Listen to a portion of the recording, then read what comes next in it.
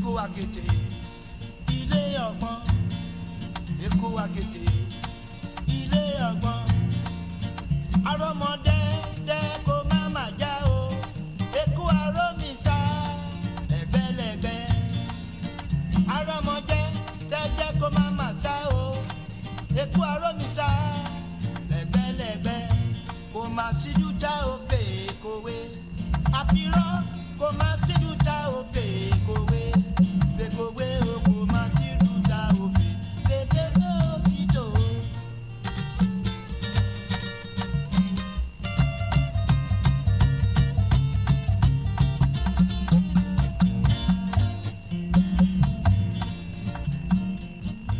Kò má síjú tá o pè kówé. Rárá kò má síjú tá o pè kówé. Pèkówé o kò má síjú tá o pè. Pèkówé o bẹ́ẹ̀ ni. Lagos nílé ó dára o ó mú wá o. Èkó nílé ó dára o ó mú wá o. Ìgbín kò nírajò kó fi dé ẹ sílẹ̀. Ìkarahun ìpín o kò níyàpín o. Lagos nílé ó dára o ó mú wá o. Ìsàlẹ̀ kó ìbẹ̀ṣà lórí ìsún Ádámù òrìṣà ọkọ̀ làbà ọlọ́gẹ̀dẹ̀ ẹ̀yọ́ oríko ẹ̀yọ́ àǹgẹ̀rẹ̀ ìsàlẹ̀ kó àwọn ló ní wọ́n tí wà náà ń ṣe bẹ́tẹ̀ ràn wá ibẹ̀ náà ń dẹ́fẹ́ adé orí ọba ó dínú ìgbà ìgbà ìdúgbò ìgbà ilé ọlá ìgbà ilé ọlá adépẹ́ lórí oyè kan kejì ọba àgbòsí ọmọ Èkó ará Èkó káríire mú délé àjọṣe wa má bàjẹ́ o àjọṣe wa má bàjẹ́ o wa ayé ilé bàbá o ẹ̀yọ̀ funfun ẹ̀yọ̀ nẹ́nẹ́nẹ́ ẹ̀yọ̀.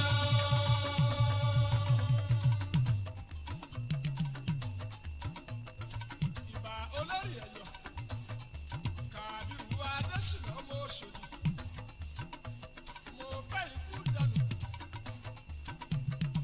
mo fẹ́ àrùn dànù mo fẹ́ àṣeyọrí dànù àtọwọ́ àtọmọ kó máa bá mi gbé èyí àgbó wà gbó èyí àtọ̀ wà tọ̀ èyí àfùwà pẹ̀lú pẹ́pẹ́ tó lọ́kùn àbọ̀lọ́wọ́ àmọ̀lẹ́sẹ̀ àmọ̀tìmọ̀tìmọ̀ tìmọ̀tìmọ̀ lè ti mọ́rí tìmọ̀tìmọ̀ lọ́lámọ̀ gbàmọ̀ ojúwò máa fẹ́ kí òré àfọ̀jà alágẹmọ máa sálùdá amúwẹ̀ máa ṣílọ láyà obìnrin dùgbẹ̀dùgbẹ̀ gbogbo ti kú ilẹ̀ nítẹ̀fà lè sì máa bá mọ olùkèrèsè ilẹ̀ bàbá ẹ̀ àtàwọ̀ àtọ̀gbẹ̀rì wọn kọ́ lálálálá lóde kò ṣùgbọ́n ìyàwó bá yọjú ọ̀gbẹ̀rì máa kọ̀gbẹ̀rì lẹ́sẹ̀ èmi àṣàṣà wíní wíní àṣàṣà wíní wíní ẹ̀wọ̀n balẹ̀ rò wọ́yọ̀wọ́yọ̀ eégún ilé ní mí ní iṣẹ́ ní àgbá lójú àbí ilé ní mí ní iṣẹ́ ní àti lọ́yà èmi àjíkiri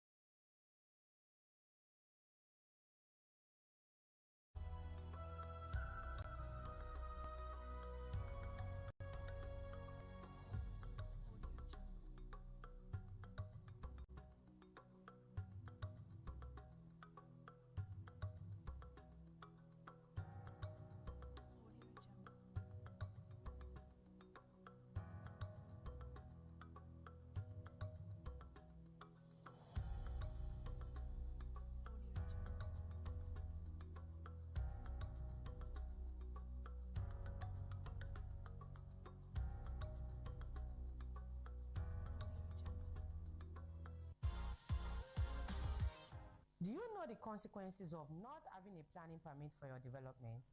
On today's episode of Last Nugget, I will be telling you the implications. I am Town Planner Aishat Salami. According to the Lagos State Physical Planning Permit Authority LASPA 2019 regulations, consequences of not obtaining a planning permit for your development include 1. The contravening building will be sealed. 2.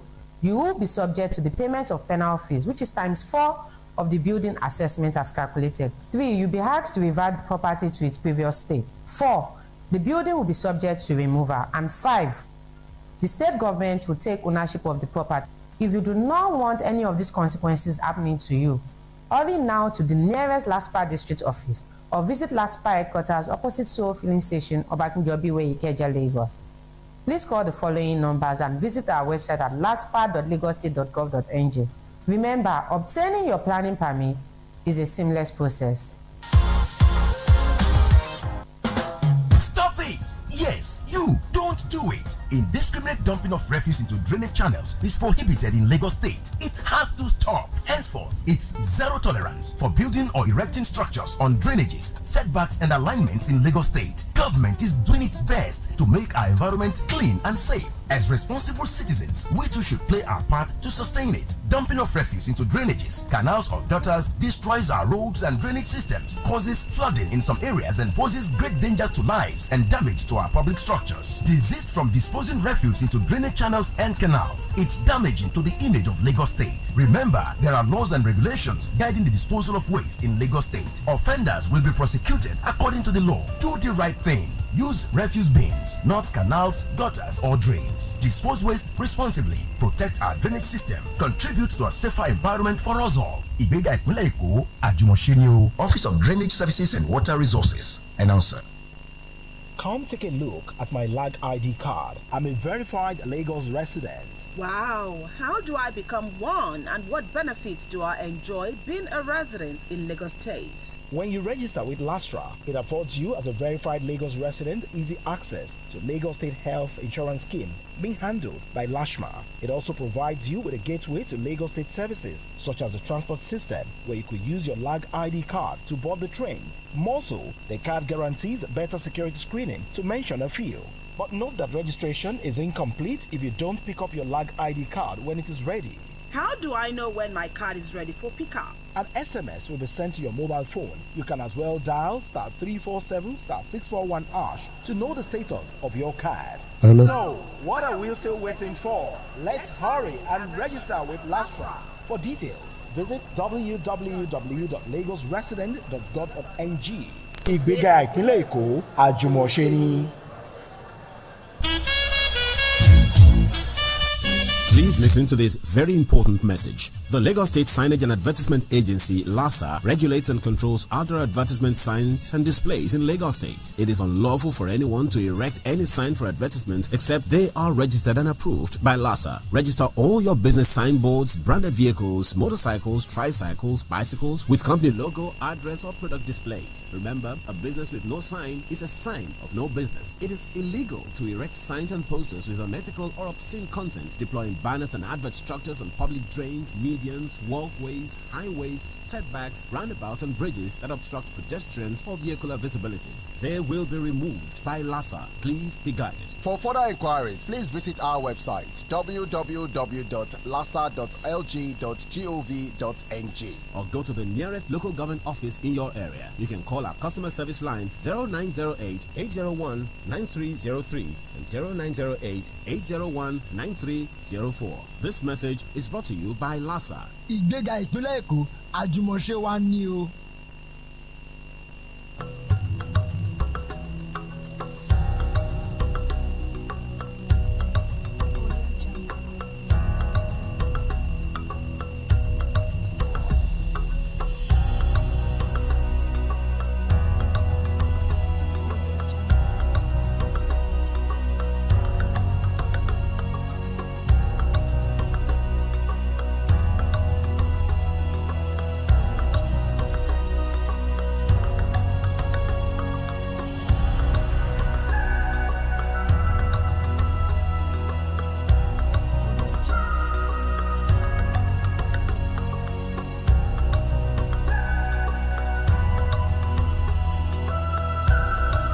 Hello.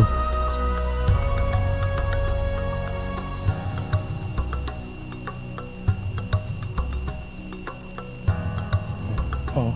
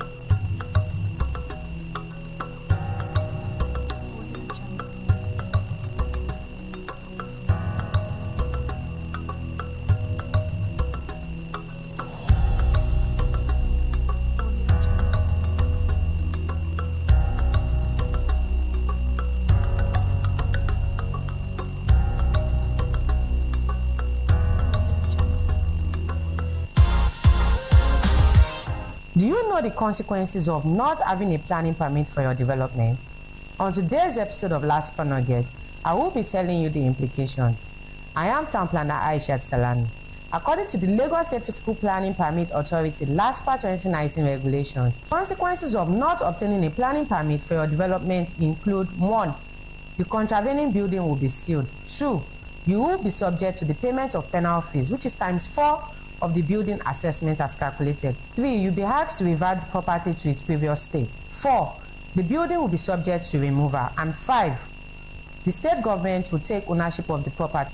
If you do not want any of these consequences happening to you, hurry now to the nearest LASPA district office or visit LASPA headquarters opposite Seoul Filling Station, Obatunjobi Way, Ikeja, Lagos. Please call the following numbers and visit our website at laspa.lagostate.gov.ng. Remember, obtaining your planning permit is a seamless process.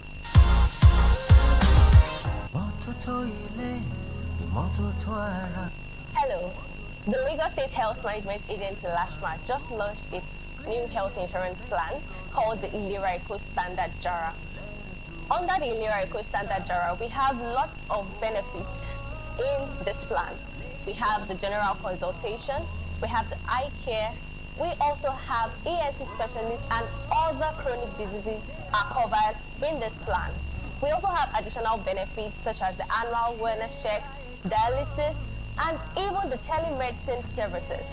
For more information, you can visit our website on www.lashma.com, and also you can call the phone numbers that are on your screen presently. Miracle, leaving no one behind. Stop it! Yes, you don't do it. Indiscriminate dumping of refuse into drainage channels is prohibited in Lagos State. It has to stop. Henceforth, it's zero tolerance for building or erecting structures on drainages, setbacks, and alignments in Lagos State. Government is doing its best to make our environment clean and safe. As responsible citizens, we too should play our part to sustain it. Dumping of refuse into drainages, canals, or gutters destroys our roads and drainage systems, causes flooding in some areas, and poses great dangers to lives and damage to our public structures. Desist from disposing refuse into drainage channels and canals. It's damaging to the image of Lagos State. Remember, there are laws and regulations guiding the disposal of waste in Lagos State. Offenders will be prosecuted according to the law. Do the right thing. Use refuse bins, not canals, gutters, or drains. Dispose waste responsibly. Protect our drainage system. Contribute to a safer environment for us all. Ìgbéga ìpínlẹ̀ Èkó, Àjùmọ̀ṣe Office of Drainage Services and Water Resources. Announcer. Come take a look at my LAG ID card. I'm a verified Lagos resident. Wow, how do I become one, and what benefits do I enjoy Thank you very being a much. resident in Lagos State? Thank you very much. Please, can we settle down? We want to start off with the program.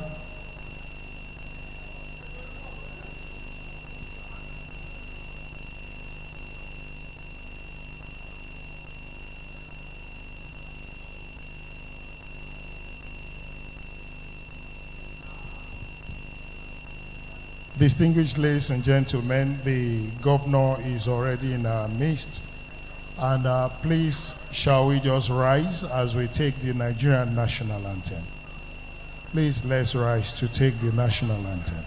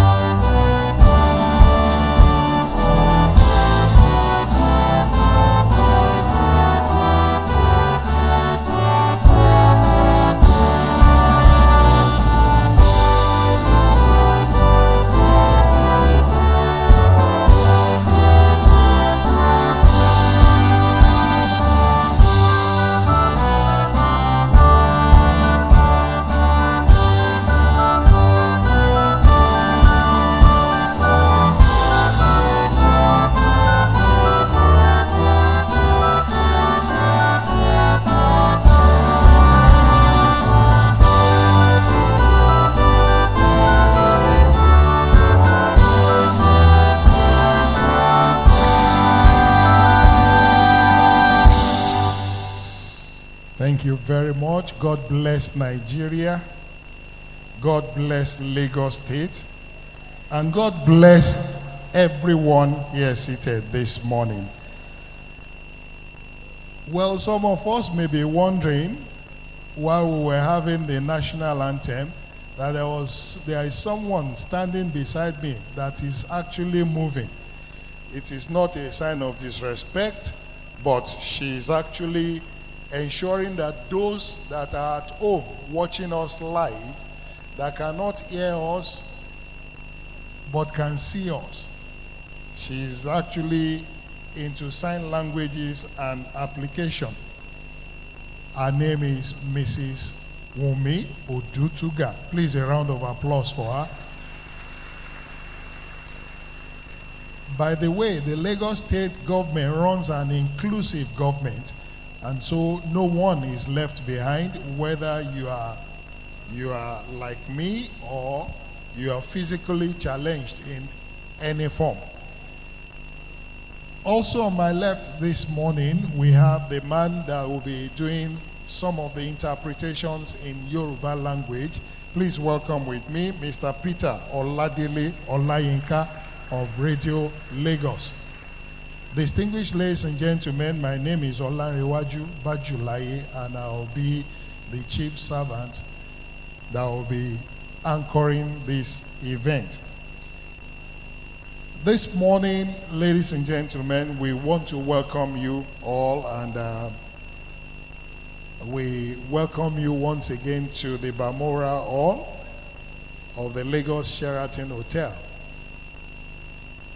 Mr. Governor, Mr. Babajide Olushola Sanwo-Olu, the Governor of Lagos State, ably represented by the Secretary to the State Government, Mrs. Abimbola Salu Ndeyin.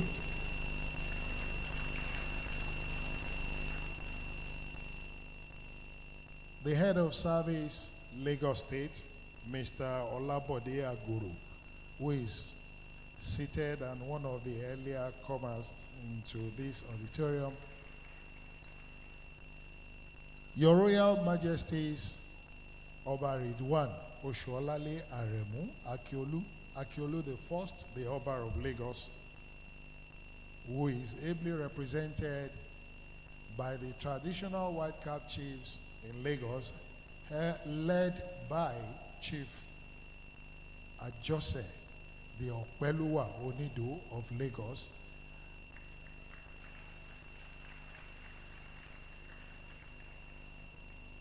Your Royal Majesties, Kabiesis, Chiefs and Ballets here present. distinguished members of the Lagos State House of Assembly, in particular the Chairman, Lagos House Committee on Information and Strategy, members of the Federal House of Assembly, our senators and our members of the House of Representatives, distinguished members of the diplomatic corps here present,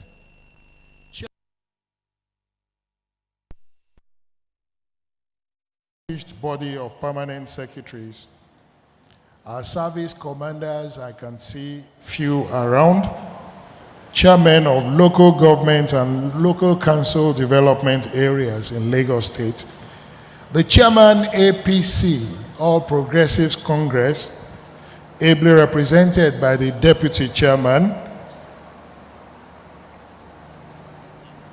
members of Allah Ops, captains of industries, heads of our various higher institutions in Lagos, the vice chancellors, our guest speakers, our panelists, top government functionaries here present, our religious leaders. I can cite the chief imam of Ikorodu and other religious leaders that are here,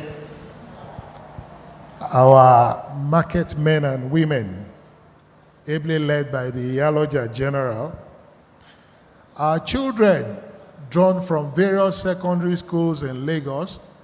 I can cite all of you over there. We welcome you into our midst. Lovers of history and arts, distinguished invited guests, ladies and gentlemen. My name is Olanrewaju Bajulaye once again, and without taking much of our time, may I inform us that we have in our midst the oracles of history in Lagos. Let me start from the far end, and I'd like to inform us that we already have seated in our midst the one-time Honorable Attorney General and Honorable Commissioner for Justice, Mr. Shukwa Shashore, SAN. Sitting next to him is our mama, the mother of all our kings, Our Royal Majesty Erelu Abiola Dosumu, the Erelu Kuti IV. Next we have the Deputy Chairman, All Progressive Congress, Lagos State, Honorable Mayegun Mojid. Well, sitting next to him is our father, a prince, and by the grace of God, you will still live long to Sinwade Koja Igbueru. We have the chairman of the Governor's Advisory Council, an APC chieftain. He was also a one-time member of the Federal House of Representatives in 1979 to 1979 to 1983. Oh my. Please welcome with me Chief Tajuddin, Prince Tajuddin Oluyole Olusi.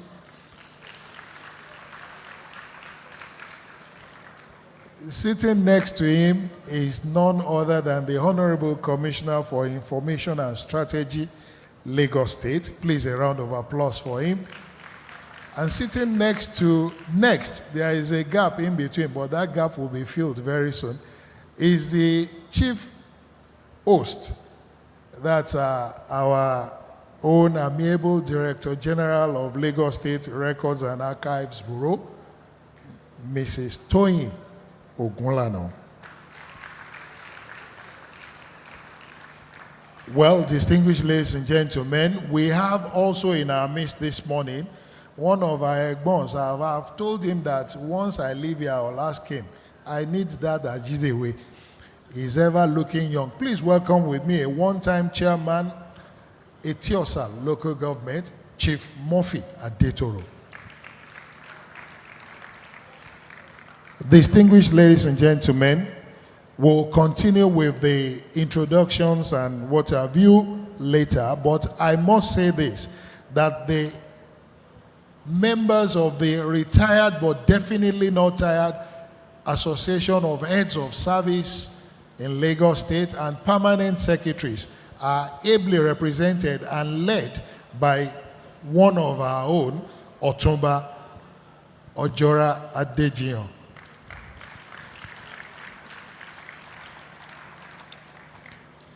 All right, ladies and gentlemen, it's time for us to move into the business of the day. Once again, I must inform us that this is a community symposium, and the theme for this program is Lagos, Bridging Knowledge and Unraveling History. For those who do not know the source, today we'll be unraveling the history of Lagos, and you know clearly, without any doubt, that Lagos is not a no man's land. Ladies and gentlemen, to set the ball rolling, please permit me to invite the Honorable Commissioner for Information and Strategy, Lagos State, Mr. Gbenga Omotosho, to give us an address of welcome. Bí Commissioner wa ṣe ń bọ̀, àti kí gbogbo wa káàbọ̀ síbi àpérò tòní, torí ó ṣe pàtàkì, ó ṣe kókó bí òwe ẹ̀yin àgbà pé tọmọdé ò bá bá tàn, dandan ni kó bá àrọ́bá tó tó ṣe bí òwe o. Àrọ́bá sì ni bàbá ìtàn, ká lè tó ká ṣe bó ṣe ká ṣe, kí wọ́n má bàa kí ọwọ́ bọ ìtàn wa lójú, máa po irọ́ fún wa mu, ló fà á tí àwọn àgbààgbà, àwọn ọ̀mọ̀ràn tó mọyún gbé nínú karahun, tí wọ́n fi ní ó ṣe kókó, ó ṣe pàtàkì, ó pọn dandan, ká tọ́ka ẹ̀, ká sọ bó ti yẹ ká sọ, kí àwọn àtọ̀húnrìnwá má bàa ba ìtàn jẹ́ fún wa ní ìpínlẹ̀ Èkó tiwa níbí. Mo sì mọ̀ pé àpérò wa tòní yóò so èso rere.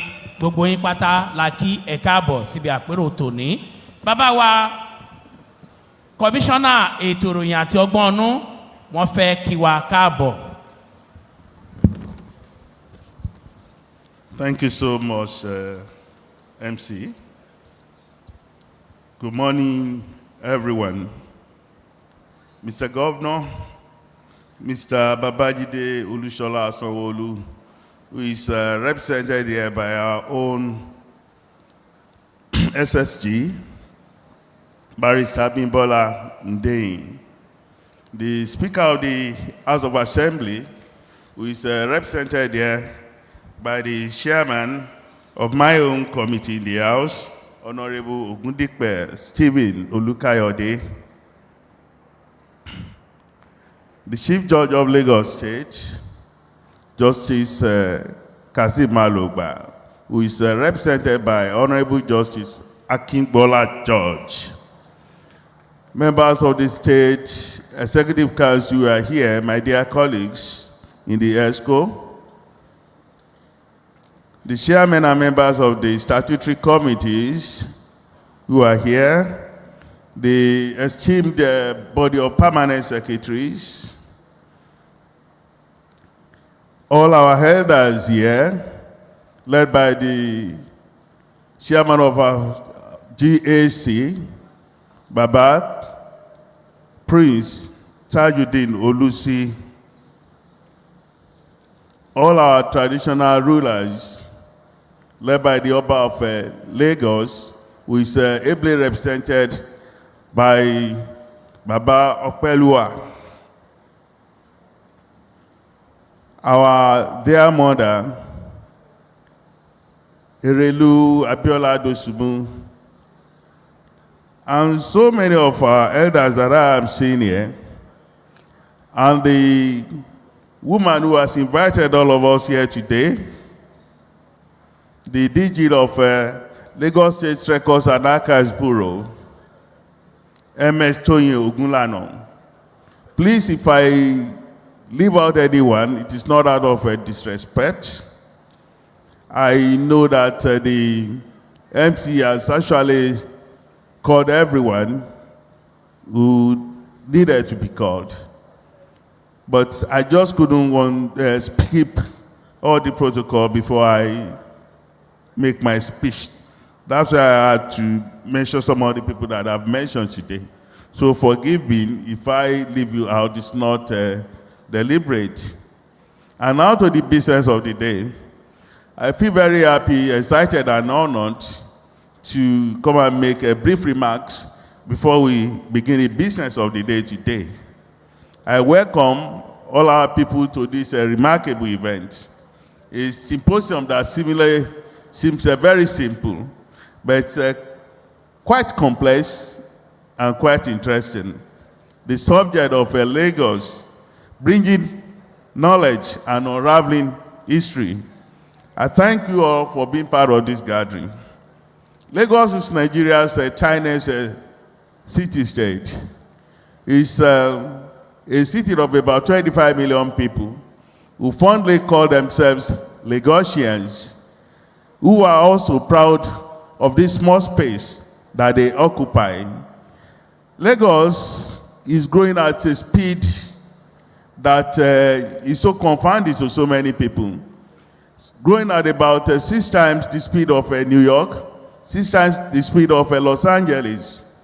It's about the population of about 25 African countries put together.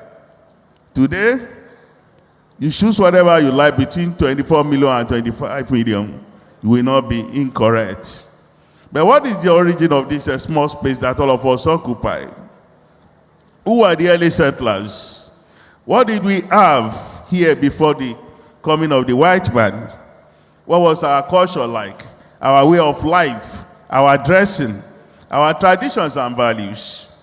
How factual are the facts that many experts are abandoning today about Lagos? There are so many professors who have professed so many things about the history of Lagos. But are these facts? These are some of the questions we are gathered here today to answer, to explore, and to examine. In other words, our mission is very simple. We are here to share knowledge, to share ideas and experiences that will enrich our perspectives on the past so as to enrich our future. Especially now, when there is so much noise about whether to teach history or not to teach history in our schools. I do not think this is necessary. Any community, any nation that forgets its past is going to lose its way. So I support the very serious battle to bring back history in schools in Nigeria. Thank you. Today, our goal, as I said, is very simple. We try as much as possible to resolve all the knotty issues about the socio-political standing of our dear Lagos. We seek to contribute to intellectual assertions about the various subjects concerning the origin and culture of Lagos, so as to lay to rest some of the misconceptions being sponsored by those who do not have any respect for facts, nor do they have any respect for science. In other words, our objective is not just to pull up facts as an end in themselves, but as a vehicle for unity, harmony, and inclusion.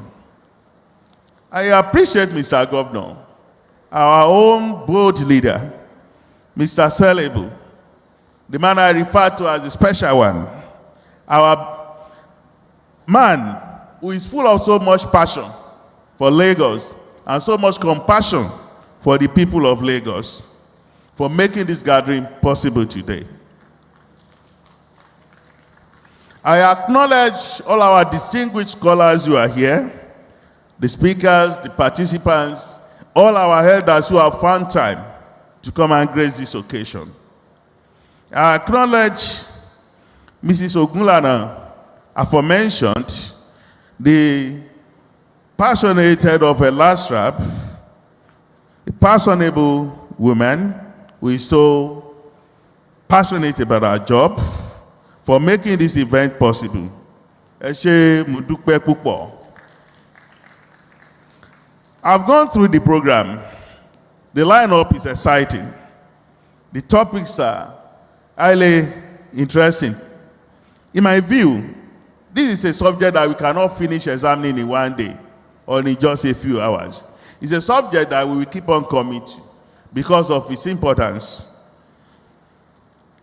We will try our best, no doubt, considering the experts, the elders, and even ordinary folks and students that we have in the house this morning. I invite you all to be attentive, to ask questions, and to contribute to the discussions here in a manner that will enrich our various perspectives that will be thrown up here today.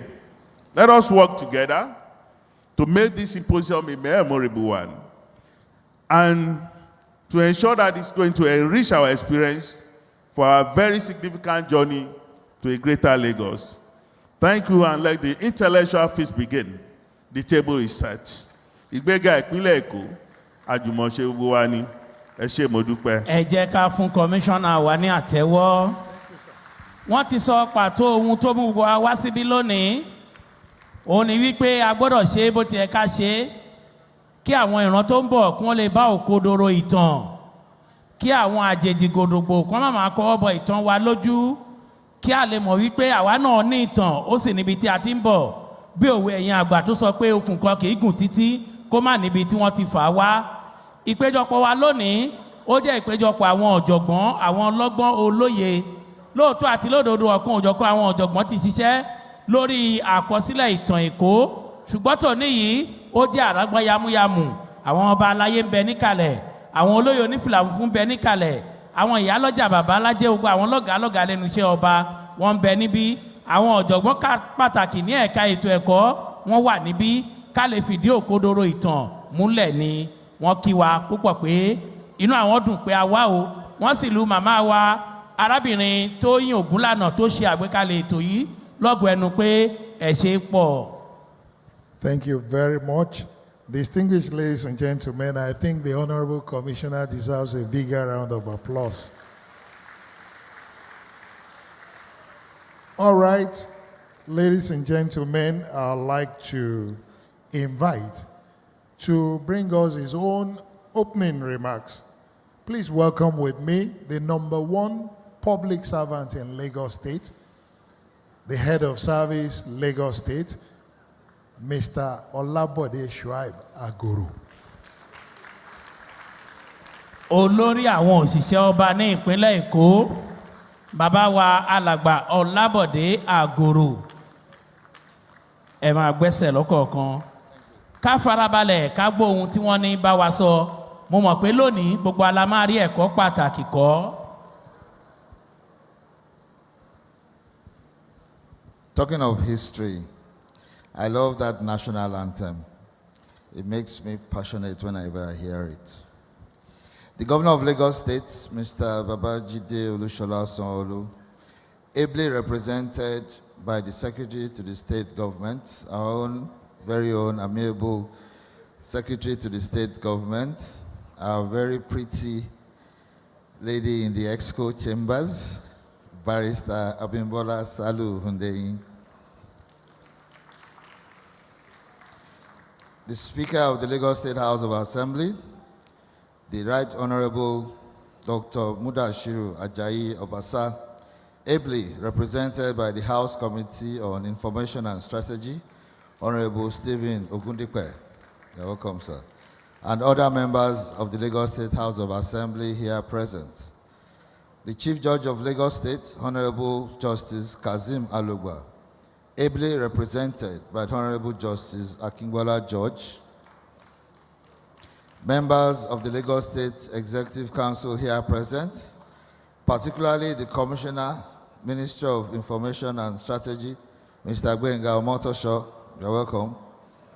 Chairman and members of statutory commissions here present, the esteemed body of permanent secretaries, led by the Permanent Secretary, Ministry of Information and Strategy, Mr. Olumide Shogunle, His Royal Majesty, Oba Rilwan Aremu Babatunde Oshuolale, the Oba of Lagos, ably represented by the White Cap Chiefs, led by Chief Lateef Ajose, the Okpeluwa Onido of Lagos.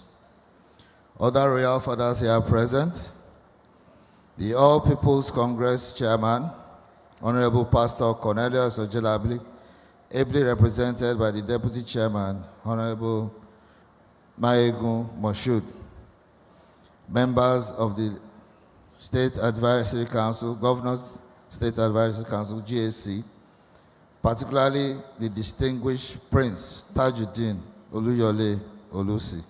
You are welcome, sir. Members of the Alahops, ably led by the President Otumba Ojora Adejinyo. You are welcome. Top functionaries, heads of ministerial agencies, particularly the Director General of Lagos State's Record and Archives Bureau, Mrs. Toyin Ogunlano. Religious leaders here present, panel of discussants, distinguished invited guests, members of the press, ladies and gentlemen. I welcome you all to this significant one-day community symposium organized by the Lagos State Records and Archives Bureau to refresh our memories on the history of our great Lagos State, the Center of Excellence.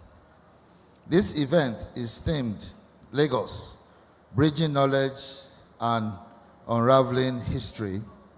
It's a laudable initiative by the Bureau as it intends to explore the rich and complex issues surrounding the history of Lagos State, with a view to fostering a deeper understanding of its socio-political dynamics and cultural heritage.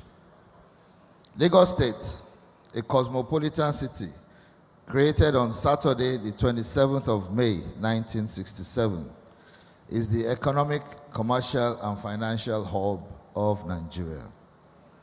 It is presently the largest city in Africa and the 17th largest city in the world, with a fast-growing population estimated at over 20 million. Its rich history dates back pre-colonial, colonial, and post-colonial eras, should resonate in our minds to guide our developmental plans and programs at all times. This initiative by LASRA, I believe, is in the right direction because it is geared towards arousing our subconscious minds on the need to process the required information about the history of our dear state in order to channel our efforts towards preserving and protecting our monumental heritage, which will go a long way in forming a tradition of bequeathing legacies of rich culture and identity to the generations yet unborn. Distinguished ladies and gentlemen, I find it very important for us to be well informed about the history of Lagos in order to know the beginning of our journey, determine where we are presently, and be well guided on the future we are all aiming at, which is a greater Lagos. I strongly believe that being aware of one's history will serve as a benchmark with which progress is measured at any point in time and will give room for swift adjustment where digression is discovered or noticed. To this end, this symposium is bringing together a mix of researchers, historians, community leaders, stakeholders, students, and the public to discuss Lagos's complex history, examine its origins, the colonial influence, and socio-political evolution. Also, this gathering aims at examining the source of our history, analyze colonial documents, and conduct a thorough investigation of the events that authenticate the emergence of our great state. Let me therefore assure you that this forum is poised to help in creating cultural awareness, develop critical decision-making skills, develop the ability to anticipate future trends based on historical patterns, as well as to teach valuable lessons which will assist in avoiding past mistakes, while at the same time helping us to understand ourselves as a people in relation to the world around us. On this note, let me express my profound gratitude to the Action Governor, Mr. Talk, Mr. Do, Mr. Celebu, Mr. Babajide Olushola Sanwo-Olu, the Governor of Lagos, for his unwavering commitment to upholding the legacies and preserving the rich history of our great state. I think Mr. Governor deserves a round of applause. He's doing such a great and wonderful things in Lagos. It's phenomenal, it's unbelievable. Kudos, sir. I would also like to thank the Director General of the Lagos State Record and Archives Bureau, LASRA, Mrs. Toyin Ogunlano, and her team for conceptualizing the need for this gathering. Mrs. Ogunlano, I see your passion, I see your drive, I see your professionalism. Well done, you're doing very well. And not forgetting our distinguished speakers for your acceptance to share valuable knowledge on the subject of discourse, and all participants who have taken their time to be part of this important gathering. As we continue with this program, I would like to encourage us all to keep an open mind, ask questions, and make valuable contributions that will enrich our learning. In concluding my speech, I would like to leave you with this thought-provoking quote. The rich history of our state is part of the legacies we can confidently pass on to the coming generation. Therefore, we cannot let our history be wrongly narrated, because it will serve as a useful guide on which future developments are built. End of quote. Bodiaguru.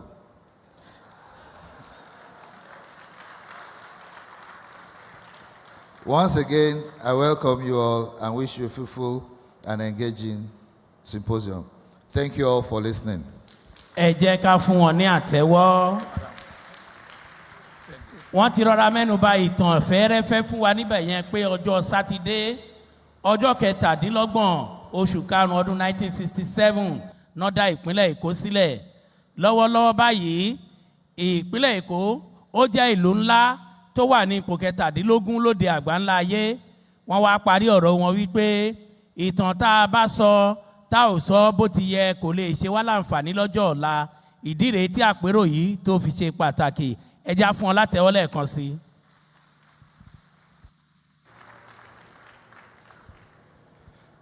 Distinguished ladies and gentlemen, the head of service said something that is very, very deep.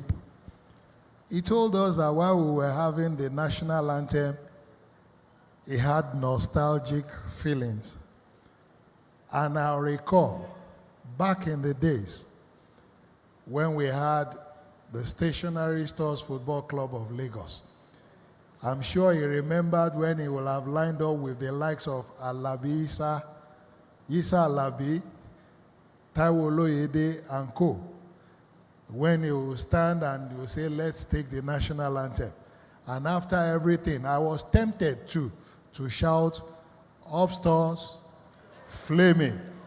And so you can remember, ladies and gentlemen, a big round of applause for the head of service. Please clap very well. That's my Oga. If you don't clap for him, me, I'll leave here. Thank you very much. God bless you. Distinguished ladies and gentlemen, this is a symposium. It's not a lecture. It's not a gathering where we'll just talk and everyone will go. We are going to entertain questions. We're going to discuss. That's why we're asking that we should just have an open mind. Don't say this is what I know. Today, we will learn more. The Yorubas have a saying, apologies to our babas that are here. Ni o jẹ́ kára buké ọ̀kẹ́rẹ́ bẹ́ẹ̀ dẹ́ bá dẹ̀gbẹ́ tó bá dẹ̀gbẹ́ gidi á rí irin tó yarọ. You are only left with what you know. And the more you look, the less you see. But today, we'll start the discussion. It's not the discussion that will end here today. We've started it and we're, moving up. And so, to tell us a brief, to give us a brief about the symposium, distinguished ladies and gentlemen, please permit me to invite Professor Rashid Olaniyi. Professor Rashid Olaniyi. By the time we're calling them out as panelists, we will do full introduction. But for now, a round of applause from Professor Rashid. Ẹ jẹ́ ká pàtẹ́wọ́ fún ọ̀jọ̀gbọ́n Rashid Olaniyi. Wọ́n fẹ́ sọ fún wa lérèfé ohun tí ìfikùnlukùn wa tòní tó dálé lórí.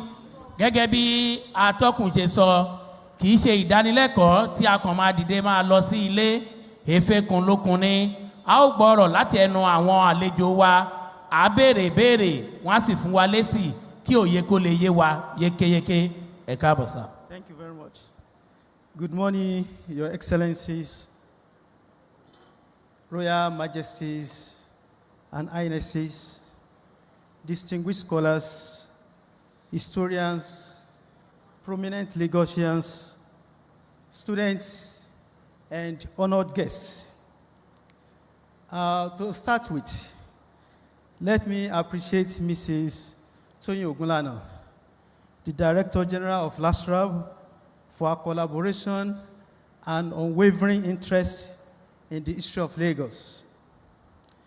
So it is both an honor and a privilege to stand before you today to discuss a matter of great importance, not just to Lagos, but to Nigeria and Africa in general. The symposium we are part of today is a powerful moment for unraveling Lagos history, a history that has been buried, distorted, and shaped by forces outside our control for far too long. Today, we will not only discuss why an authentic and distortion-free history of Lagos is necessary, but also how unraveling that history can contribute to Lagos' future as a mega city, a viable marketplace, and a model for national integration. We all understand that colonialism bequeathed a distorted account of the past to the colonial subjects. And that is why we have several fashions of the history of Lagos. The colonial narrative presented Lagos as a mere byproduct of European expansion. In fact, it was said that it was created by colonial fiat, but this is not true. So through colonial narratives, the indigenous cultures and traditions of Lagos were despised as savage, their identity denied. The denial of history, or what could be called the theft of history, continued during the tumultuous period of late colonialism. In the early 1950s, some nationalist figures deployed parochial, commercial, and personal interests to describe Lagos as a no man's land. But Lagos history did not start with colonialism.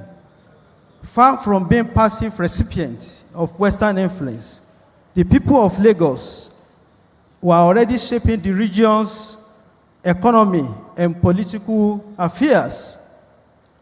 It should be noted that Lagos is one of the ancient Yoruba kingdoms. As one of the prominent historians, Professor H.O. Damale, noted, in 1982, 500 years of the founding of the city of Lagos, Eko, was celebrated. The celebration also coincided with 350 years of the institution of Obaship in Lagos. Lagos, as noted by Damale, is far older than most of the Yoruba towns in the hinterland. So by nature of by its nature, history occurs in phases and sequence of events. The history of a town may not necessarily related to that of the monarchy or political authority. So today, there are several issues we want to discuss. We want to know more about the role of oral traditions in unraveling Lagos history. So one of the main goals of this symposium is to create a historical narrative that goes beyond colonial reports. Because whenever we have land cases, we rush to the archives to photocopy colonial reports and records. We must take into cognizance oral traditions. So the second main important thing we want to do today is to strengthen collaboration between the academic community and cultural community. So the collaboration between academic research and community is very, very germane. This symposium acknowledges the mutually supportive characteristics of these two domains and aims to establish connection between them, because we have been doing our things differently for far too long. So engaging our local communities in conversation about history of Lagos is very, very important. This symposium intends to dismantle conventional boundaries in knowledge production. So we want to ensure inclusive history of Lagos, at least from the grassroots. So finally, ladies and gentlemen, by telling the full, undistorted history of Lagos, we can create a city where Lagos, both indigenous and residents, can see themselves reflected in its past and its future. The process of reclaiming Lagos history will not only allow us to honor the contributions of our heroes past, but will also provide us with a blueprint for building a more inclusive and prosperous city. Thank you very much. Enjoy the symposium. Ẹ jẹ́ ká pàtẹ́wọ́ fún wọn dáadáa. Mo mọ̀ wípé ọ̀pọ̀lọpọ̀ wa la ti mú gègé àtohun kọ̀wé wa tá a ti ń kọ àwọn ọ̀tàn lérèfé sílẹ̀. Torí bàbá wa ti jẹ́ kó yé wa o. Wọ́n máa mẹ́nu bà. Wọ́n ní bí ọ̀jọ̀gbọ́n Dàmọ́ létí ṣe sọ lọ́dún 1982. Wọ́n ṣe ayẹyẹ 500 ọdún tí ìpínlẹ̀ Èkó ti wà. Àti ayẹyẹ 50 ọdún tí wọ́n ti ń jọba ní ìlú Èkó tiwa. Ẹ jẹ́ ká ṣe músòmúsò. Ìyẹn ni wípé ọ̀pọ̀lọpọ̀ àwọn tí wọn ò mọ ìtàn kékeré ara wọn ni wọ́n wá ń sọ̀tàn tí wọn ò mọ̀. Ẹ̀rí bóyá kójú parú wọn tì. Àmọ́ àgbékalẹ̀ ìdánilẹ́kọ̀ọ́ ohun ìfikùnlukùn yìí ó ní láti lè pe ẹwẹ́lẹ́wẹ́ ká pe òwe lówe ká fi yé gbogbo wọn wípé Èkó ní ìtàn tó jẹ́ ojúlówó. Bàbá oníbàbá ò sì lè gbé ọmọ ọlọ́mọ. Àwa fúnra wa náà lákọ ìtàn wa bó ti tọ́ àti bó ti yẹ lójú àwọn ènìyàn tó fi jẹ́ wípé bẹ́rù bá ti ẹ̀pẹ́ nílé kò ní lẹ́nu àti bu alájọbí láwùjọ wa. Mo wíire àbí wọn ò wíire.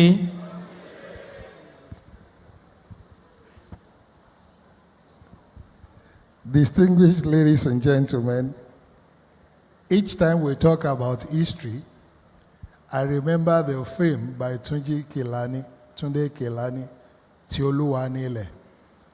And I remember the Tombabele Jogbe. I'm sure many of us are here. We have the Tombabele Jogbe of Lagos. But today, we are gathered to listen and learn, and also unlearn and relearn. A lot of things will be said. All we just need to do is take it one by one and remove the seed from the shaft. I pray that even as we go on, a lot of things will begin to unveil itself. Lagos we see today as a cosmopolitan state. But I can tell you there are people who are indigenous to Lagos. And Eko. I told someone at a different forum on Saturday that Ijebu-Abu, Egba-Agba, bádìí ẹ pógún bádìí ẹ pọ́gbọ̀n àgò ló máa kẹ́dìí ẹ gbẹ̀yìn. As long as there is no way you can move the ocean and the seas in Lagos to anywhere in this country, there is no way Lagos will go down. When the chiefs are down, we'll go to the deep. Ladies and gentlemen, we are going to do a little tweak on the program because we want to start hard. We have to give to us this morning the historical significance of Lagos in all spheres of life. The man, if you call him a pastor, fine. You call him an imam, yes. Call him a prince, I agree with you. If you call him Papa, he is a father of so many because he has churned out so many graduates in his professional career. He is also a professor. Ladies and gentlemen, this man received his trainings at the University of Ife, now Obafemi Awolowo University, and the University of Lagos, from where he earned a Bachelor of Laws and Masters of Law and doctorate degree. He lectured at the Lagos State University, LASU, for 19 years before joining the Nigerian Institute of Advanced Legal Studies. He served as the 8th substantive Vice Chancellor of the Lagos State University between 2016 and 2021. During his tenure, he moved the institution to a university with national and global visibility. At different times, distinguished ladies and gentlemen, he served as consultant and task leader for both local and international organizations. He has published 92 articles in local and international peer-reviewed journals, delivered over 182 commissioned lectures in different parts of the world, and he has co-edited 9 books and authored 2 books. Ladies and gentlemen, please welcome with me our own son of the soil, Professor Olanrewaju Fagbohun, PhD, SAN, NPOM. Ẹ jẹ́ kí a kí ọ̀jọ̀gbọ́n wa káàbọ̀ tayọ̀tayọ̀. Wọ́n ti sọ púpọ̀ lọ́rọ̀ nípa wọn. Torí náà la ṣe wò pé ẹni tó bá mojú ògùn lẹ́yìn àgbá ní kíni kó pa bìnírè. Ọmọ wa náà sì ni ẹ jẹ́ ó ṣe ọ̀jọ̀gbọ́n wa ni. Wọ́n ti ṣiṣẹ́ takuntakun. Ó sì dá mi lójú wípé a ó rí ẹ̀kọ́ púpọ̀ kọ́ nínú ọ̀rọ̀ wọn lónìí. Let me start on a very cautious note. Protocols can be very slippery. So I will just stand on existing protocols, recognize the governor of the state as represented by the SSG, greet our fathers in the house, our royal fathers, the White Cap chiefs, our royal fathers, for your blessings for this event. I will be careful in just talking because history is very sensitive. And when you listened to the earlier speakers this morning, the event of today is to collate history. So my paper is going to be very focused on where I am going. Let me begin by expressing my gratitude to the Director General of the Lagos State Records and Archives Bureau and our esteemed members for the opportunity to speak at this symposium. When you look at the theme of the symposium, Lagos, Bridging Knowledge and Unraveling History, you ask yourself, what is the goal? The invitation provided little detail, but it made it clear that this one-day event will bring together researchers, historians, community leaders, stakeholders, students, and the public to discuss the rich and complex history of Lagos.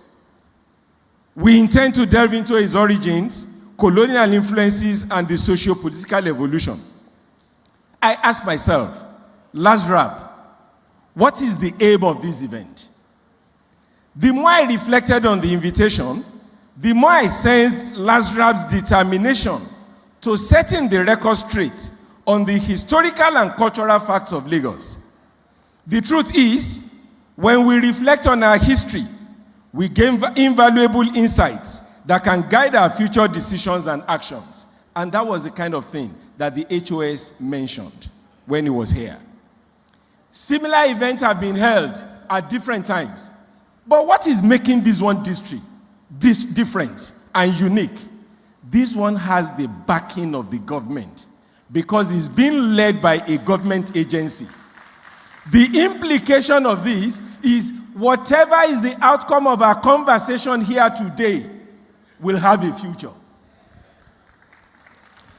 LASRAB, as expected, has clearly recognized the socio-political tension that have arisen within the state, both leading up to and following the last general election. We cannot play around it. There were issues. There was tension. And a whole lot of things were there. In this room today, we will not hide. We will say it to ourselves. They have rightly acknowledged that the triumphs of the past are not guarantees for the future. The strategies that help manage the state's diversity as it grew from a small commercial settlement and Atlantic port into the largest city in Nigeria and one of the fastest growing cities in the world may not suffice in addressing the resurgence of racial and ethnic tensions. In fact, if not handled carefully, these tensions could hinder Lagos from benefiting from its vibrant ethnic diversity. We have that ethnic diversity that we can benefit from.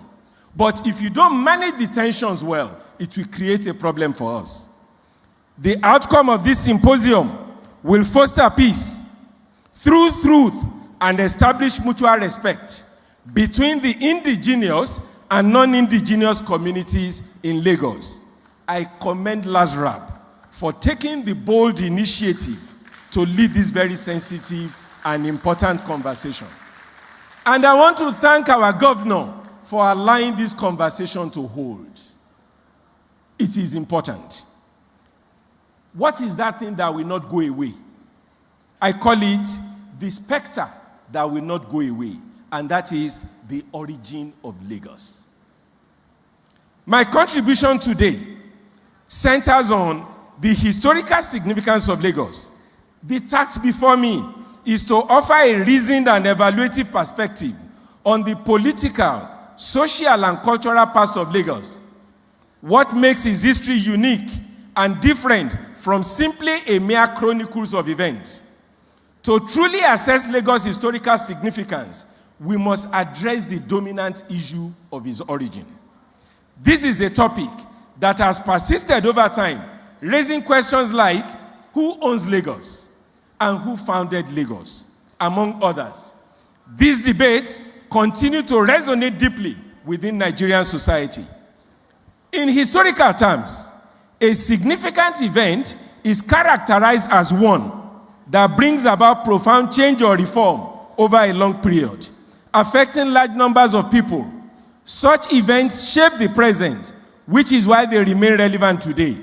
Against this background, why is the question of who owns or founded Lagos a significant question in contemporary Nigeria? The question that I've been asked to deal with, the significance of Lagos, I can gloss over and start talking about other issues without addressing the origin of Lagos. But there is something significant about that origin, which is why I will first address it. Against this background, why is that question of importance? The answer, I believe, lies in what historians call the modern challenge of linguistic narrative analysis. When the compeers were talking about it, the compeers made the mention of the fact that there are so many times stories will be narrated in different ways. And the Honorable Commissioner for Information also mentioned the same thing. Stories will be narrated in different ways, and at a time, it will become blurred, and nobody is sure of what actually is the true position of things, which is why it must be clarified. For instance, stories that might seem insignificant about a race or people of a particular community can become profoundly important if they are recounted and narrated in a way that grants or denies such race or people certain modern-day benefits, rights, and privileges. A storyteller or a raconteur can act as a midwife to historical truth by simply presenting the facts and evidence as they are found. On the other hand, they may also play a more active role in reshaping the meaning of the past, not just through the available evidence, but through self-conscious acts of interpretation and rewriting. When it comes to the origin of a place like Lagos, this process becomes even more complex due to the inherently interpretative nature of history. This is why no single narrative can fully capture the multifaceted truth of the origin of Lagos. There are many versions of the story.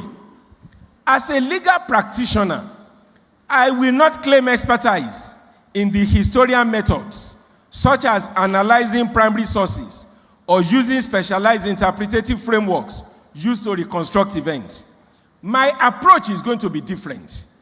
I am going to be aligned with the legal standards of balance of probabilities, i.e., the historian, and I'm glad that the Chief Judge is represented by my Lord here. My Lord, it's so good to have you here, sir.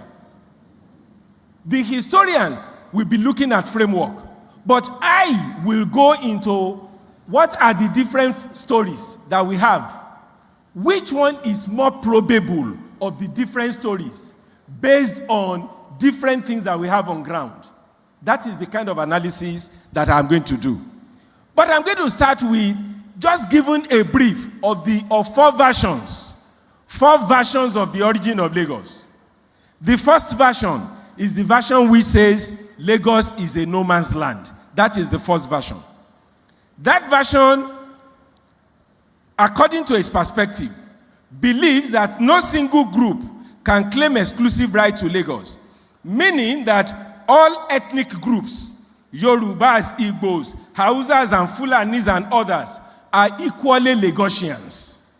Supporters of this view highlight the fact that since Nigeria's amalgamation in 1914, Lagos remained the federal capital until 1991, reinforcing its identity as a city that is open to all. That is number one version that they have put, that is on the table. What is the second version? Another version dates back to the 15th and 16th centuries, and I call this the Awori origin version. It dates back to the 15th and 16th century.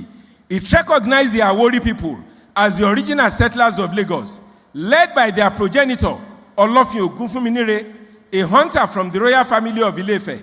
His homestead was Isheri, and from there, his children established various settlements across Lagos Island, Ikeja, and Badagry and beyond. Among his children, from one of his wives, were the Dejo class of chiefs, our father, they are here this morning, or white cap chiefs, who played a significant role in Lagos governance. Awori settlements today cover 16 of Lagos State 20 local government areas and extends to Ado-Odo-Ota local government of Ogun State, where they constitute 31% of the population of the state. Other early settlers recognized by this second version are the Ogus, that is the Eguns, who are predominantly in Badagry and some parts of Ogun State. The Nupes of Takwa origin, who settled in Itaoshodi, Ekpetedo, and the Brazilian quarters of Lagos. The internecine Yoruba Wars between 1789 and 1893 also brought in the Ilajes and other migrants from Oyo and Abeokuta. Then there's a third version. The third version is the Benin conquest. A third version centers on the Benin Kingdom's influence, recognizing that between 1500 and 1603, a confederacy of white cap chiefs ruled Lagos. Around 1603, troops from the Oba of Benin conquered Lagos Island during the Benin Kingdom's expansionary phase. Of course, they were supported by the Europeans in the conquer. There are several versions of the Benin invasion. Some writers attribute it to a conflict between Olofin and one very influential woman called Aino, which was why they invited the Oba of Benin to come and assist in resolving the dispute. Another version of it talks about a situation where, because of the attractiveness of the port, the Europeans were interested and they encouraged the Beninese and supported them to conquer Lagos. So you see all of these versions in relation to the Beninese conquering Lagos. Then the fourth and final version that I'm going to make reference to is that the Beninese founded Lagos. That is the fourth version. The fourth version, which is a more recent version, traceable to the Oba of Benin, asserts that the Beninese founded Lagos, or at least some nucleus of it. The version holds that modern-day Lagos was established by Prince Ado, a son of the Oba of Benin, who named the town Eko. Now, what are my own assessments using probabilities of what is likely to be most probable? From the several written and oral sources, colonial documents, other official and unofficial statements, eyewitness and hearsay, and judgment of court relating to the different versions, what can we outline as most probable as the origin of Lagos? I am making reference to a case. That is the case of Amadou Tijani against the Secretary Southern Province. The details are there in the paper. I will not go into those details. But why am I making reference to that case? Before the court comes to judgment in a matter, witnesses will be called on all sides. Oral evidence will be taken from the witnesses. The court will assess the oral evidence. The court will give a judgment, which means the court has had some facts that time, and that was the basis upon which the court gave the judgment. So I am relying strongly on the case of Amadou Tijani and what were some of the things that were the findings of the court in Amadou Tijani's case. As relevant to Lagos Island, the judgment of the Privy Council, which was delivered on 11th of July 1921, established that around the early 18th century, the island of Lagos was controlled by a chief named Olofin. He distributed the island and part of the adjoining mainland to some subordinate chiefs known as white cap chiefs in recognition of their authority over the portions parcelled to them. What was another finding? Around the year 1790, Lagos had been invaded by its neighbor, Benin, although the Beninese did not remain in occupation. Instead, they left behind a representative ruler whose title was Eleko. The original settlers of Lagos paid tribute to Benin until the year 1850, when they asserted their independence and stopped doing so. Why is it important to say this? If we say that the Europeans colonized Nigeria, and at a point they left Nigeria and went back, they are not the owners of Nigeria. They are not the founders of Nigeria. So, the fact that the Beninese colonized at a time and left does not make them the owners of Lagos and does not make them the founders of Lagos.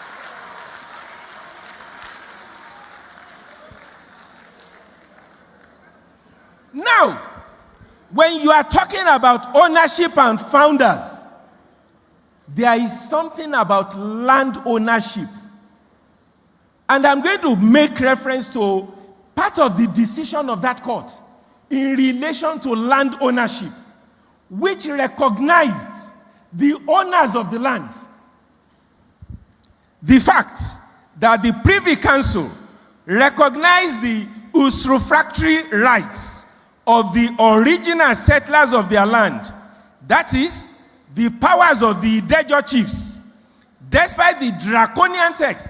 If you read the text of the Treaty of Cession of 1861, that text covered everything about ownership of the land, rights, profit, territories, everything. But when that case went to the Privy Council, the argument about the Benin's has sovereign right was placed. The Privy Council rejected it. The evidence about there is a prohibition right against the owners of the land, the Privy Court rejected it. The Privy Court recognized the radical title of the original owners. The radical title of the original landowners. That is the radical title of Olofin Ogunfunminire's children at the end of the day. A similar position was taken in the earlier case of Odunton Onisiwo against the Attorney General of Southern Nigeria, meaning that it was not just in one case that decision was reached. There was a second case that a similar decision, which means there are probably many more cases of such. Onisiwo's case was determined in 1912. So I say, the above findings of the Privy Council strongly supports the version that identifies Olofin Ogunfunminire and his children and all subordinate Awori chiefs as the original settlers of Lagos Island and its environs, and settles the versions asserting that Lagos is no man's land or that it was founded by the Benis. With respect to other Awori settlements in Lagos State, such as those in Ikeja Division, Badagry Division, and in Ogun State, there is a general consensus in the account of historians, and there is no dispute in the account of historians. And I've made reference to Robert S. Smith, Christine Mann, Kunle Lawal, H. Odamole, John B. Losi, Ayodeji Olukoju, Hakim Tijani, Olasupo Shashore, and Habib A. Soni, that these areas were originally settled and owned by the Aworis. There is no dispute about it.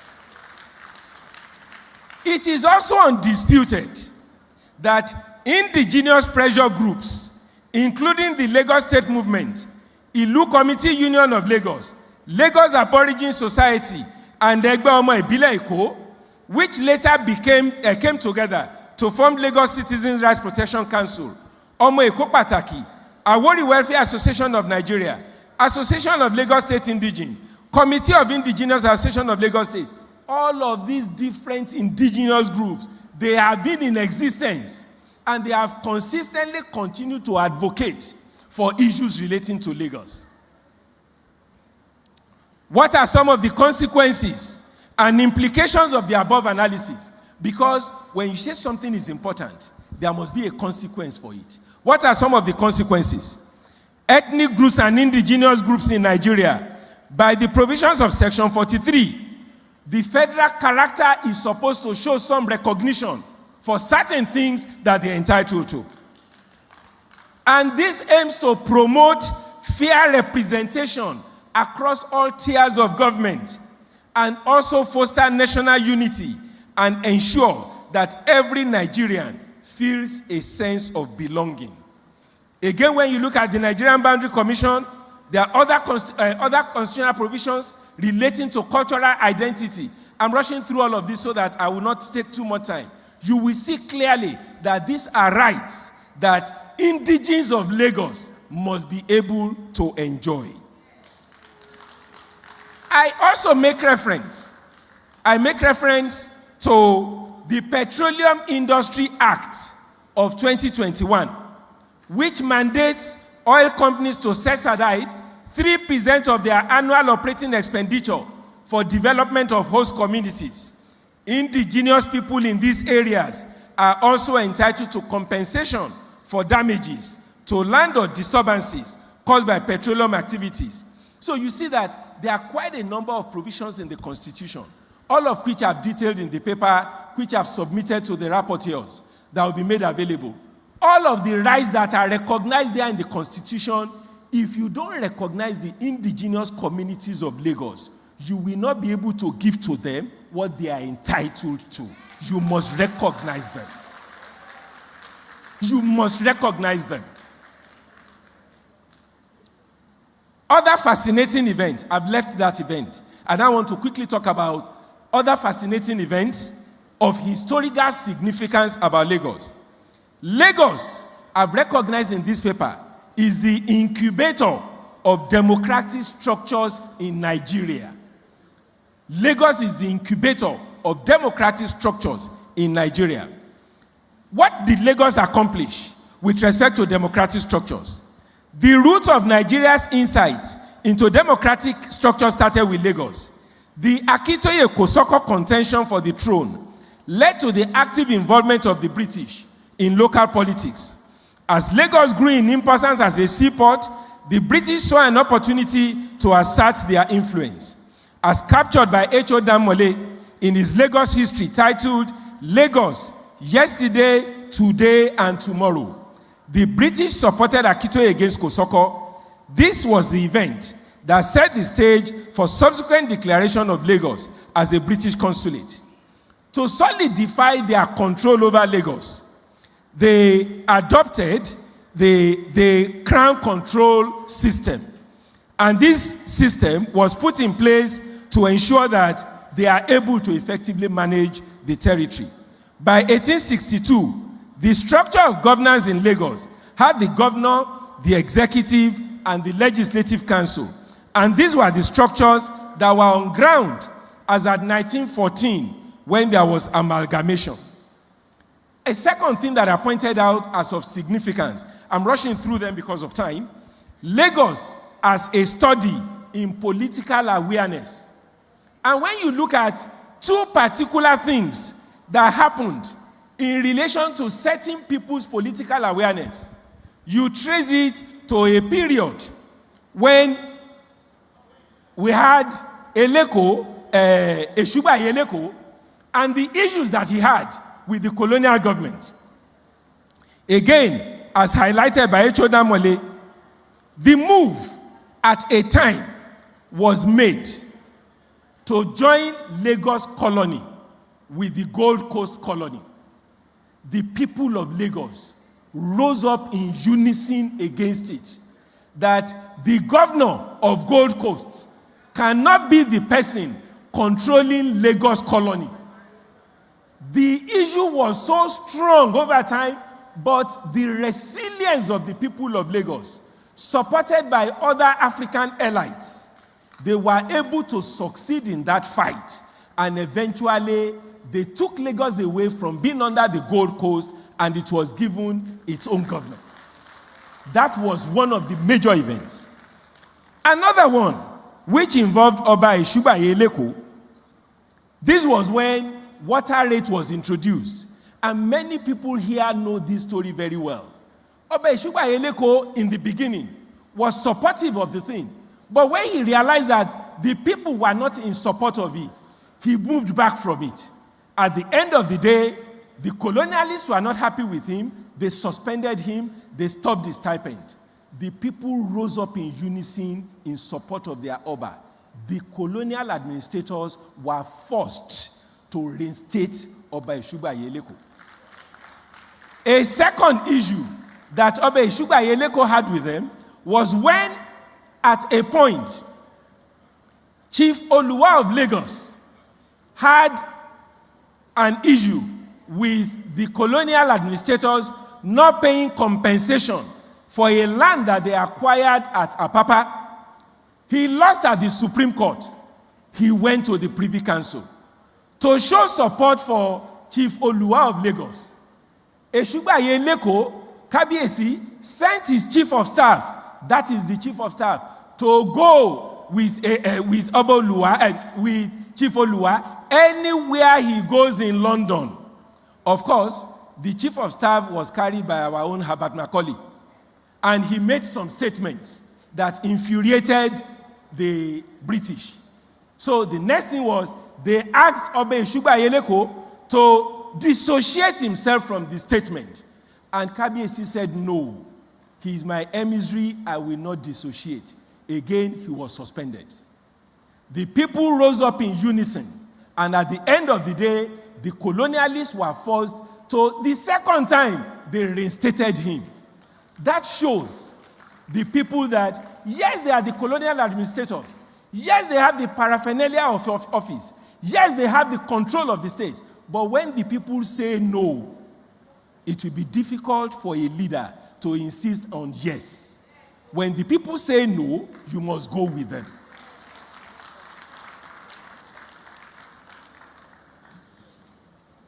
So I close that portion by saying, Lagos was also the first place. Lagos was also the first place in modern Nigeria where elections were held into a municipal council, such as the Lagos Town Council. These episodes in Lagos history provided critical lessons in political awareness. They taught Lagosians and subsequently Nigerians how to understand the underlying motives, interest, and influence of others in driving political decisions. The ability to recognize both overt and underlying agendas, the importance of aligning with like-minded groups, and the power of collaborative actions. These experiences help to forge a new political consciousness, revealing that even under colonial rule, the people could wield considerable influence over the administration. Then the third one I mentioned there, developments in the sphere of education. When you look at it, you will see that the CMS missionaries were the first to bring in education to Nigeria. They started their schools in Nigeria, that is, bringing in their own type of education, which actually opened Lagosians to literacy. And quite a number of people who became so minded that my child must be educated, my child must be educated. These were where the vestiges of it developed. Of course, at a time, the Muslim, I've given all the details of the date and everything in the paper. The Muslims also started their own schools. So you see that Lagos actually harbored all of these issues in relation to education. But I now cautioned about something. I said, while Christianity is often credited with spreading education across Africa, some critics have also argued that the intent was to strategically exploit indigenous people of their resources, diminish their diverse cultural practices with which the Europeans were unfamiliar, and perpetually keep them in bondage. While these critics hold some truth, yet it cannot be denied that Christianity opened opportunities for literacy and intellectual growth, notably that the Muslim community also responded with their schools. What am I driving at as the core of this? When you go to court, when a man is given the Bible to take his oath, or given the Quran to take his oath, he will say, the evidence I will give in this case shall be the truth, the whole truth, and nothing but the truth. So help me God. Most times, the first statement that will come out of his mouth will be a lie. But take him to his community, whether it is true or false that that deity is there. Take him to his community and ask him, take your oath by this deity. He will scratch his head, he will fold his arms, and he will stylishly move away from there. He won't do it. Because that is our spiritual content. We have our spiritual content. And you cannot be taken away from your... Religion is separate. The culture... Listen, please. Religion is separate. The culture that imbues in you values, omoluabi values, we should not throw away our culture. Part of our takeaway from this event is that we need to dig, and I'm sure the other scholars who will be coming up here, they will dig into it.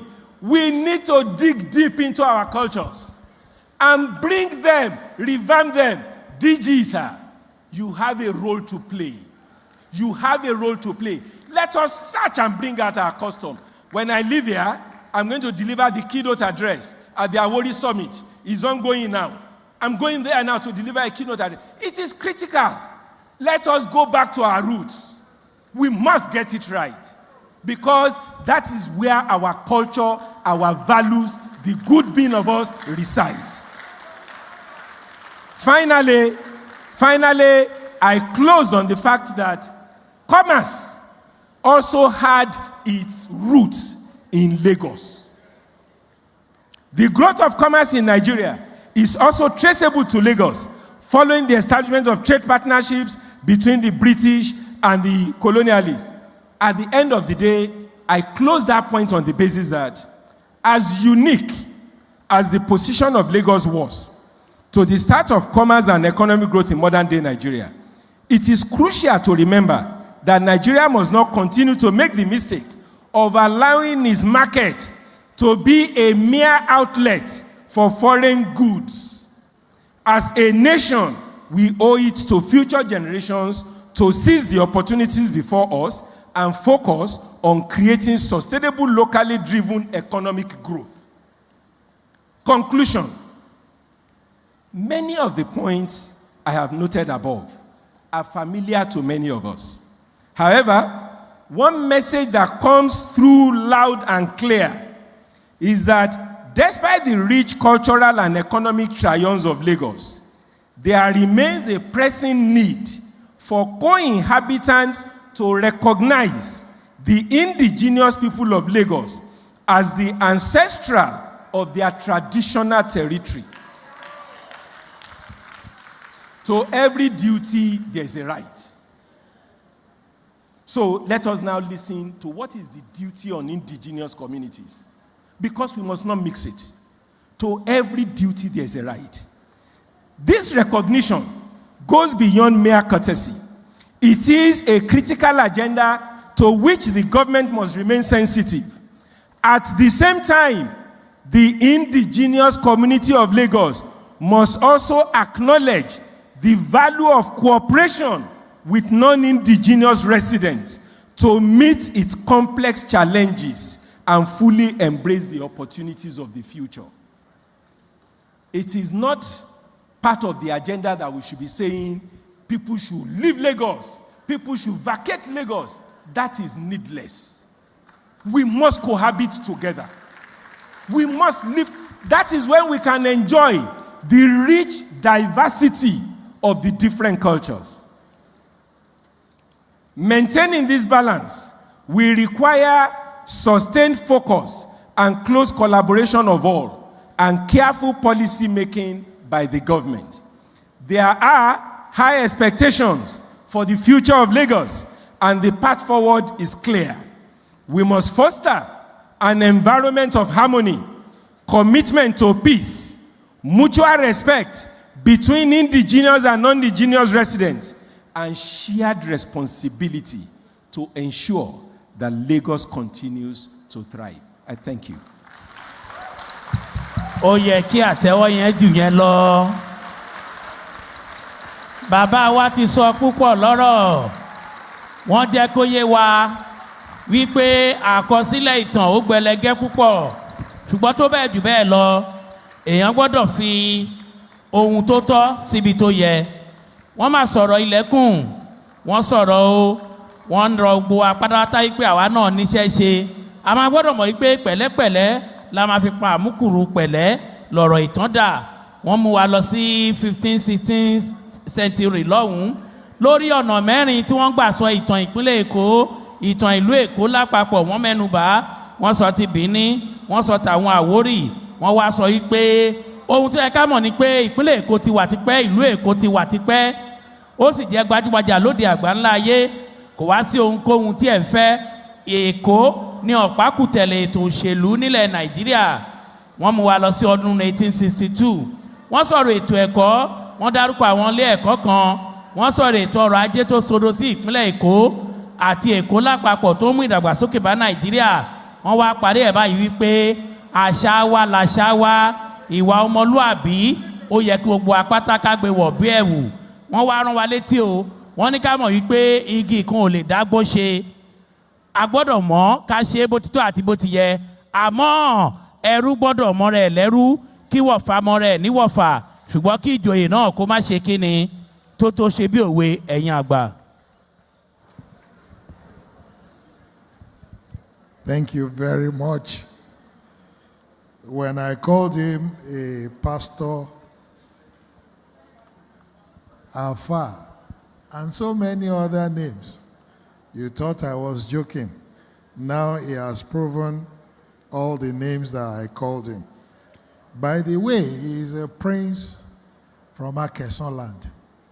And by the grace of God, the Oba of Akeson is seated here in our midst. His father is the immediate past Kabiesi of that land.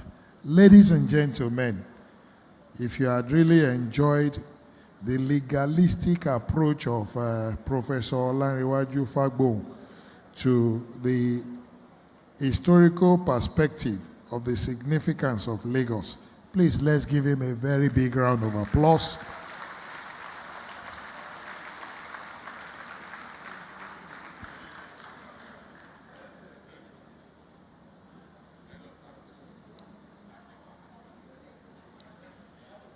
Distinguished ladies and gentlemen, this is Lagos. For those that are joining us, this is Lagos. Please tell your neighbor, this is Lagos. I'm not going to say anything more than that. May I, while we are settling down, may I inform us that we have in our midst Honorable Justice Adebayo, and we also have in our midst the Special Advisor to Mr. Governor on Tourism, Arts and Culture, Honorable Olaiwola Aregbe. They are both in our midst this morning. We welcome you. Well, moving forward, we would like to invite one of our own.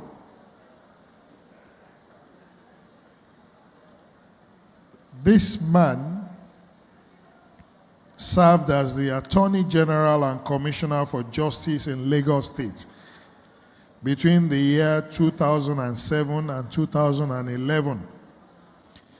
He is a founding partner at the African Law Practice & Co., a leading commercial law firm in Nigeria, well known for his defense of multinationals and state sovereigns in many disputes in the Supreme and Appellate Courts in Nigeria. He is also an investigative historian and author. He served as the chairman of the Lagos History Committee that produced the seminal work on history of Lagos from the earliest times, resulting from his part-time research and writing.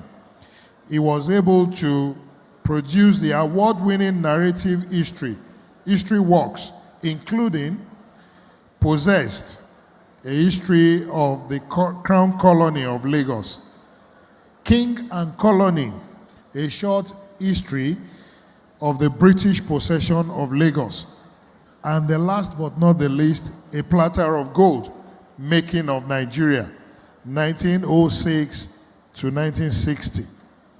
Distinguished ladies and gentlemen, please welcome with me our own Mr. Olashupo Shashore, Senior Advocate of Nigeria. I will also seize that opportunity to welcome into our midst the Chief of Staff, Lagos State, Mr. Tayo Akimade Ayinde. Aki bàbá wa amòfin àgbà Ọlásùpọ̀ Ṣàṣọrẹ́ káàbọ̀ ká tẹ́tí bẹ̀lẹ̀ jẹ́ ká gbọ́ ohun tí wọ́n ní fún wa lónìí bẹ́ẹ̀ náà la kí olórí àwọn òṣìṣẹ́ lọ́fíìsì gómìnà káàbọ̀ sí àárín wa alàgbà Táyọ̀ Àyìndé.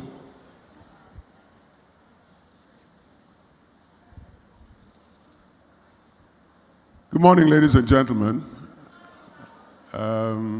Yes, I will stick to protocols that have been well established by my friend, Professor Fagbo. Thank you very much, Prof, for that exposition. I note that the allotment is 15 minutes, and I think I'm going to try and stick to it, even though Prof took, as a Vice Chancellor, he took all the liberties that he was entitled to.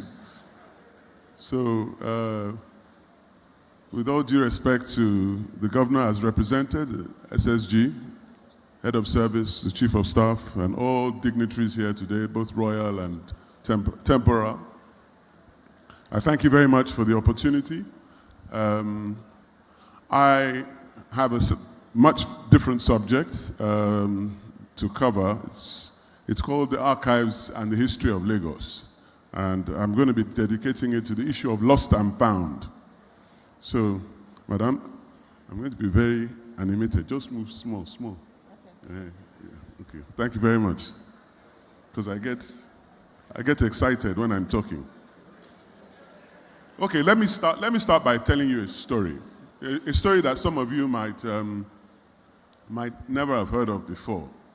So just cast your mind back, not too long ago, 1960s. So we're in the 1960s, and we're in Africa. And all of a sudden, in the big colonial white houses across Ghana, Gold Coast in those days, Lagos, Nairobi, Uganda, across Africa, big fires are happening in the night. Many things are being burnt. The Africans don't know what's going on. There's a bonfire almost every night in the wee hours of the night. Things are just being burnt. And then around that same time, ships are going out into the sea with big crates being dumped into the middle of the sea, weighted crates. And they're being dumped in such a way that they can never come to the surface again. And then one early morning in Gatwick Airport, those of you who frequent London know Gatwick Airport, 2 jumbo jets arrive with lots of documents, crates upon crates upon crates upon crates of documents. And they're taken out into the night, never to be seen again for 50 years. For 50 years, nobody knew that documents belonging to colonial Africa had been stolen by the British colonials in the 60s as independence was coming. The documents that were burnt, we will never know what they were. The documents that were dumped at sea, nobody knows where they are. But for 50 years, there were 1.7 million records, crates of records, stored away secretly in a place called Richmond, under the control of the MI6. Those of you who have heard of the MI6, that is the highest British intelligence. And for 50 years, people who suspected these documents were there kept on asking them, where are these? And they kept on denying that they hold no such documents. So until 2011, in 2011, the UK High Court forced the Minister of Foreign Affairs, under pain of imprisonment, to accept and acknowledge that yes, indeed, they had these records. 1.7 million crates of records belonging to former colonies, 37 former colonies. Amongst those 37, when you list them in alphabetical order, Nigeria was 22. Alphabetical order. So it's not in accordance to who owned what. So this scheme was so secret, it was called Operation Legacy. It was a code name called Operation Legacy. Many people in British government did not even know that this operation was happening. Why were they doing it? They were destroying records of what they had done. They were destroying records of what they had met. They were destroying records of what they knew about the place they had come to. They were destroying records that they met, not that they created alone. Why am I telling you this story? at a Lagos Bridging Knowledge Symposium. I'm telling you this story because between 1851 and 1914, Lagos was the part of Nigeria that was under direct colonial administration. And between 1914 to 1960, Lagos was the headquarters of the Crown Colony of Nigeria. So you can imagine the relevance of these documents might have, not just to Nigeria, but to Lagos. Now, I don't know how many of you knew this story, but you know what? Is Nigeria clamoring? Oh, they refused to return these documents, so till now, they have refused to return this documents. You don't know what is inside it. I don't know what's inside it. But they've acknowledged they exist. They opened it briefly for the Kenyans to look at something because the Kenyans went to court. But tell me, do you hear Nigeria clamoring for the return of these documents? We hear Nigeria clamoring for the return of bronze work from Benin, from ivory, from different places, all sorts of artifacts. But do you hear about documents? Are documents not important? I posit to you that documents in most cases are more valuable than objects because they relate to our identity, they relate to who we are. It will answer many questions. I want to say today that Nigeria ought to be involved in this international conversation. The Kenyans are at the forefront and we're not there. And Lagos owes a duty to push Nigeria to make it a national conversation so that we can be part of the international conversation of getting back our history that has been stolen by the British government.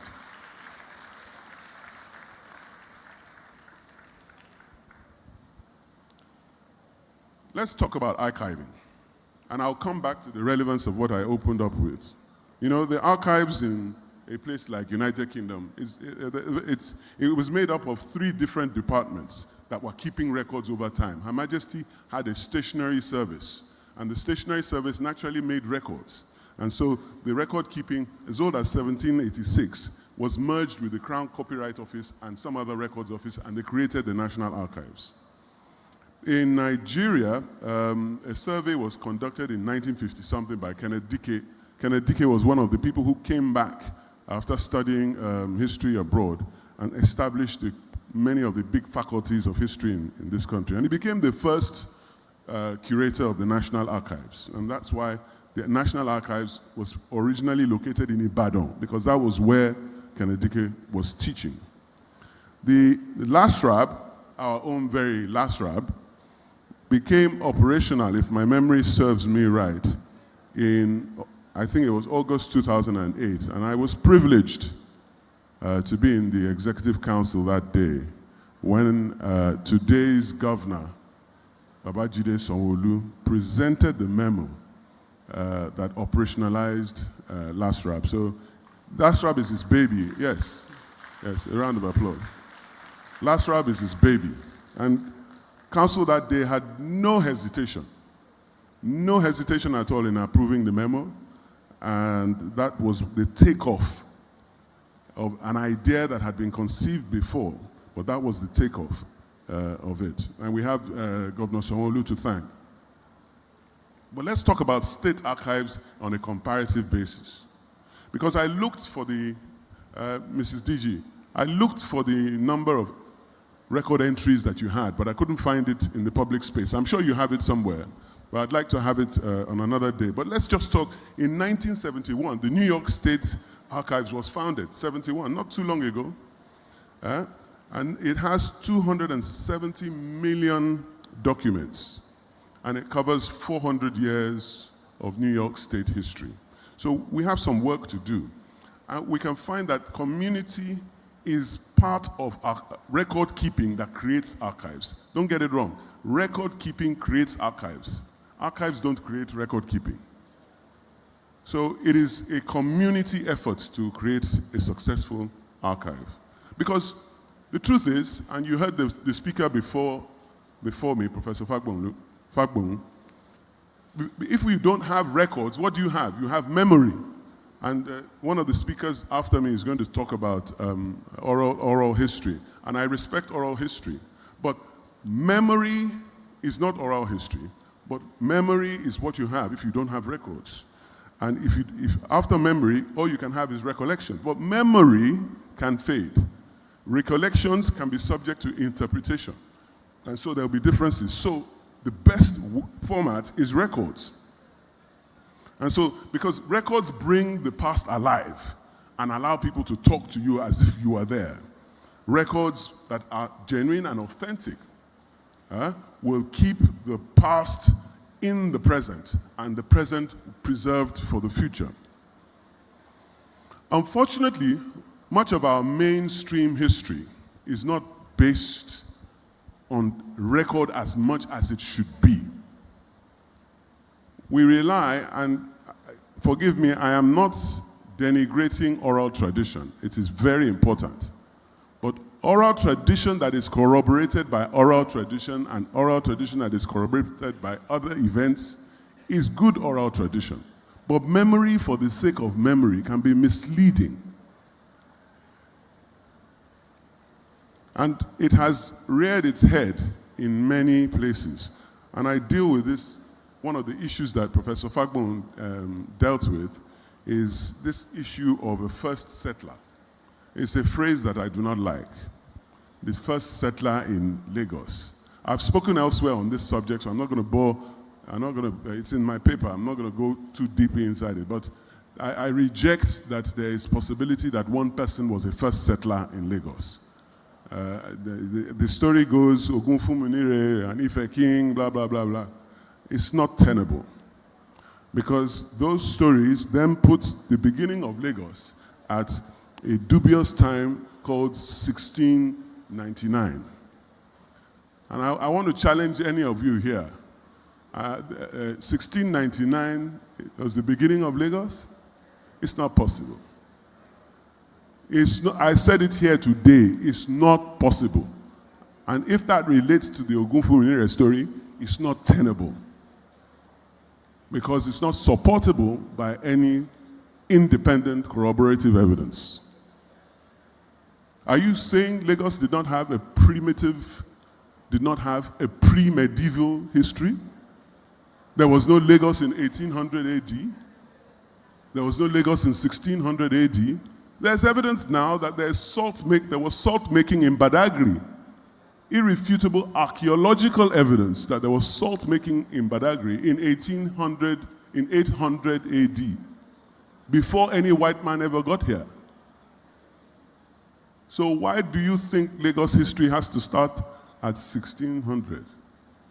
It's not possible. In fact, there are two people who, when you read history books, and I'm happy Professor Fagbo mentioned them. There are two people who you should be very careful about when you read their context. A man called John Loshi, who wrote in 1914, and a man called Reverend J. Buckley Wood, who wrote in 1933. And their books are now used as the baseline study for the history of Lagos. Ogunfunminire came from the forest, and he had many children. They came down, and that is the beginning of Lagos. It's not tenable. They refer to nothing to support this position. You're looking at me as if I've lost my mind, but I will tell you. In fact, John Buckley Wood, the superior of Loshi, said in his own book, and I want to read it, in his own book, he said, in order to better understand, see, this is not made for tall people. In order for a better understanding of the latter history of Lagos, it is needful to give careful attention to such items of information as can be obtained relative to what happened in its neighborhood previous to the existence as a town. In the absence of written records, recourse must be had to tradition, But even traditional history will not carry us back to a period more distant than about the year 1730. Haba. So Lagos, that's the age of Lagos, 1730. It's not true. This is not who we are. And we have to now challenge ourselves. LASRAB has work to do. I'm going to end with my own shopping list. So I'm not here to just talk. I'll give you a shopping list.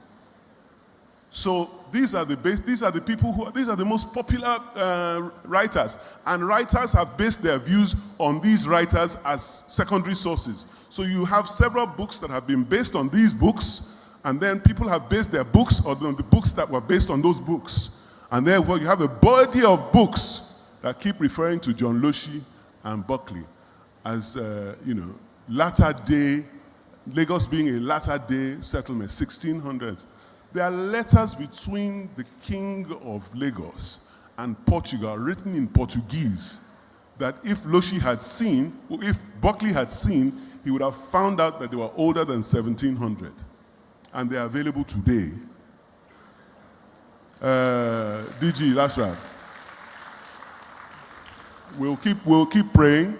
We'll get access to Honorable Adekunle Ali's papers. He has these, I have seen these documents. They are available in Brazil. They are available in Portugal. They are available in Richmond. We will get them. We will get them. I'll leave you with my shopping list. So I'm going to move very quickly. I've talked about Badagry. So let's get back to archives. Lagos history did have archives. And by archives, I don't mean nicely written documents in an exercise book. Archival material can be an artifact, can be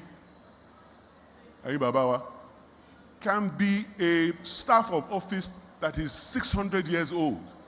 That is an archive. And these things are buried under the ground somewhere. We built buildings, we built houses on top of them. There's an archaeological dig going on in Ile-Ife now that is an internationally sponsored dig.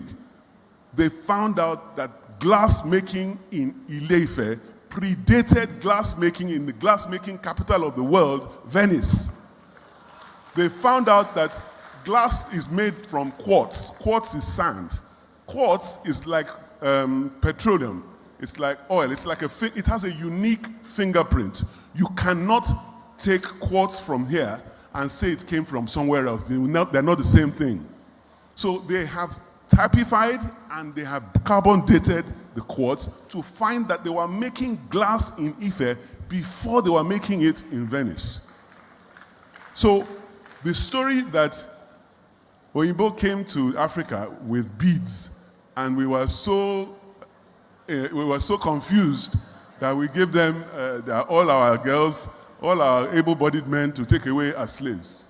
It's now beginning to, the roads of Ife were paved by clay. This dig is going on today. I have visited the site. It's in my new documentary that will be released soon. Hopefully you'll be able to watch it. I'm getting to the fun part, don't worry. 15 minutes. I'm going to keep to it. So we are now in a problem where even the British realize not just the value of our, what they call artwork, but many of them were things of worship and things of national identity for us. The first stack mask, which is actually called the Gyobe, it's a mask of Queen Idia. It wasn't a work of art created to adorn the wall so that somebody can say how beautiful it is.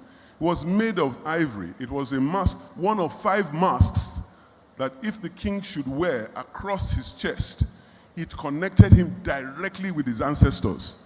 And you take that and you expect him to perform properly. So these things are things of precious value to us beyond the fact that they are pretty. But now they don't want to give us those things, but they don't want to give us our papers as well. Listen to what they said in a report commissioned by the United Kingdom government.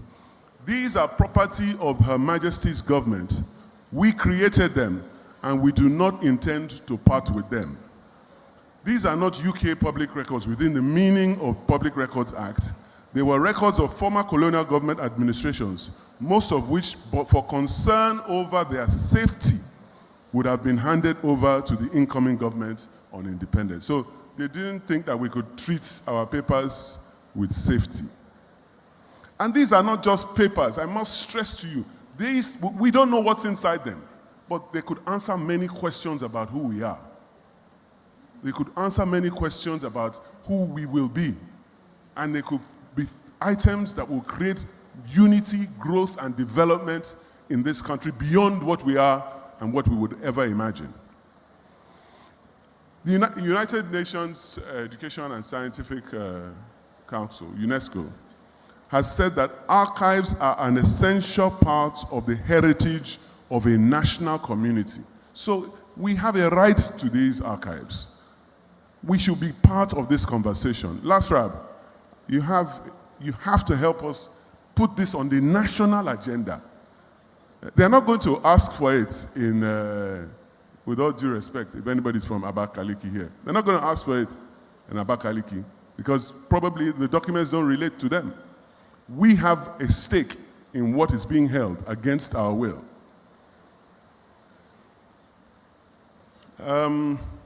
Yes, there's going to be a push. You will see it there. The paper is available so that you can all read it in much greater detail. I must emphasize one point before I get to my shopping list. In intelligence reports, there's something that I'm sure many of you have heard of, intelligence reports.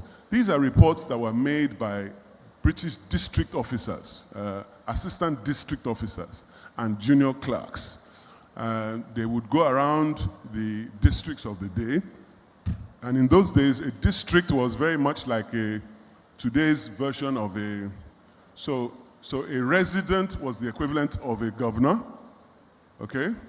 And a resident had under him district officers. So a district would be today the equivalent, a resident would be in charge of what would later become a region.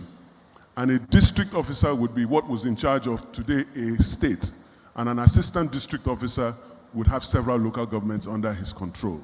And so these were not senior officers. And they would write these things, call them intelligence reports. We have them in our archives. And the lies that they told inside those intelligence reports are now the basis upon which judgments are being delivered in Nigeria.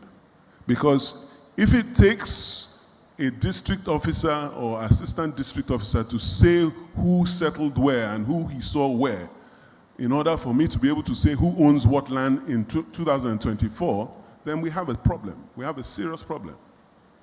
So there is the possibility of archiving dangerous material. And there is the possibility of relying on dangerous archives. So I make the distinction in this, in my paper, that the new tendency in post-colonial studies should be to focus on archiving as a process, archives as a subject, rather than as a site of knowledge production.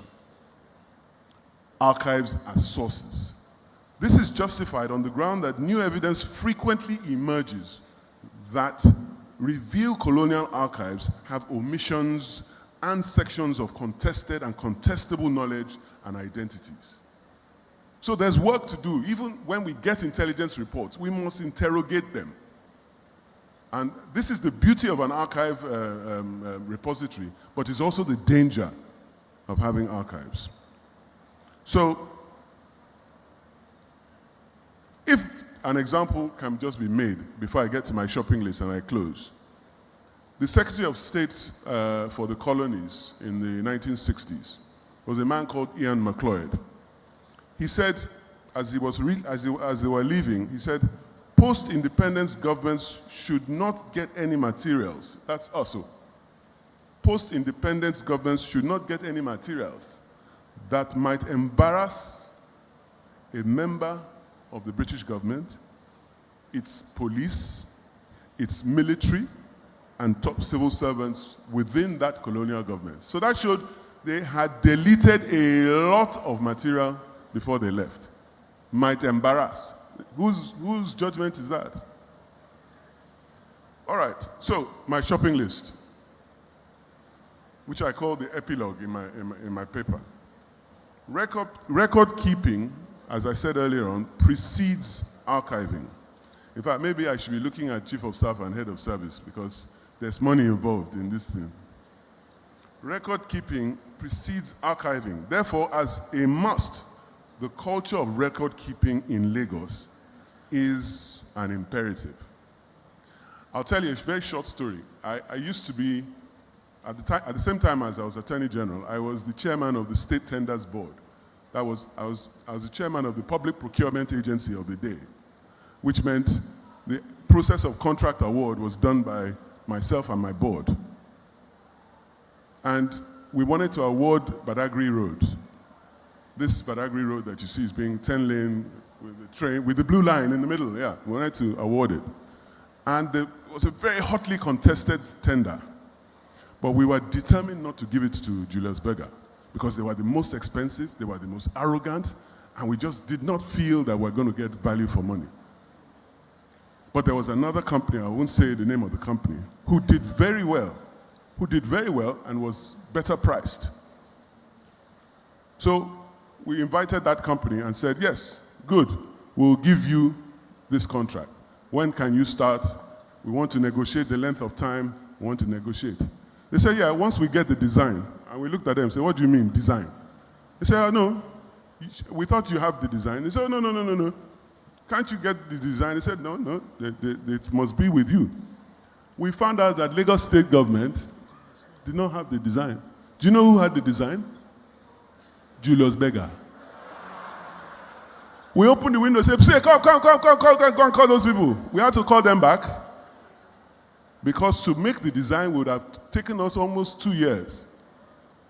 They had the as-built drawings as if it was their own personal property. And council made a resolution that day that from that day onwards, any contractor must leave a certain number, I don't know, is it 4 copies? Of as-built drawings in the custody of the Lagos State. Those are records. Those are our records. That's the importance and value of records. And they were the most expensive. Don't ask me how much. Number 2. So record keeping.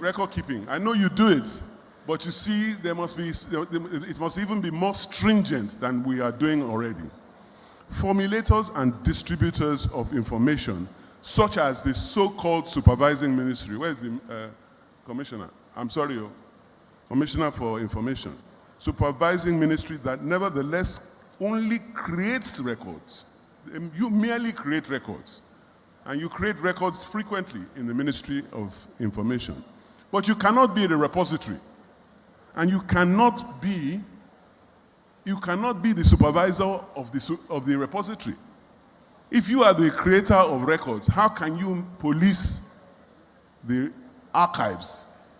I know there must be supervision and there must be control, but it is incongruous for the Ministry of Information to be in charge of the archives.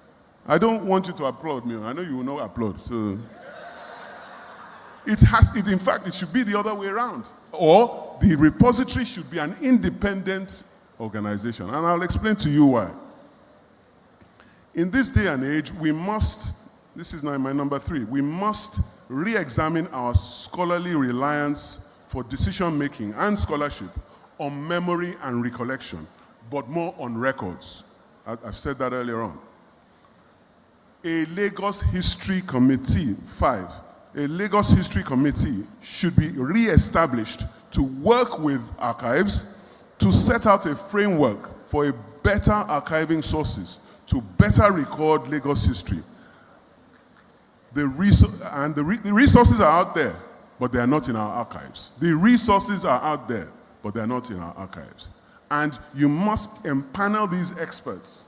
That's the confluence of history and archaeology to work together so that we can retrieve our archives and write a more detailed, we can continue to replenish Lagos history every decade. It's never too much. As new evidence emerges, we can continue to replenish it because this is one of the most valuable assets that we have. That's why people want to own Lagos. That is why people want to say that Lagos belongs to nobody, because it is valuable.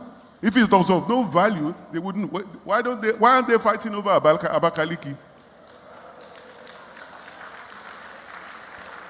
And the value of Lagos is in who we are. It's in who we are. So a Lagos History Committee, it's a must. Lagos must therefore support 6. We must Lagos, DG. Lagos must therefore support the growing call, which I am humbly a part of, a leading part of it, the call for an archaeological excavation of relevant sites for the correction and reinstatement of the obvious evidence of Lagos pre-medieval and ancient past. By this, I mean prehistoric past. There is now evidence that the oldest human remains in West Africa was found in Ondo State. The bones are 16,000 years old. 16,000 years old. I have met those bones. The man is my cousin. I have met those bones. Those bones can be found in the basement of the Department of Archaeology of the University of Ibadan. If there were bones in Ondo State in 16,000 years ago, what is not the likelihood of bones equal dating? And then Loshi and Buckley said that we were founded in 1699. They are not serious. The bones are there. My meeting with the bones is in the new documentary when it comes out. But you can go and see your bones yourself. I can arrange it for you if you call me. Lagos must come to 7. Lagos must come to the realization that archives and record funding is a public-private partnership function. Archives cannot be funded from the budget alone. The thought that we can do the New York State, thank you very much. New York State archives that I refer to, that has 250 million entries, is run by a trust, a public-private partnership trust. There is money out there. There is interest out there. They just need structure. Nobody knew we could run the security apparatus, and the Chief of Staff is a champion of this, with public-private money until we created the Security Trust. And look at, we became an example for Nigeria. So we must look at archiving as that. It is that important to get together the people, richest man in Africa, richest man in, second richest man in Africa, the third richest woman in Africa. They are there. They will give us money. The statewide record, my second to last one, these statewide records will store and tell Lagos stories, reducing the reliance on memory and recollection, and therefore train educators and students alike. For instance, and the representative of Chief Judge, I'm not sure my Lord is still here. For instance, the old records of judgments of the Supreme Court of the Crown Colony of Lagos, they are not accessible to the public. They're not accessible to scholars and researchers. I don't even know whether they still exist. I saw them before the fire of NSAS. But I don't know whether they survived the NSAS. And these judgments, if they exist, are they in LASRAB? They are 200 years old. I have a copy of some of them. Did I send some judgments to you? I did. I did. I'll send another set of judgments to you. They're dated 1871, 1861, the Supreme Court of the colony of Lagos, not Supreme Court of Nigeria. There was no Nigeria then. So I will make sure that you get that. So finally, our rich and diverse history preservation is essential to our collective identity. Our collective identity, though it is intangible, you cannot hold identity. It is more valuable than many tangible things that you can hold. Because the recollection of who you are is the strength of who you will be. It is essential to our collective identity, and it will tell how we did to the past, and it will determine today's future. God bless Lagos State. Ẹ jẹ́ ká pàtẹ́wọ́ fún bàbá wa dáadáa. Ẹ rí i dájú pé Elédùà fi ọ̀pọ̀lọpọ̀ àwọn ọlọ́gbọ́n ọlọ́pọlọ pípé ẹ̀dá jíǹkí wa ní ìlú Èkó àti ilẹ̀ Yorùbá lápapọ̀. Bàbá wa sọ ìtàn, wọn ò dúró ní Èkó nìkan, wọ́n tún jẹ́ kó yé wa pé kó tó di pé àwọn aláwọ̀ funfun ń ṣe gíláàsì ni wọ́n ti ń ṣe nílé Ifẹ̀, léyìí tí ọ̀pọ̀lọpọ̀ wa ò gbọ́ rí.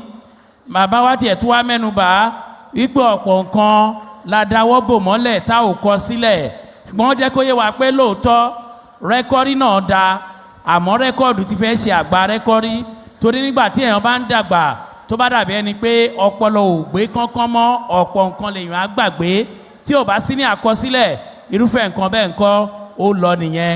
Ká ti bi ìṣáná ká kíyèsí oògùn lọ́dọ̀ ẹ̀yin aláìlúwa wa, gbogbo wa pátá wọ́n ní ká mú rẹ́kọ́ọ̀dù, ká máa ṣe àkọsílẹ̀ àwọn ìtàn tó yẹ fún àwọn ìran tó ń bọ̀ lọ́jọ́ iwájú, kí àwùjọ wa má bàa de ìmẹ́rí, kó má bàa de ohun àfìsẹ́yìn tẹ́gun aláré ń fiṣọ.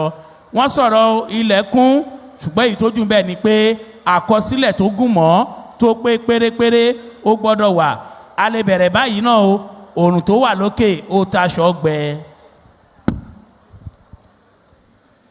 Thank you very much. When you talk about history,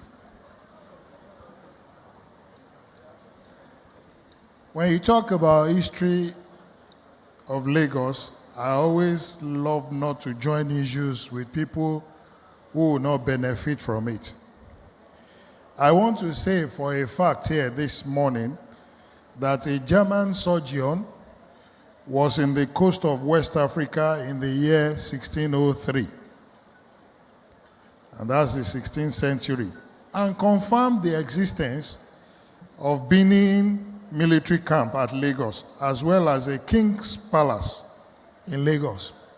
So if we had a king palace and we still have it now, as far back as 1603, I don't know where the history of 1914 and 1933 is coming from. The articles of trade back then in Lagos were pepper and ivory. And it is also a statement of fact that we had 4 military commanders that were based in Lagos. In fact, they were having their sessions right in front of the palace of the Oba. That may be too far. I can say, maybe for the Records and Archives Bureau, that as I stand before you, I still have beads worn by my great-great-grandfather in the 17th century. I won the same bead when I was getting married, and I still have that bead today. My grandfather wore it, and the man was born in 1910. So, anyway, let's have an open mind here today. Distinguished ladies and gentlemen, we have in our midst the Awea Dimo group, led by Chief Ibrahim Ibikunle.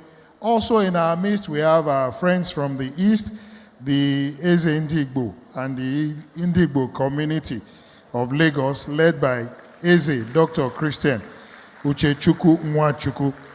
The Arewa community is also in our midst, This group is led by Alhaji Musa Saleh. We have the Civil Society group led by Alhaji Razak Olokwoba. They are all in our midst this morning, and we welcome you. I think some things are becoming clearer now. Ladies and gentlemen, we'll be running now because we have time to contend with. We are going to take the next paper, and this one I'm sure will definitely, wake almost every one of us up from our sleep. A renowned historian and academic with a distinguished career spanning over 2 decades. He's an associate professor at the Lagos State University, and he currently serves as the acting director of the Directorate of Skills Development and Entrepreneurship at the university. His academic credentials includes a PhD in History and Developmental Studies from the University of Ibadan, MA History and Diplomatic Studies from Lagos State University, BA History and Political Development from Lagos State University. He is a fellow and full member of the Lagos Studies Association. He is also a member of several professional associations, including the African Studies Association of the United States, African Studies Association of the United Kingdom, Royal African Society of the United Kingdom, and lastly but not the least, Historical Society of Nigeria. He is also a friend of the National Archives UK since 2013. Ladies and gentlemen, to tell us or to ask us who are the real owners of Lagos, issues and contestations, please welcome with me Professor Habib Abiodun Sani. Ọ̀jọ̀gbọ́n Habib Sani, wọ́n jẹ́ akọ́ṣẹ́mọṣẹ́ olùkọ́ni pàtàkì ní fásitì ìjọba ìpínlẹ̀ Èkó. Ìbéèrè ńlá náà fẹ́ béèrè lọ́wọ́ gbogbo wa o. Tí wọ́n bá béèrè ìbéèrè gbèsè jẹ́ ló jẹ́ lọ́dọ̀ tiwa, àwọn náà ló máa wá ọ̀nà àbáyọ sí i tá a fi máa mọ ibi tí à ń lọ. Ta ni ó ní Èkó?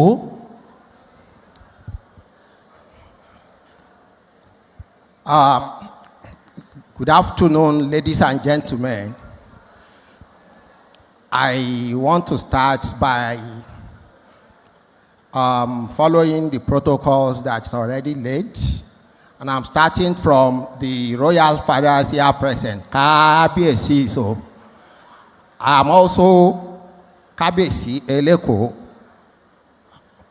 represented by my own brother and father, the Olori Oloye of Lagos, High Chief Lateef Ọpẹ́lúwà Onídò.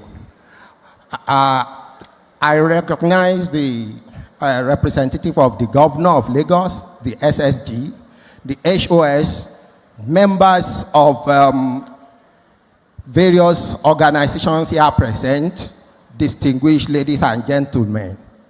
I want to start by saying that I am an Isaleko boy. I don't know if I'm still a boy, but I'm from Isaleko, from Ogumade ruling house, as well as the Pe-Orunmila of Lagos. But I want to start by also saying that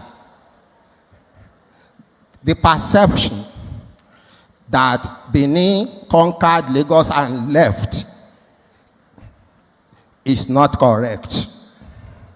That's the first thing, because I have a Benin man through my Oriki, and I will crave your indulgence to say a little bit about it.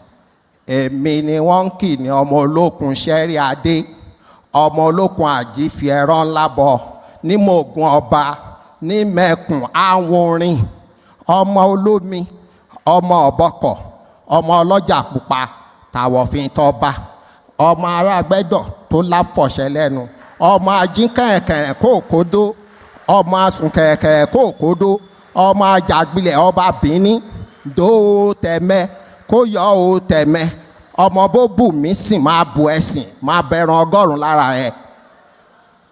I can go to the Ogumade session, but I will just want to leave it at that. Agbèsí ọgbà bí ẹni gbọ́ ọmọ rẹ̀. Ògbọ́ tápà gbọ́ wọ̀yọ̀wọ̀yọ̀. Ọmọ ò bá wọn gbọ́ máa ilé àfojúdi. Ọmọ olówó tó joyè méjì pọ̀ tó gbé kẹta hánu. Wọ́n ní kó jẹ́ olóhùn ò jẹ́. Wọ́n ní kó pọ̀ olóhùn ò pọ̀. Wọ́n ní kí ló máa fi ṣe olóhùn àfi gbolẹ̀ kúrukú. Let me just stop there. I've been given a task to talk about who are the owners of Lagos. And from what we have heard from the earlier speakers, who incidentally are my ogas at different fora, I have had the opportunity of being in 2003 a member of the Lagos State government-sponsored committee of Lagos history, headed by the then commissioner of Home and Culture, Brad Amole. And then that committee had Mr. Shukboshashore as a member, Professor Akim Damole as a member, and the late Professor Kunle Lawa, who incidentally was my own mentor, as also a member. I was part of it, and we went to London to bring to the state records relating to Lagos at that time.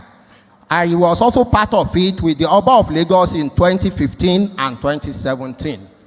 I have been a member of the Kosoko Chieftaincy Tribunal Committee of 2006. So, if I stand before you today to talk about who are the owners of Lagos, I think I have learnt my rope, and I am competent to say it. But I want to start by thanking the DG of LASRAB for finding me fit.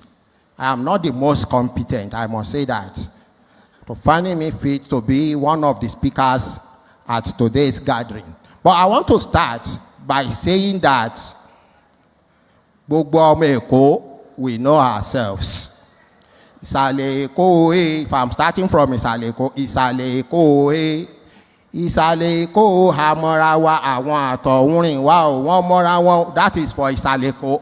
Every community in Lagos or in Lagos State, because some people don't like hearing Lagos. Unfortunately, there is nothing we can talk about it. Lagos started from Èkó.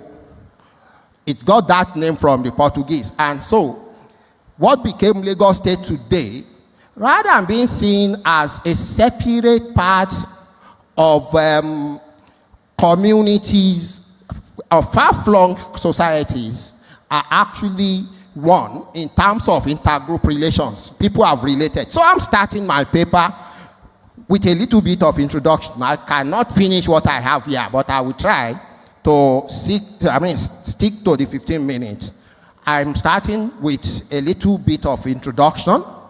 And I want to say that the debate on the ownership of Lagos has been an age-long one, but has regained traction recently due to political exigencies. It is right to posit that the position of Lagos since the pre-colonial era and throughout its emergence as the first colonized place in Nigeria put it at a center as the most sought after place, not just for human habitation, but also to seek greener pasture. These have had to do with Lagos' status as a home to all who find themselves in the place and who have considered it as a haven for living and business survival over the centuries. It is important to reiterate that Lagos, like every other city worldwide, belong to the Aborigines. There are Aborigines of Lagos. Equally important is the fact that these Aborigines, like any other people all over the world, are the earliest inhabitants of the place who are culturally and politically connected to the place and can prove that several of their ancestors of many generations have stakes in the traditional political system of the place. It should be noted that ownership of a place is not about anyone descending from heaven. Let us get that clearly.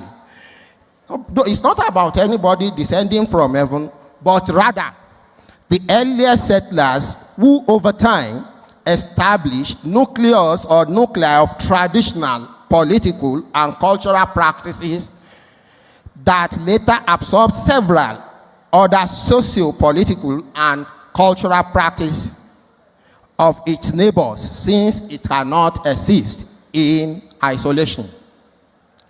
The owners of a place are the people who are indigenous to the place. They are people who don't have another home. Even if they had come from somewhere, over time, they have forgotten that place. They cannot go back there.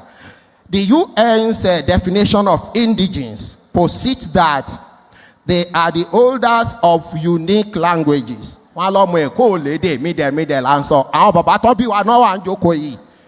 we were very young, Awori was a common language in Isaleko. It's a common dialect in Isaleko. One sort and but Oyaton Awori Tangbo Lati Ikeja, Idimu, Losono Badagri. Oyato there. But Awori and all answer. So if people are saying the thing is, they are people who are indigenous, who have unique language, knowledge system, and beliefs, and possess invaluable practices for sustainable management of their natural resources. They are a special relation to and the use of their traditional land. So if we are talking of people who own a particular place, language is a factor, culture is a factor, land is a factor, and in fact, in the case of Lagos, the lagoon itself is a factor to ownership of Lagos. Okay, so this paper examines the issue of ownership of Lagos. Of course, some of these have been discussed, but if I have to go on, I will just want to look at two major areas. One, the debate, which we have had from the former Vice Chancellor of Lagos State University about who are the first settlers in Lagos. And like Mr. Shukposhashore, I am of the opinion that the ownership or the first settlers of Lagos should no longer be an issue, because we will probably not agree. Yes, we will not. Even in the areas where we have the Awori today, most of the Awori communities, especially along the lagoon areas up to Benin Republic, have people who are who brought crown of Benin into the area. I may have to mention some of this later, because, and in fact, what we are talking about is not something new.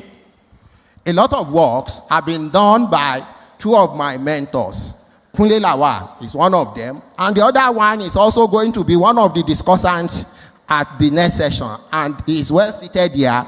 He had done a lot on the early settlers in Lagos. I'm talking of Professor Rashid Owo Yemi Ajetumobi. He's from Ekwetedo, and he had written extensively on the earliest settlers in Lagos. So the debate about whether it's the Benin or the Awori, or it's the Awori or Benin, we should not bring them up. I will rather believe that there is what is called hybrid of Benin Awori settlers in Lagos. And this was attested to by Reverend Ajayi Crowder at the earliest times when he said that the language spoken in Lagos is Benin Awori dialect of Yoruba. Even Yoruba is another thing that we should not go into the details. So, that is the first thing, that we have either Benin or the Awori and Benin. And over time, these people had fused together to the extent that we can not be able to separate them in the real sense of it. I say I am of Benin origin. I have mentioned something here, that in my early days in Lagos, the language or the dialect spoken by my own father is Awori. So, I hope we can get something from there. However, Mr. Shashore actually said that we should not look at the works of the J.B. Buckley Wood, Otumba Payne and others, L.J. Lossy. Some of these people are not trained historians. They just managed to piece together information they gathered from some indigenous people, and in most cases, history and stories are not the same.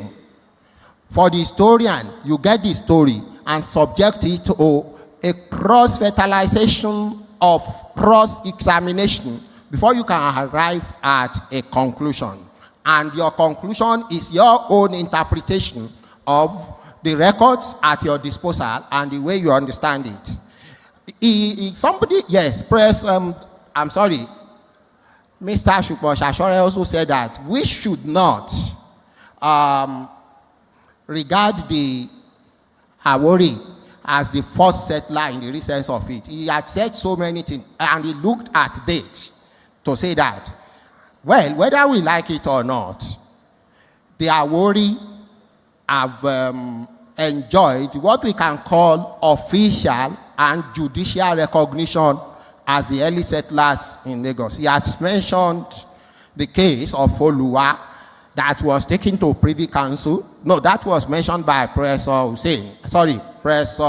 Fagbo, that the Oluwa's case was taken to the Privy Council, and Oluwa Hamadu Tijani had the staff of office of the Oba of Lagos, who is of Benin descent. I don't know if we are getting that clearly. The Oba of Lagos, Haudu Eshugba Ayeleko, gave Oluwa his staff of office, taken to London, and some statements were made that became an issue. In essence, what it means is that what Oluwa went to fight for in London was actually in the interest of the Oba of Lagos. Okay? And I have had the opportunity of speaking to some of the elders in Lagos, and I've been told that the Awori actually were not the real owners of land. Well, especially those of them in Lagos, who are called Omolofin. They were initially 32, they became, by now we have about 11 of them. But what am I trying to say? They said they are not the owners of Lagos per se. I have a record which shows that even before Olofin got to Lagos, Lagos had been peopled by some people who probably were not so conscious of establishing themselves as a united, traditional organization. And in this category, we have about 6 communities around Ido area. Among them were Abore quarters of Idumbore. We have also another one known as Ilogbo quarters under Chief Opelua. He just stood from here. Ilogbo quarters under Opelua. In essence, Opelua of Lagos, of Ido, is not one of the Idejo because it preceded the Olofin's arrival at Ido. Number 3, we have Idumokpon under Olokpon, and we have also Idofusi quarters under Alashe Agemo. Of course, we have Shemore quarters under Oyetole, and another one under Oluwen. So we have about all of these existing before the arrival of the Olofin at Ido. But let us look at the migrations into Lagos. Aside from these earliest settlers, then aside from maybe Olofins or the Awori, aside from the Benins, there are people of Mayan origin in Lagos. And if we look at the 4 classes of chiefs in Lagos Kingdom, you will discover that the Akari Igbere, up to today, represent the Benin's hegemony in Lagos history. Headed mistakenly by our people, they will say the head of Akari Igbere is Eletu Odibo. The head of Akari Igbere is the Oba himself. Oba of Lagos is the head of Akari Igbere. So, aside that, then we have the Idejo, who are landowners. Some refer to them as land gentries. Okay? Some actually said that they held the land in trust, like Bales of modern times, for the Oba of Lagos, who actually was the one sharing land or dispensing land. Then we have the Ogalade, where the Opeluas, the Obanikoro and others belong to. Then we have the Abagbon. The Abagbon are a mixture of Benin's hegemony in Lagos and Mahin. Mixture of Benin and Mahin. The Bajulaes, the Bajulaes, the Bajulus, the Shashores, the Ashesi, etc., etc. All of these people belong to that category. And what are we trying to say? These are the founders or the earliest people we can find in Lagos. Whether you want to, we have talked of a community of about 6, communities preceding Olofin. Then we have maybe Olofin. We have the Benins. Then we have the Mayin.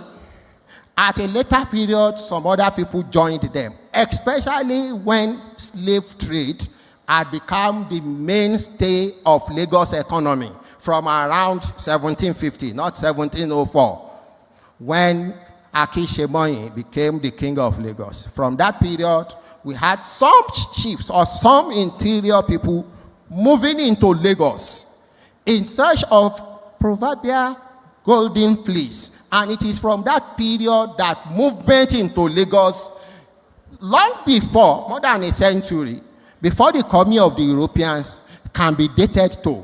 People of interior, of interland, of Yoruba land, and beyond, up to Nupe, were moving into Lagos. So we can look at all of these periods. A lot had been said about the ownership and who are not. But I want us to look at, because of time, a particular period in Lagos history that will probably settle this perception of who the indigenous people are. Lagos, as I've been said earlier, was the first place to be colonized by the Europeans in 1851. I said it somewhere on Sunday that they lied about King Kosoko as a usurper and a pretender to the throne of Lagos. Kosoko's case was discussed at the British Parliament before 1851. Before the British attacked Lagos, he was discussed. And the British were hell-bent on removing him because he was not willing to extend hand of friendship to them. So, from that period, Lagos fell under the sway of what we can refer to as British influence, and by 1861, Pax Britannica, was established. By around 1893, all Yoruba's people, kingdoms, were fighting. They were brought to Lagos to settle the Yoruba internecine war of the period that commenced from around 1821. They brought them to Lagos and settled that. From that period, the British also got an inroad into the hinterland of Yoruba. Of course, this started with 1892 attack on the Magbon War, where the Aujale was removed, and it continued in some other hinterland of Lagos. Now, that was an era. From 1861, Lagos became a colony. From a colony, by 1906, it became a capital of Lagos and the amalgamation of the Hoy Rivers Protectorate that formed what is called Southern Protectorate. And by 1914, it became the capital of an amalgamated Nigeria. You can see these epochs in history. They represented different eras. People have talked about the era of Lagos politics. The truth about Lagos that is putting us at our edge now is that everything in Nigeria actually commenced from Lagos, and everybody wants to come to benefit from it. They have talked about the politics of the society, which commenced from the water rates. Lagosians were the first to resist the colonial government introduction of water rate. 2 songs were popular at that time, especially in 1908. Tembelekun ka sanwo na, tembelekun ka sanwo ori, tembelekun ka sanwo koloni, a o ma sote wa. Another one was that if we have to pay for electricity, which had been introduced into Lagos from around 1870s, then we also have to pay for water. Then we will not prosper in our lives. So that set the record for Lagos as the first center of resistance to colonialism. And this continued with the 1908, creation of the first political party that did not contest election in Nigeria, the People's Union, founded by Drs. J.K. Randu and Orisadipe Obasa. By the time of Eleko, we had the Egbe Baniyi. Okay, we have the Ilu Committee, and eventually this transformed to become the first major political party in Nigeria, the NNDP, founded by Herbert Macaulay in 1922. So, the preeminent position of Lagos is clear. As for other parts of Lagos, yes, some places we will talk of the Awori, settling there, especially in the Ikeja area. We have some Aworis there. In the Badagry area, I have said it clearly. I don't know if I should mention, and somebody can corroborate this. The records that Mr. Shukboshore referred to, the intelligence report, as much as they are to be viewed with carefulness, we have to be careful when using them. They also contain information about some settlements. And in the Badagry Creek, I make bold to say that most of the kingdoms around there had Benin's connection. And I mentioned 1 or 2 of them. Ojo is considered an Awori settlement today. But it is on record that the crown that the first Olojo wears was of Benin, of not Lagos here. Not of our own Benin, but Benin of Benin Republic. and there are several other ones along that area. The author of Otto Ijaniki now is also linked to Benin. Irewe had a Benin origin in terms of the crown that was brought into that area. In essence, what are we saying? We cannot wish away completely the influence of Benin's in and around Lagos, and it's not just Lagos. Benin's influence extended to modern Ghana. It extended back to the interior of Ondo State and modern Delta State. In all of these areas, we can see the influence of Benin. And in fact, if we don't know at all where the Benins can also be located, the territorial water, the Atlantic Ocean, and all of those is called what? The Bight of Benin. That shows the extent of Benin's influence, not just in Lagos, but along the communities on the lagoon and the Atlantic Oceans around Lagos and beyond. Somebody mentioned, okay, it was Professor Fagbong mentioned Adodo. Ado is, of course, Benin's name. We don't need to go into the details. So some of these areas have their own, history that even if it is distorted today, there are information that can still be sieved from documents and from oral traditions that point to the direction from where they are coming. Now, I want to end by saying that indigenous Lagosians are all of these people that we have mentioned. They have right over the land. They have, in fact, right over territorial water. And I will give an example. In 1934-35, the Oloto, our own Oloto of Ido, of Oto, wrote a petition to the colonial government complaining of the silting of the Denton Bridge.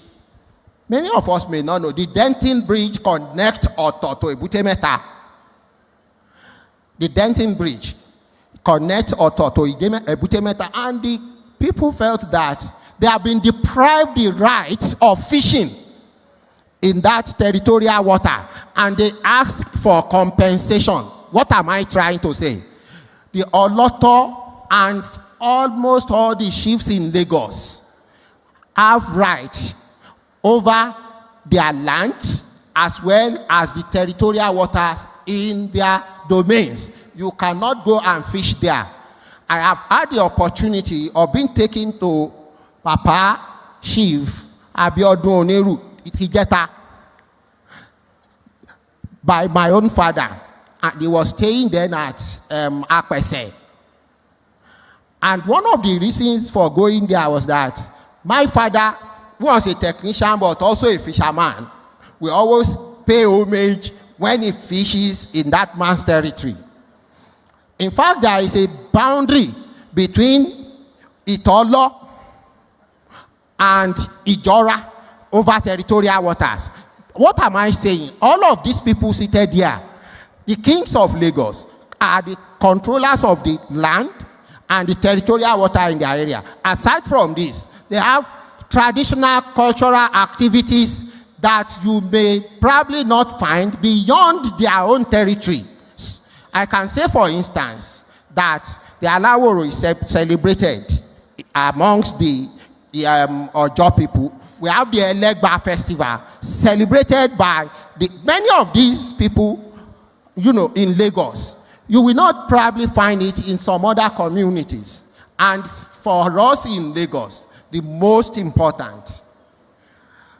important cultural activities of our people is the Adamorisha festival that you will not find anywhere else. In essence, these are the people who owned the territorial territories that they belong to. They are the owners of the place they call their own.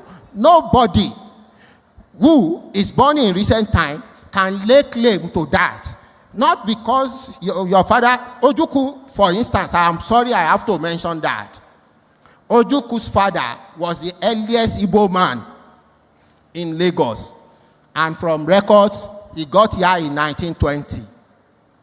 There had been census about people of Lagos even before that time, in the 1860s, in the 1890s. There had been census, and the people of Lagos, for instance, they call them Eko, constitute about 23% of the population of Lagos, taken and documented by J.B. Wood in 1891. They were followed by Awori, by the Hausa, by Nupe, by Kru men, the people that Lagosians refer to as Kuruma. And you remember that popular song. Wọ́n wọlú wọlé, Èkó wí nǹkan, wọ́n fẹ̀sọ̀, wọ́n gba Marina. Wọ́n wọlú wọlé, Èkó wí nǹkan, wọ́n fẹ̀sọ̀, wọ́n gba Marina. Wọ́n láwọn máa wọ́sàlẹ̀ Èkó. Wọ́n ṣe bí Kurumọ́ ni wá o, l'Èkó o. Wọ́n fẹ́ gbàlẹ̀, wọ́n ń tanra wọn o, l'Èkó o. Wọ́n fẹ́ gbàlẹ̀, wọ́n ń tanra wọn. I want to end here by acknowledging the mentorship of those unsung, they are not unsung in the real sense of it, those unsung heroes who I have benefited from their fountain of knowledge. At the local level, I was very close to Baba Honorable Adekunle Ali. At local level, I have had the opportunity of relating with the Dr. Prince Tajuddin Oluyole Olusi. And as far back, that was as far back as 1988, when I wrote my first degree project on the Elekwa affair. I benefited immensely from him. I must also acknowledge some of those professors in our midst today. Professor Aro Ajetumobi has been a very good brother and mentor. Professor R.O. Olaniyi, I met him at Ibadan in the course of trying to do my PhD, and he encouraged me. I was going to write on the Idejo. He said, no, I was going to write on, perhaps you may not know, sir, I was going to write on electoral fraud in Nigeria from the 1950s. He said, you are going to do a lot of work. Why not do something about where you come from? Where are you from? I said, I was from Lagos. He said, go and do something about Lagos. And I submitted a title on the origin and development of Idejo to him. One, Professor Kunle Lawal, many of you know him, he's late now. He's my mentor, he's my brother, he's somebody I've benefited from. He said, look, you cannot do that. You will have to do something about the Eastern District of Lagos. And I started a PhD on the Eastern District of Lagos, covering Iru up to Ekpe. That gave me the leverage to know also that even the Abeju was, in one of the accounts of their origin, was a Benin man.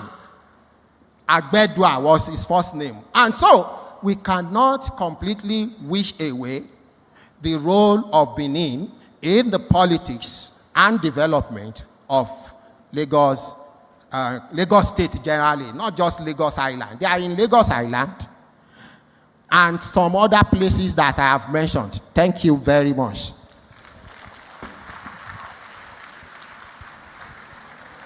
Wọ́n ti bá wa sọ̀rọ̀, gbogbo wa gbọ́ àwọn ìtàn tí ọ̀pọ̀lọpọ̀ wa ò gbọ́ rí lónìí. Ẹ rí i pé a ní ìtàn rere ní Èkó, ṣùgbọ́n lọ́pọ̀ ọgbà bí èèyàn ohun tí èèyàn bá máa ṣàgbá ẹni bí òwe àwọn àgbà. Bàbá dára sí o, wọ́n tún kọrin, wọ́n rán wa létí àwọn orin tí wọ́n máa ń kọ nígbà náà lọ́hùn-ún. Wọ́n tún kọrin fún wa, wọ́n fẹ́ gbalẹ̀, wọn ò kúkú lè rí gbà láṣẹ Èdùmàrè. Èkó arómisálẹ̀ gbẹlẹ̀gbẹ́ Èkó àkété ilé ọgbọ́n. Èkó arómisálẹ̀ gbẹlẹ̀gbẹ́ arọ̀dẹ̀dẹ̀ májà. Èkó àkété ìlú òkun alagbalúgbú omi. Ta ló wá sọ pé olómi lẹ́kọ̀ọ́? Ẹjẹ́ abirú wọn léèrè ká béèrè pé ta ló ní abatabutu bàbá omi, ta ló làbàtàbútú bàbá odòkodò. Èkó àdèlé níbi tí àǹgẹ̀rẹ̀ ti ń sáré ju ẹlẹ́sẹ̀ méjì lọ. Ẹni tó bá lọ sílùú Èkó tí ò bá gbọ́n kódà bórè lu ọba kò lè gbọ́n mọ́ láéláé. Afẹ́fẹ́ tó nípọn ń bẹ ní bèbè òkun tiwa, fàájì tó nípọn wà ní bèbè ọ̀sà. Èkó ọmọ òòṣà ni ẹ̀ṣẹ̀ ẹ má ṣe kútere, òòṣà ń gbòbì kútere ń gborí. Ẹ̀yin lọ máa fíjú wọjà àwọn arìngbẹ́ndẹ́kẹ́, ọ̀bùn wọjà àwọn apá ṣíọ̀ṣíọ̀. Tójú ò bá tẹ̀yìn gbẹ̀tì ń kọ́.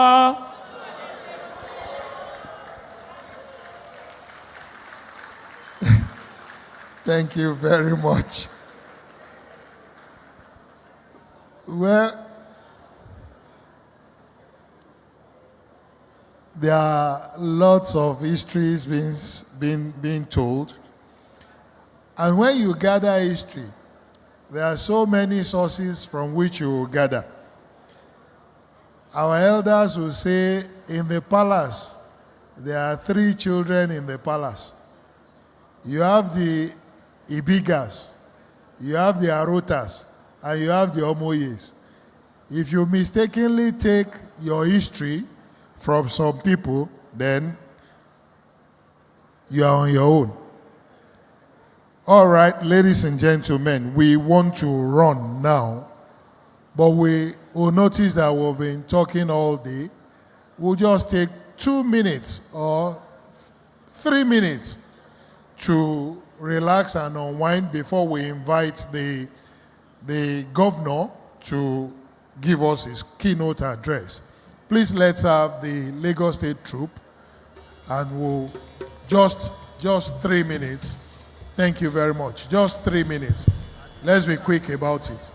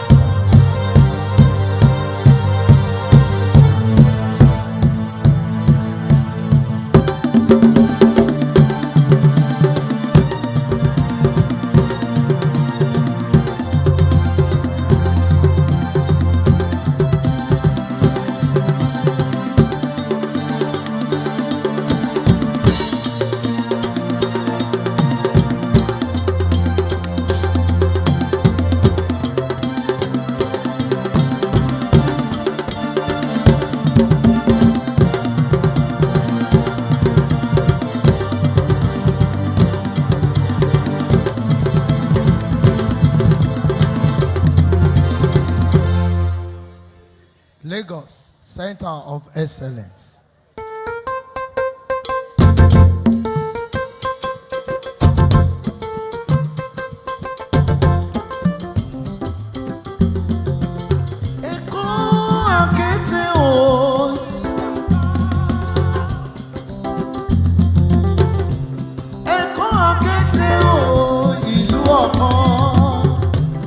Èkó àrọ́mísà ìlú òye kó.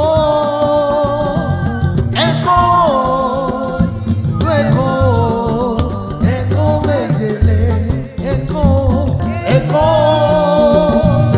Èkó ìlú Èkó Èkó méjèlé. Ọmọ ọ̀lẹ́láyé ọba nínú Èkó. Ibi gbogbo ló pa lágbára, ibi gbogbo ló pẹ́ ní.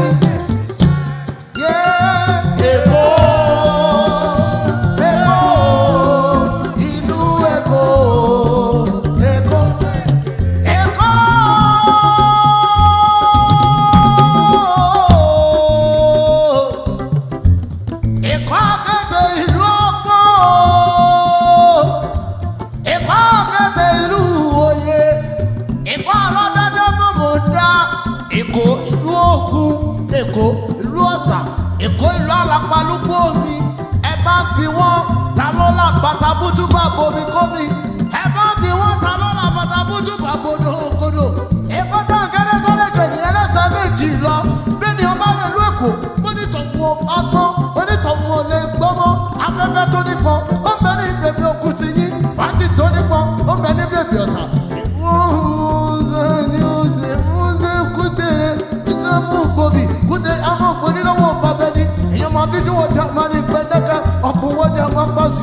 Ọ̀pọ̀ tí ń dẹnu abíjú wọlé. Wúlò ọmọ ọlọ́run ẹ̀jẹ̀yẹ ìlú Èkó tiwa ni. Ìbílẹ̀ márùn-ún ló bẹ̀rẹ̀ Èkó ilé. Ìkòròdú, Badagry, Benin Ìkẹjà, Lagos Island, Ẹ̀pẹ́ Ọlọ́run ọmọ ogun wọn dẹ̀dẹ̀ o. Èkó ilé ayọ̀.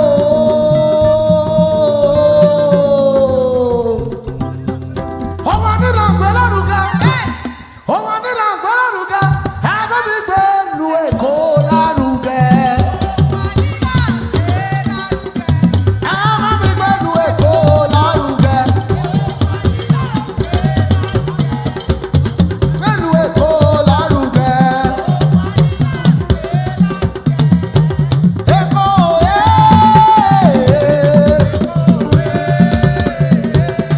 Èkó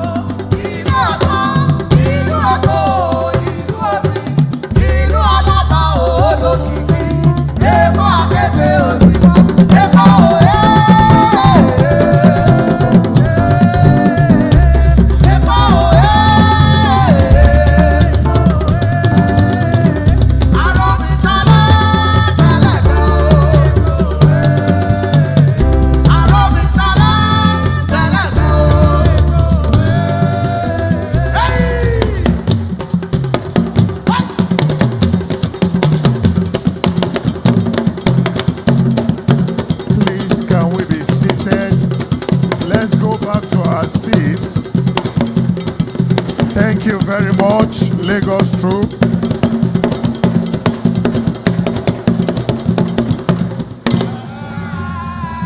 Please, let's go back to our seats.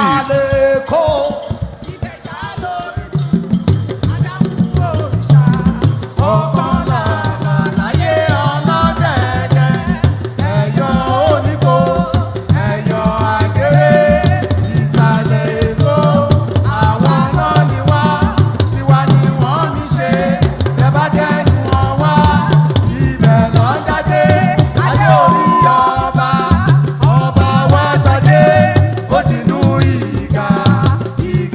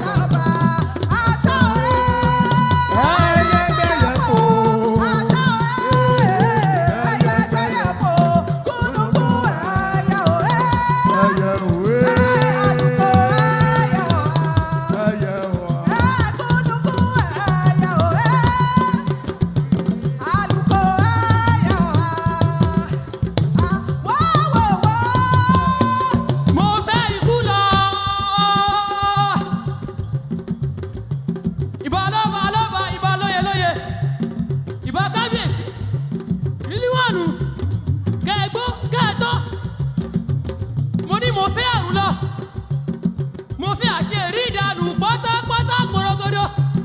Èyí wà gbọ́, ẹ̀gbọ́, ẹ̀tọ́, èyí wà tọ́, èyí àfùwà pẹ́pẹ́pẹ́ tolókù. Amọ́lọ́wọ́, amọ́lẹ́sẹ̀, amọ́ tìmọ́ lè tìmọ́ rí. Tìmọ́ lálámọ̀ gẹ́wọ̀. Ojú ẹ̀ka ìmọ̀ ṣẹ́gun òrèrè. Àgbọ̀ alágẹ̀wé mẹ́ṣáàtìgẹ̀. Ọmú ìmọ̀ ṣètò láyé obìnrin dùgbẹ̀dùgbẹ̀. Oko ní ti kú. Ilẹ̀ ní tẹ̀pọ̀. Lè sí máa bọ́ olúkèrè ṣe ní ọmọ rẹ̀. Àtàwọ̀ àtọ̀gbẹ̀rì. Wọ́n kọ́ lórí ètò òṣùgbọ́. Mo ní tẹ̀ ó bá yọjú. Gbẹ̀gbẹ̀rì ìmọ̀ kọ́ gbẹ̀rì lẹ́sẹ̀. Èmi ilẹ̀ jẹ́jẹ́ wíní.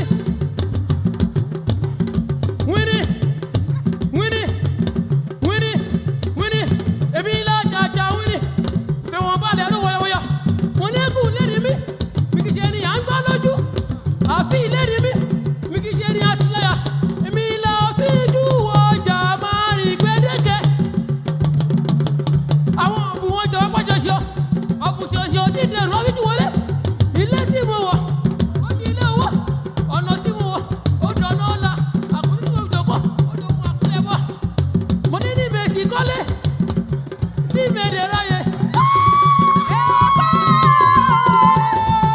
Ìlú ọlọ́ba tó ń sọ fún wàrà tó yí. Èkó aláyọ̀. Alábísọ́lá ẹgbẹ́lẹ́gbẹ́ àmọ̀ra wa. Àwọn mi lọ sí gàyígá mọ́. Àràbá mi lọ sí gàyígá mọ́. Àwa mi lọ sí Gàbíolú. Bàbá nílé Kábíyèsí o ọba wa. Àwa mi lọ sí Gàbíolú. Bàbá Túndé Kábíyèsí o àmúra. Kẹ́rẹ́kẹ́tẹ́ mò ń gún olóyè. Thank you very much. Kẹ́rẹ́kẹ́tẹ́ mò ń gún olóyè. Alábàbàbà. Alábàbàbà.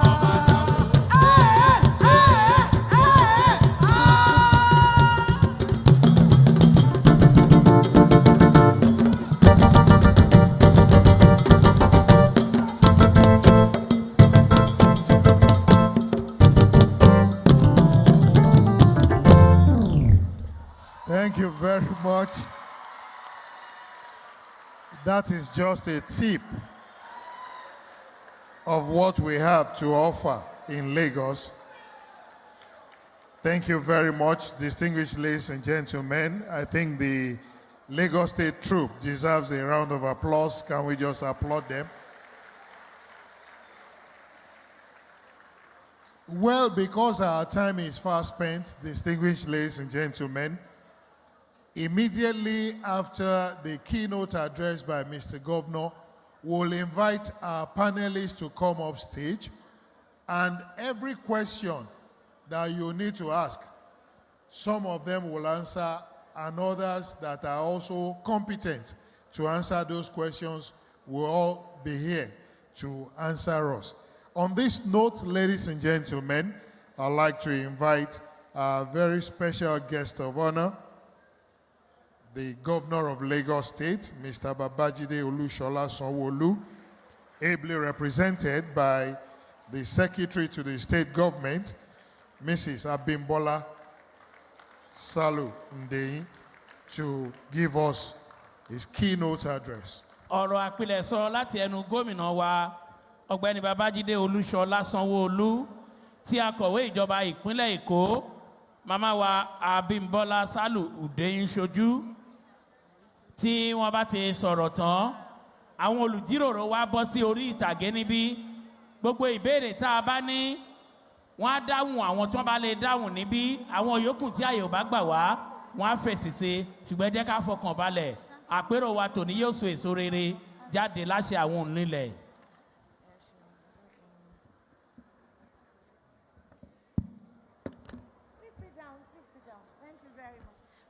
Please, sorry. Thank you very much. Thank you.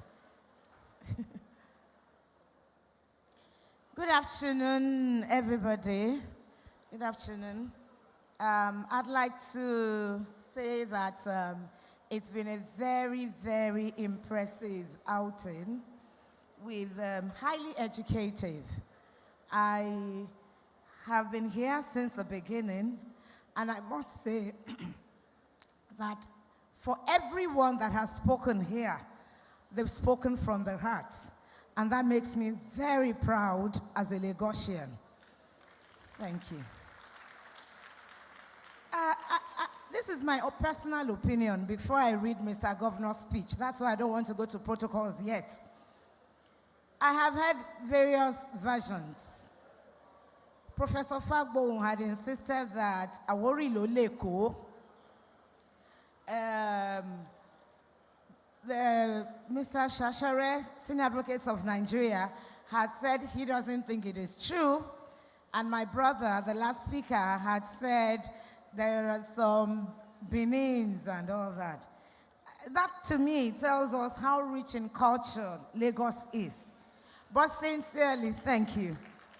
Sincerely, I'd rather stick to the Awori Loleko as an Awori woman.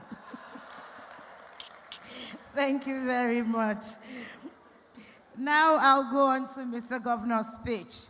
The Right Honorable Speaker, Right Honorable Mudashiru Obasa, Speaker of the Lagos State House of Assembly, ably represented by the Chairman House Committee on Information, Honorable Gundikbe, I recognize you, sir.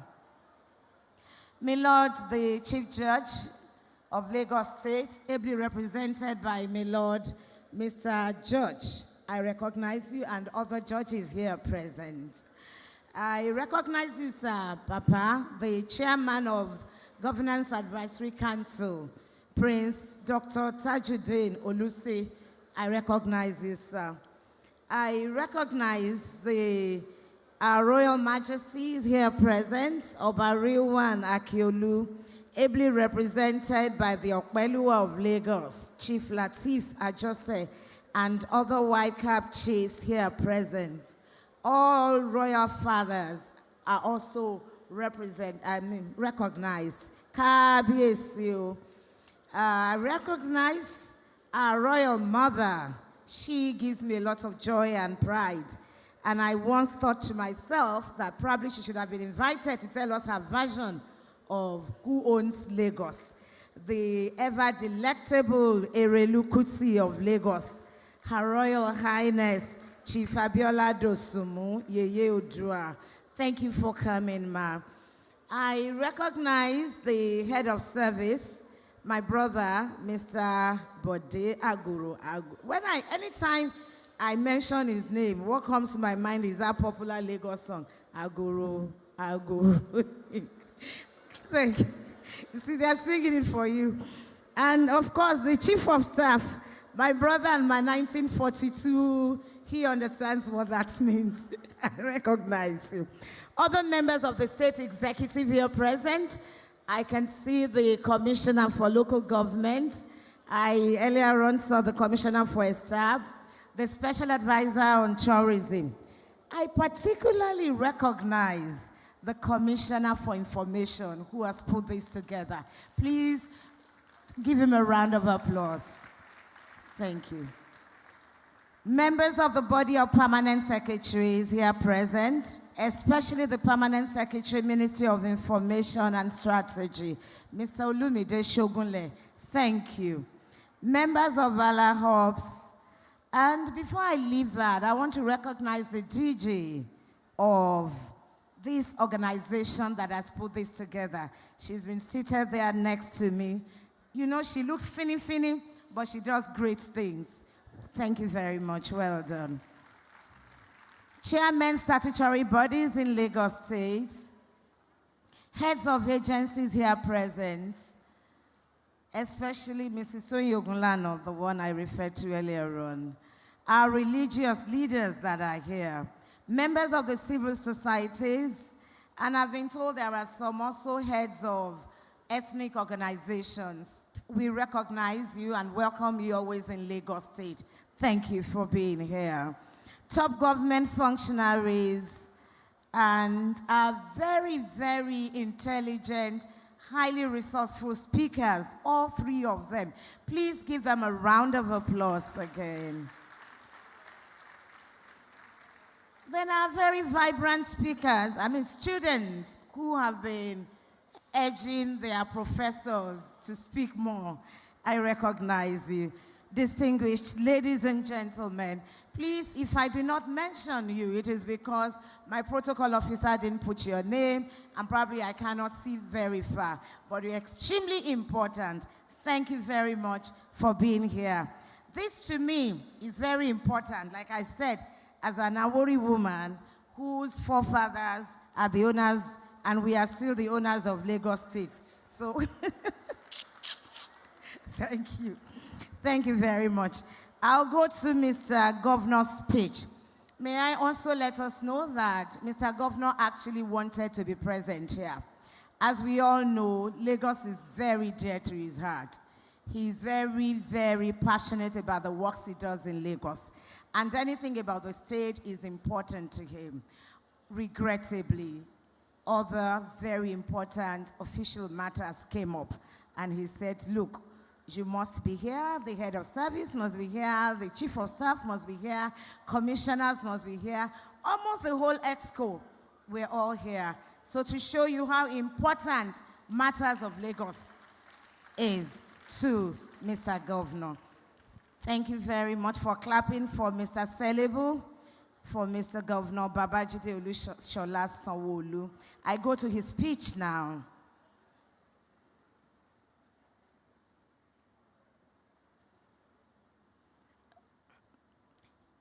It is with profound gratitude and a deep sense of responsibility that I join respected leaders, royal fathers, community leaders, clergymen, esteemed members of the community, particularly proud sons and daughters of Lagos State here present, the press, and honored attendees to discuss the history of our dear state.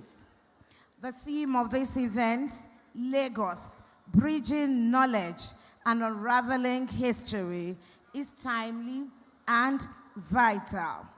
Our dear state, Lagos, is a state of culture, traditions, and rich, colorful history. We gather here today with one soul and one spirit, the spirit of our dear state.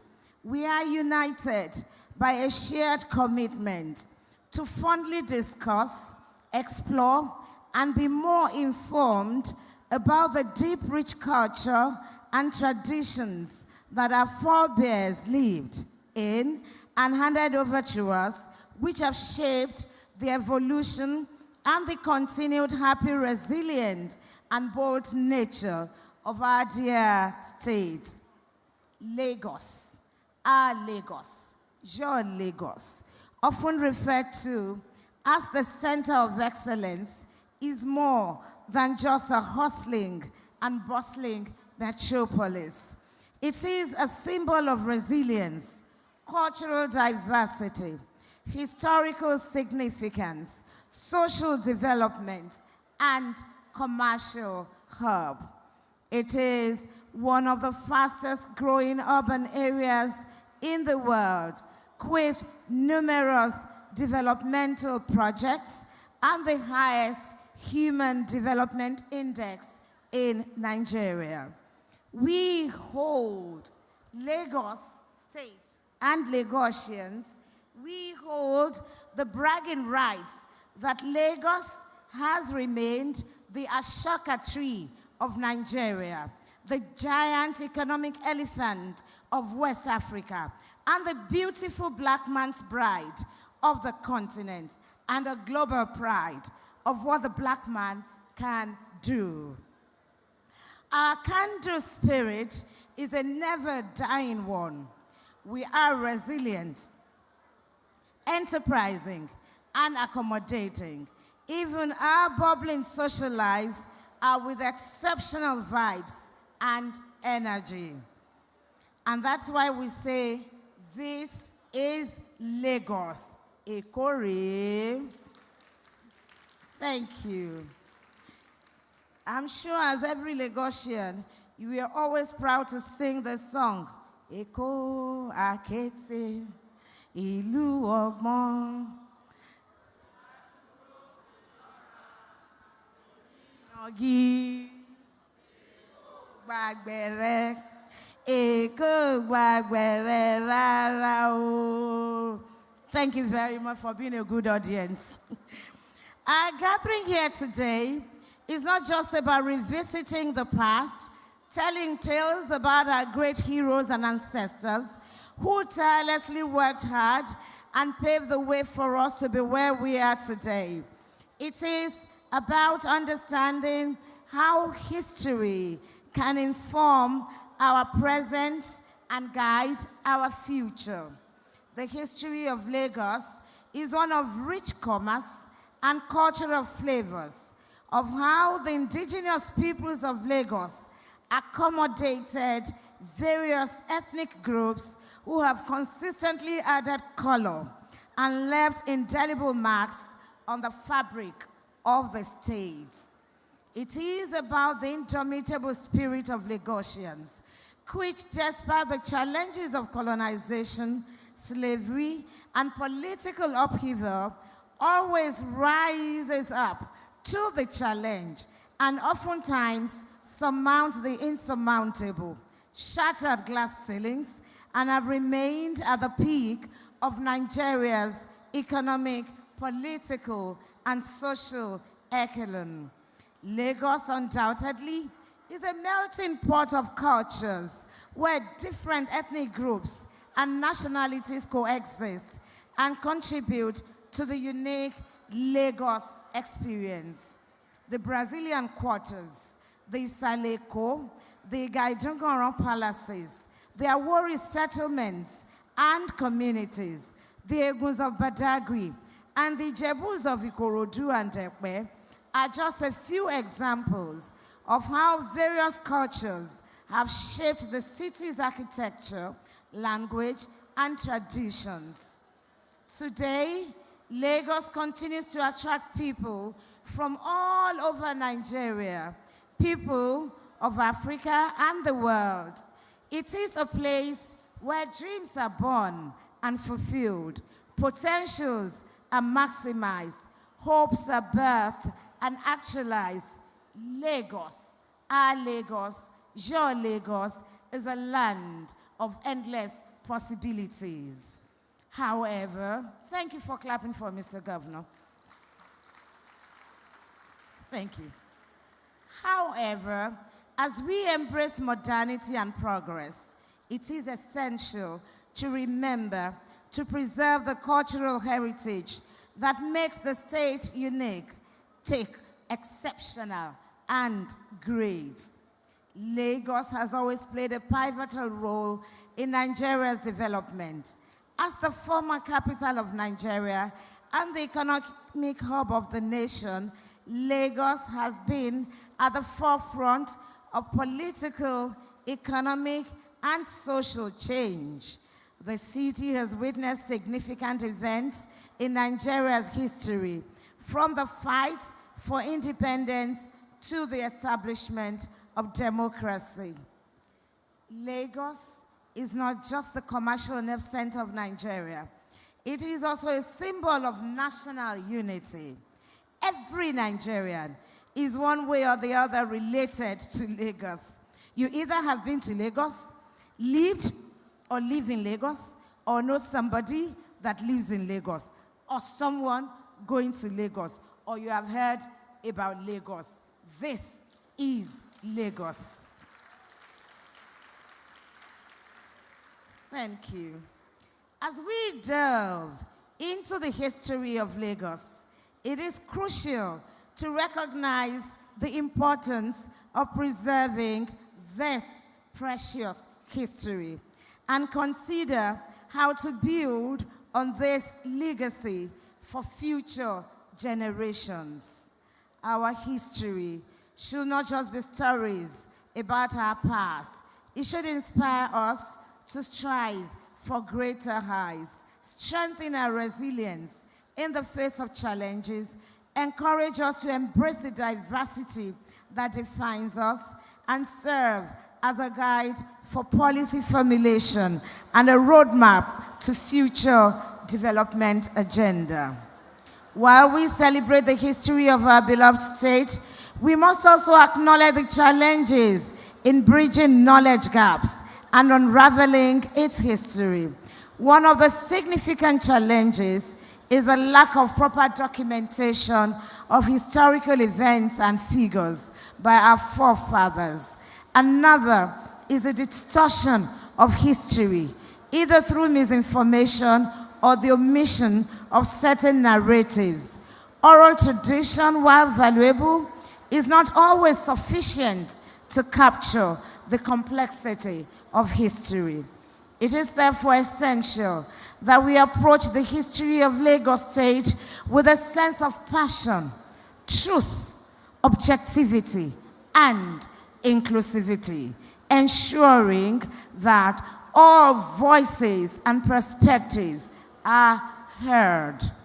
We must also make history accessible to younger generations.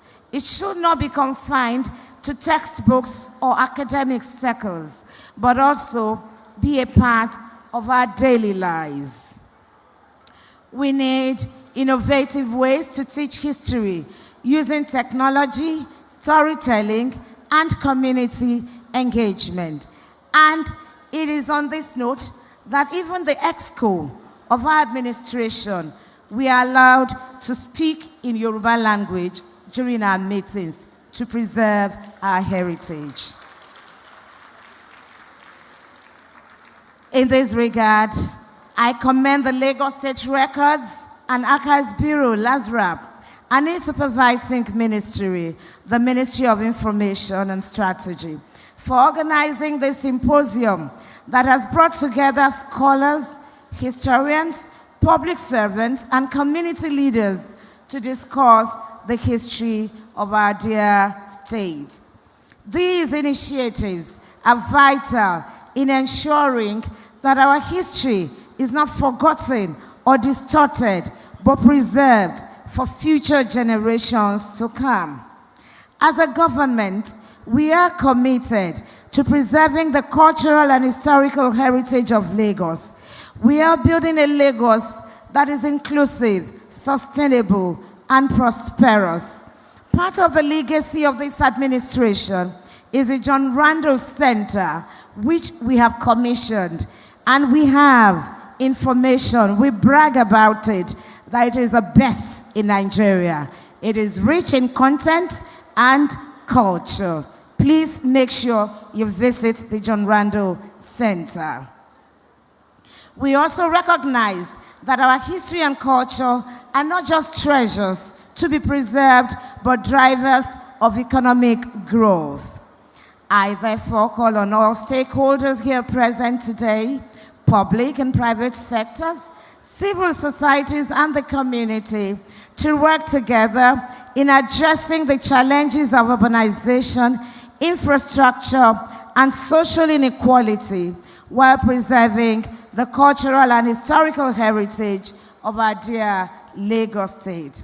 As we gather today to discuss Lagos history, let us remember that history is not just about the past, it shapes our present and future. The story of Lagos is still unfolding because Lagos evolves every day. And each of us has a role to play in shaping its next chapter.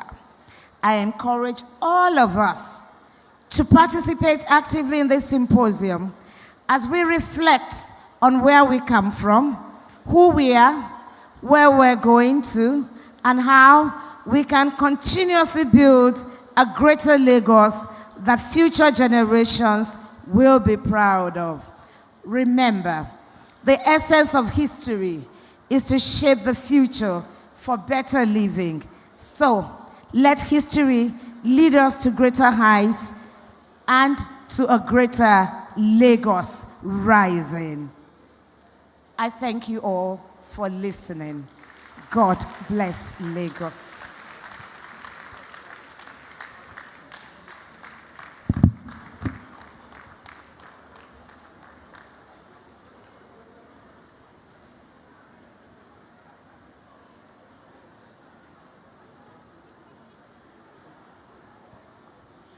Ẹ jẹ́ ká pàtẹ́wọ́ fún màmá wa dáadáa.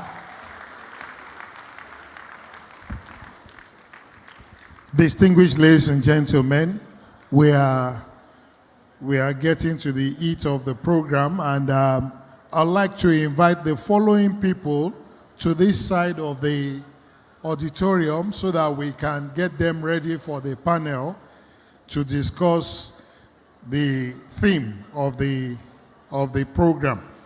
May I respectfully invite Prince Ayodele Adedeji Oyekon, the Bajulaye of Lagos. Please come forward, sir. Please a round of applause for him. May I also invite Professor Rashid Ajetumobi of the Department of History, Lagos State University of Education.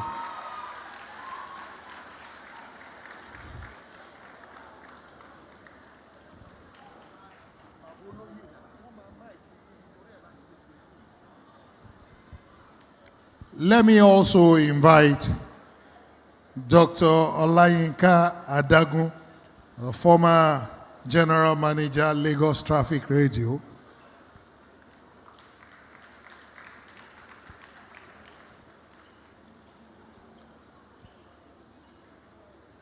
I'd also like to invite Mr.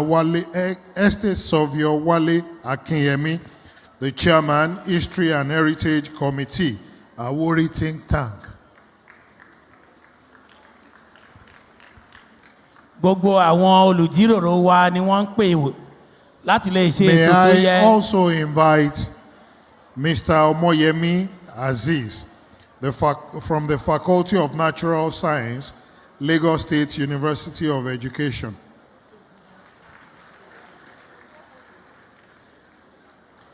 Also, I'd like to invite Architect BC Sulu Olumide of the Department of Architecture, University of Lagos.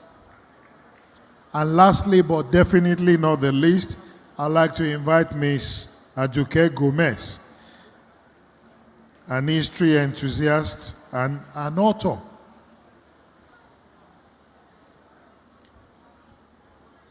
While that is being done, distinguished ladies and gentlemen, we can't have her here and not hear from her.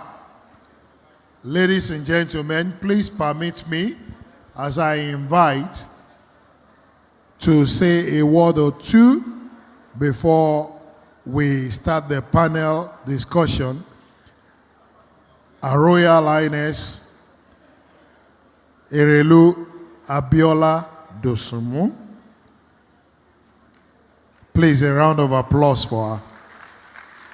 Ká pàtẹ́wọ́ fún màmá wa, ká gbọ́rọ̀ látẹnu wọn, torí ohun tá à ń jíròrò lé lórí lónìí ó ṣe pàtàkì, ó ṣe kókó, ó sì kan gbogbo wa pátápátá. Màmá, ẹ máa gbẹ́sẹ̀ lọ́kọ̀ọ̀kan. Ó dá mi lójú pé ọ̀pọ̀lọpọ̀ wa táwa náà ń gbèrò àti kọ̀wé ìtàn láti ń ronú pé ká tó mú gègé àti kálámù láti kọ̀wé a gbọ́dọ̀ ṣe ìwádìí lọ́dọ̀ àwọn onílẹ̀ ká lè rí ikọ̀ bó ti tó àti bó ti yẹ. Distinguished ladies and gentlemen, Kábíyèsí, Mojuba yín o, ẹ̀yin olóyè white caps. Of course, I shouldn't get the protocol wrong. His Excellency, Mr. Governor, duly represented, and member of the ESCO here. Please permit me to rest on the existing protocol because I know time is fast spent.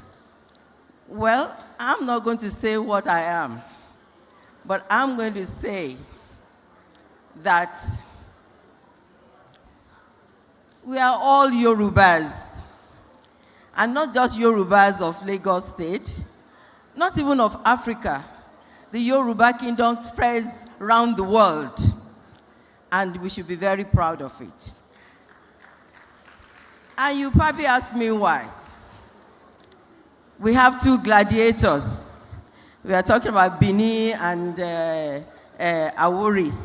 But let me refresh your mind. First of all, you have Lagos Eco or Eco Lagos. Then you have Lagos State. So when we are talking, let's not confuse ourselves. I think we should all go back home and reflect on what I've just said. But saying that we are all Yorubas, you know, Oromiyan left Ile-Ife and went to Benin to become king. And it's the son of Oromiyan that left Ife that came to Lagos through Benin to be Oba in Lagos. So what are we? Are we just Benin, or are we just... So we are Yorubas, but with Benin lineage. Then you have Ogunfunmilere, who left Benin with his fellow hunters and farmers. They also came down all the way to Yoruba land, and they are called Aworis. So for me, I think there is no conflict. We are brothers, we are the same, and we should be able to find a unifying front. So I hope you do understand where I'm coming from.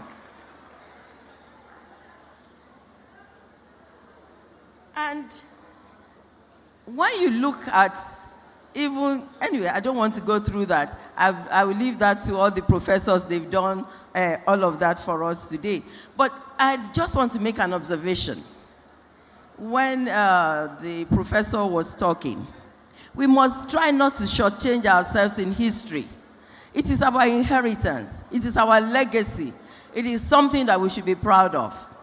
When he was talking about modern Nigeria and the legacy of Lagos Eko in the crucible in which Nigeria was formed, you talk about the Treaty of Oba Kosoko. Now, that was a reconciliation treaty to settle interrivalry of succession in Lagos. But the proper treaty of cession that was signed, which he glossed over, was signed by Oba Dosumu in 1861. And people gloss over it, but that's a significant time in the development of Nigeria. With the Treaty of Cession that was signed in 1861, everybody ponder it around. Sometimes people even say it was signed by Oba Dosumu, he was a weak king. But that's not true at all. That treaty was signed in 1861, but there were annexures to that treaty, which nobody talks about. And therein lies our pride and our strength. When we signed the treaty, the Oba Dosumu was forced to sign the treaty. He managed to get from the colonialists annexures to that treaty on that same day. And that treaty gave him the right to continue to rule his people as their king and their Oba according to the African traditional rulership. Now, look at that. What that meant was that we were able to keep our culture, our tradition, our language, our way of life unadulterated by the colonialists. That's one. Any landed property transaction that did not have the insignia of the Oba remained null and void. So when you are fighting about land ownership, take it from there. Any landed transaction that didn't carry the insignia of the Oba at 1861 remained null and void. Thirdly, part of the annexures, he was allowed to continue to collect royalties at the port to the extent and amount that he was collecting before the expansion of trade by the British, the colonialists. That's why they derived the title of Olowo Eko. Because when you are collecting royalties and duties from the port, you are easily the richest. There are other annexures. I will just stop there. I wanted to bring all this into our consciousness because some of these things I've said form the basis of some legal contents of our constitution in Nigeria today, based from that annexures. And that is the bequeath of Lagos to Nigeria. Lagos was the crucible in which Nigeria was amalgamated and formed. And it should be a thing of pride for us. So rather than fighting amongst ourselves who owned, who didn't own, or who came first, who didn't come first, the relics are there to prove all of that.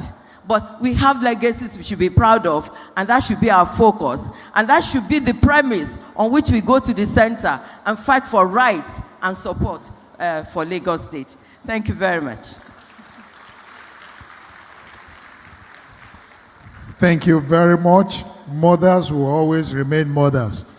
That's the Queen Mother of Lagos and indeed Yoruba land.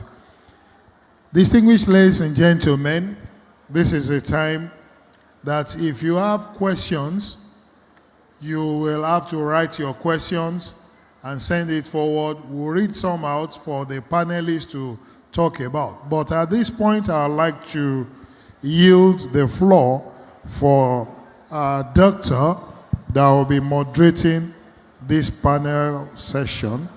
Please welcome Dr. Olayinka Adagun. He will be moderating this particular session. Dr. Adagun, please. Àwọn olùjíròrò wa ti ṣetán báyìí. Tí a bá ní ìbéèrè, ẹ jẹ́ ká máa kọ ká fi ṣọwọ́ sí iwájú níbí. Ká farabalẹ̀ ibi tá a wí ládé yìí. Well, when a soldier meets a general in the barracks in the evening, he will always say, "Morning, sir." So, distinguished ladies and gentlemen, the realities, I stand on existing protocol. So I will now say, "Good morning, sirs." This is the panel segment of the symposium. While we are expecting your questions, we have our own questions here. And then the first subject of discourse is the significant phases and factors in the history of Lagos before its annexation in 1861. You have been told my name. I am Layinka Adagun. Well, Lagos, contrary to popular misconception or notions, Lagos has never been a colonial state. It was never a creation of colonialism.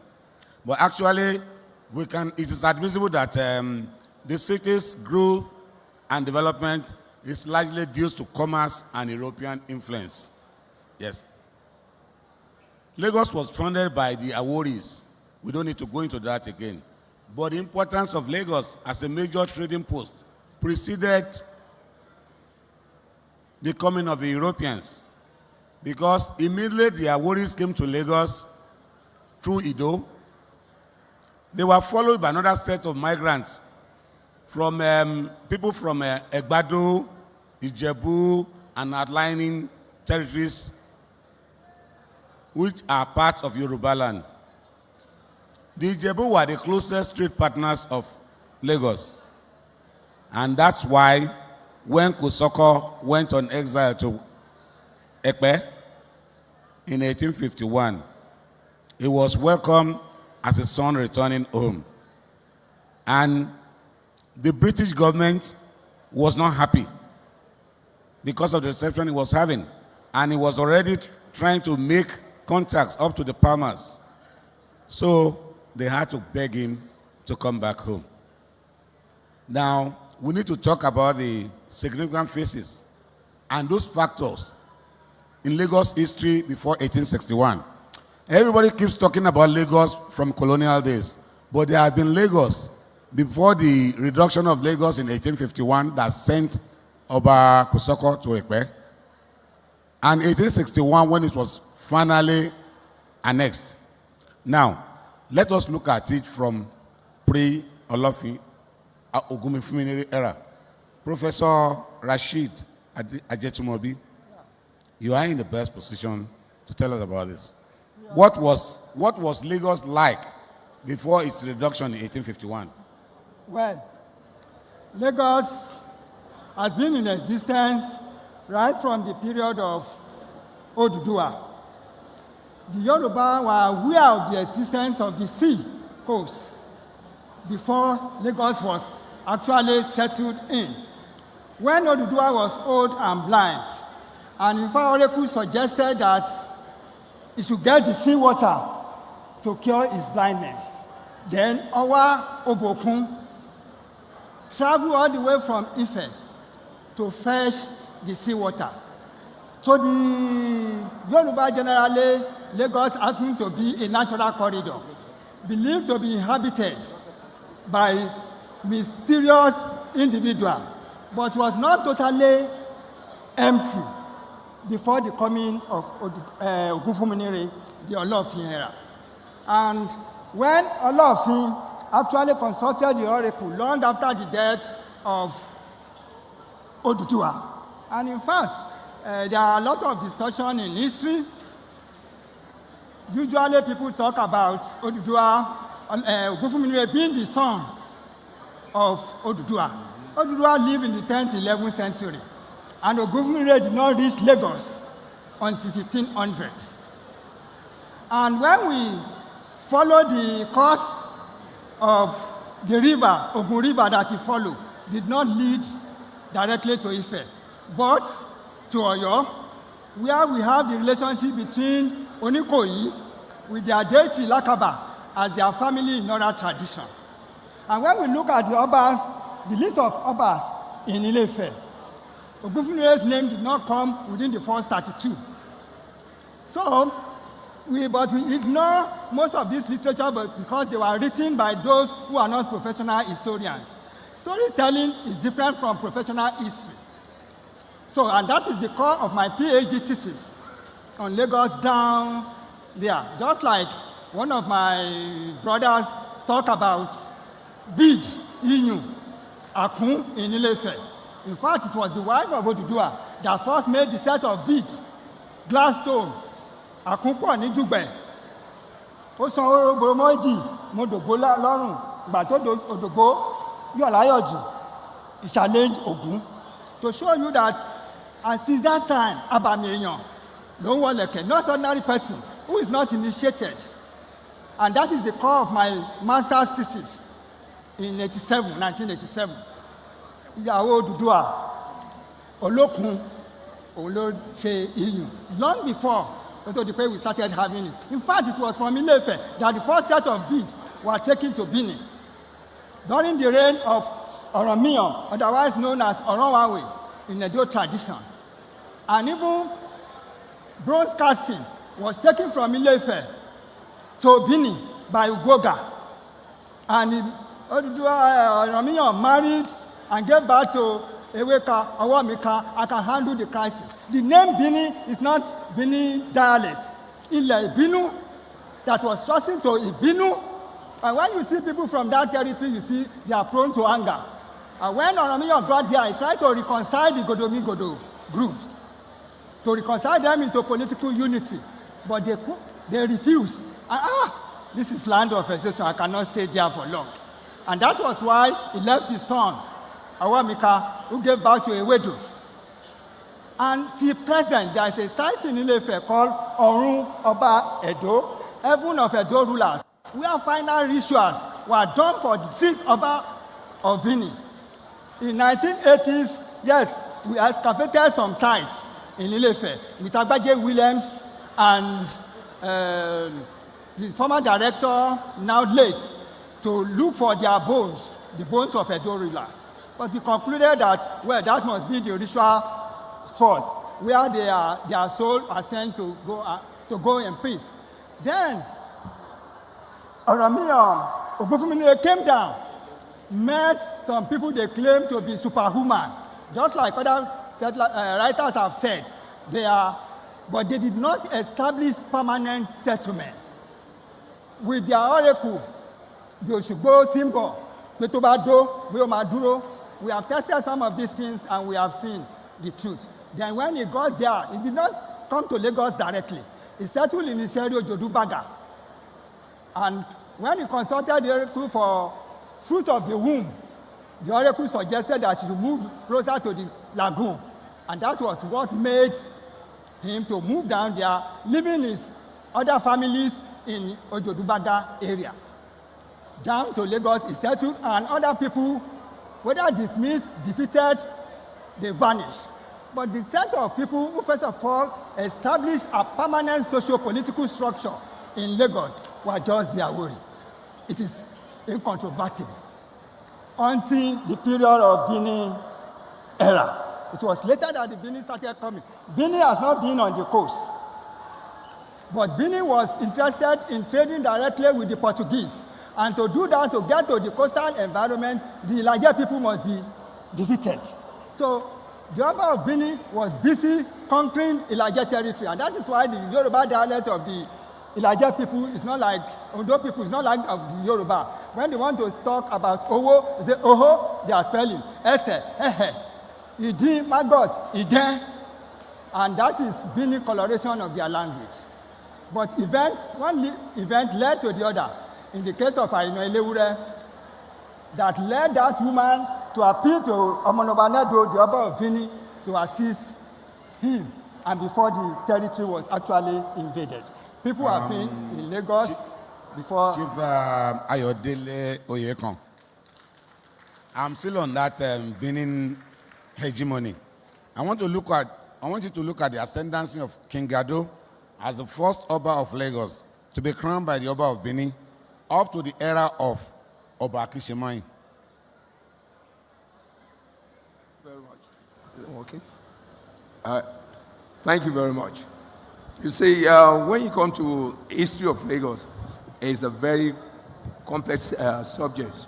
As we have already known today through some of the speakers who spoke earlier on, Professor, the former VC of LASU, my brother Shupo Shashore, everybody has their own version of history. You know, when people start talking about Lagos, at that period of time, you talk about Ogunfunminire coming from Ile-Ife. Has anybody talked about Olofin Atekoye? Did anybody, tell me, nobody has spoken about Olofin Atekoye in this discussion today, right? That was before the Benin came. Actually, Olofin Atekoye was the one that reached Ido. Ogunfunminire stayed back in Isheri. He never crossed over to Ido at any point in time. That is why you see when you get to Ido, opposite the terminus, you will see where they have the Ojubo at Tekoye, right? Actually, that place, who knows the wife of Olofin Atekoye? Right? Because people tend to twist history when it comes to particularly Lagos history, right? Before the Benin came, there was a problem in Ido, right? Between, if I could remember, the Aino, right? There was a problem. So she needs the help.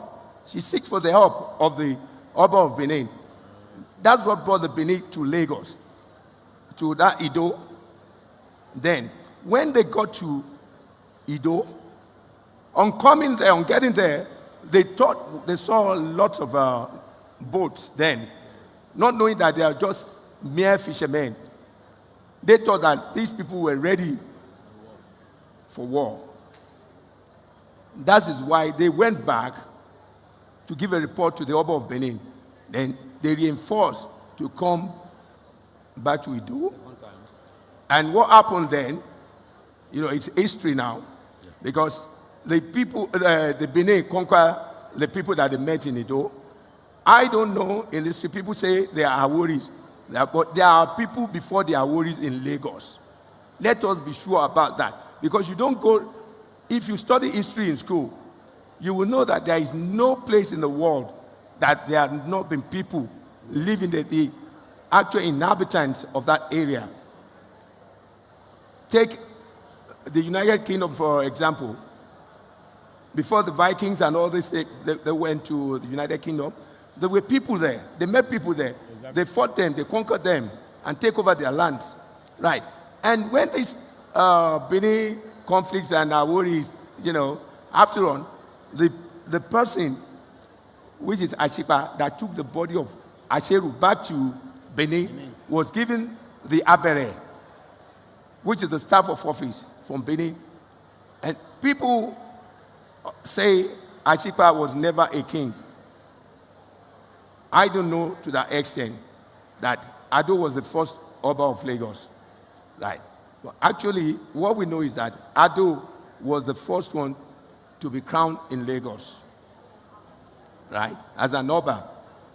And from Ido, they moved they seek for a land from Aromire, because Aromire owns majority of the lands on the island in what we call Isaleko and Lagos Island of today. So they seek for a piece of land there, right, to build the actual palace of the Oba of Lagos. And as you were saying, right, the Idejo chiefs, people say Olofin has so many children. There is no concrete evidence that Olofin bore any child. Quote me on that. There is no concrete evidence that says it, right? But there are people, I believe that there are, you know, the Idejos, there is, they call it the Association of Fishermen. Exactly. That is what they were. It was they were the landowners. They were the landowners. Well, you'd say they are landowners, right? But there are some people who have been there before them. But they were administering the land before the expenditure of the Benin, right? Okay? If you come to think about it, right, they have their own administration. You have Aromire, for instance. He has his part of the land in Lagos Island. You have Onitolo at the Tolo Creek. You have Oniru from CMS Marina up to Victoria Island. You have them like that. So they divided the lands among themselves. They have their own administration. It was until Oba Akishemoyi became Oba that they were brought. Even there have been chiefs under the Oba before the Idejos. Right? Like the Prof said earlier on, you have the Akarigbere class of chiefs that came actually from Benin. Majority of them came from Benin with the Oba of Lagos. You have from the Abagon section, who are the war chiefs that came from Benin with the Oba of Lagos. Right. So they have their own administration. The monarchy in Lagos started, if I could recall, during the time of Oba Ado, which I believe was the first crown Oba of Lagos. Right. So it was Akishemoyi that gave the Idejo the white caps. Because if you go back into history, the white cap actually was brought from Akpa. Okay. When Oba Akishemoyi... Not Benin. Not Benin. Not Benin. Everybody has what they wear on their head then. But the white cap was brought by Oba Akishemoyi when he was coming back from Akpa to the palace. You know, there was a conflict then, he has to leave. Yeah. You know, then when he was called back to the throne. So there has been, you know, the monarchy of Lagos, right, actually belongs to the Benin. Thank you, Chief. You're welcome. One unending feature of Lagos history. One unending feature of Lagos history is the controversy. Controversy about its origin, its playing, its growth, particularly. It was the first cosmopolitan in Nigeria. At that time, everybody was coming from all parts of the country for one reason. The presence of the British assured them of security. And then we had waves of migration. The Saros from Sierra Leone, the Amaru from Brazil and Cuba. Fine. But these people have something to contribute to the society. Unfortunately, we find it difficult to shake off this controversy in narrating the history of Lagos. Madam Aduke Gomez. Am I right? Yes. Yeah. What do you think is responsible for this controversy? Go ahead. Okay. Can you hear me?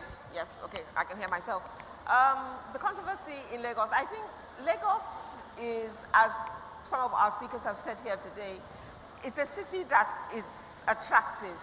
It's land that people want to belong to. And when you don't have a defined, settled history where the various parties have all come together and agreed that this is the narrative, then there are going to be gaps. And when there are gaps, there are loopholes. And people are going to try and exploit those loopholes for their own benefit. Everybody wants to claim to be the original settler. I came here first. I'm the indigenous. I'm a Afro-Brazilian. I'm a Cuban. I'm a Cuban descendant. I'm a Salvador descendant. All these stories all have to be taken. The oral traditions, the genealogical records from the palaces, the orikis, the colonial records, all these records all have to be taken together and formed into a cohesive whole. Then there's always going to be arguments which people want to say favor my bias or favor yours. But the only way to stop the controversy is for all interested parties to come together and form an agreed narrative. I mean, there are going to be parts, you can never get a story that everybody will agree on, but there can be agreed facts. This happened then, this happened then, this happened then. And I think that way it will go a long way to at least easing the controversy and having a settled story that people can all relate to, and the various players and actors can all accept their own roles in it. Ladies and gentlemen, one unannounced motive of this symposium is to raise the consciousness of the audience on the importance of history of Lagos and history for it. Exactly. Until recently, when history was done to the curricula of the schools, many people were starting to see history as we don't need it. In Lagos and its environs, LASU and LASUED remain the only institutions that allow the study, or make compulsory the study of history of Lagos. In LASU, you learn about the history of Lagos as general studies, and that's why some students outside the humanities, some departments outside the humanities find it difficult to say, what has the study of medicine got to do with the history of Lagos? And that's why many of them will repeat that same course they should have done in 100 level. Even at the time they are going to 400 level, they repeat it. You are nodding your head. And then the crowd, I'm still expecting your questions. It is our show. I know we are learning a lot today, but how do we know that the message has sunk into you? I'm expecting your questions. So we are now moving now towards education aspect. What is the state of the study of history in schools in Lagos State and its environs? My brother. Yeah. Hello? It is so pathetic that the state of learning Lagos history in our schools is very, very low. And we need to check the causes why students are not picking interest. One, we've been able to identify that the content itself, that we want learners to learn how valid it is, how reliable is the content. We cannot teach folk tales and call it history. We need to get Lagos history right. We all know that Lagos is a conglomeration of towns, various towns, that have different origins. We all know that Lagos is divided into 5 divisions. So for us to have a very valid teaching that we can pass from one generation to another, whereby when tested in the nearest future, it will still measure what it measured yesterday. All we need to do is simple to increase the state of learning. We need to first of all get the history right. Now, High Chief Bajulai of Lagos raised an issue which is very, very important. All we have been hearing all this while is Olofin Ogunfunminire. But people don't really know that there is another Olofin called Olofin Atekoye of Ido. It wasn't Olofin Ogunfunminire that went to Ido. And I am from the Awori part. I do say it severally. We miss a lot of historical foundations. From the Badagry Axis, people don't know that there was what we call wave of migration. When the Benin Kingdom has issues, some chiefs left Benin Kingdom and they tried to establish their own kingdom, thereby gaining land down to Port Novo. It was there Ajaga Trudeau tried to, when there was this slave trade, they need to leave. And when they were returning, majority of them as at then, I'm talking about late 17th century, they founded most towns around Badagry division, which Professor Sonny has said other time. For example, Oto, Iba, Irewe, and some towns around Badagry division, which was divided into 3 groups. We have the Lagoon group, we have the Central group, and we have the Eastern group. Were founded by the Benin chiefs. And they brought some things. We need to get this thing right. For example, there's what we call Abere in Oto. It's still there till today. And we all know that the Benin people use the Abere, which is peculiar to them. So what we need to do, probably state government should set up a committee. Let's go back to this division. Let's get their real history. We can select randomly. Badagry division, let's take 10 towns. Let's look at archival documents. We have one written in 1934 by Woma. I think we can get that from Lastrap. We have one written in 1939 by RJN Cowen. They have dealt with all these issues we are talking today. If we get this document, we are going to get the origin.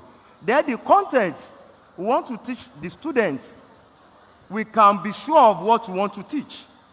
The teacher that wants to teach it, does he or she has the knowledge? Then we need to impart the right knowledge to the one who wants to teach it.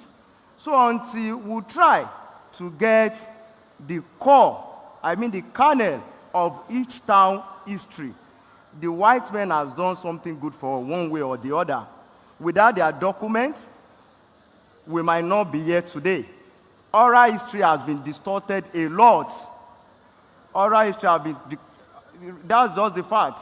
In secondary school, we were taught, my Yoruba teacher taught me, Oduduwa came from heaven with a chain. And that is what I passed to other people. It was later I realized that the Oduduwa stuff is a myth. Oduduwa history happened in the 11th century. That's just the truth. It happens in the 11th century, while Oromiyan happens around 11th century towards 12th century. And we're also told Olofin Ogunfunminire happened to be a descendant or a son of Oduduwa. It doesn't correlate. So it is not expected of us to teach students this. Whatever we cannot teach, or whatever we teach, and people will say, we haven't imparted the right knowledge, I think students will not have interest in that. So to make this work in Lagos State and ensuring that we teach Lagos history from primary, secondary, down to tertiary level, we need to get our history right. People should go around these towns. We have documents. As I'm here, I have over 28 town history with me, which I can say offhand. And their founder, where they come from.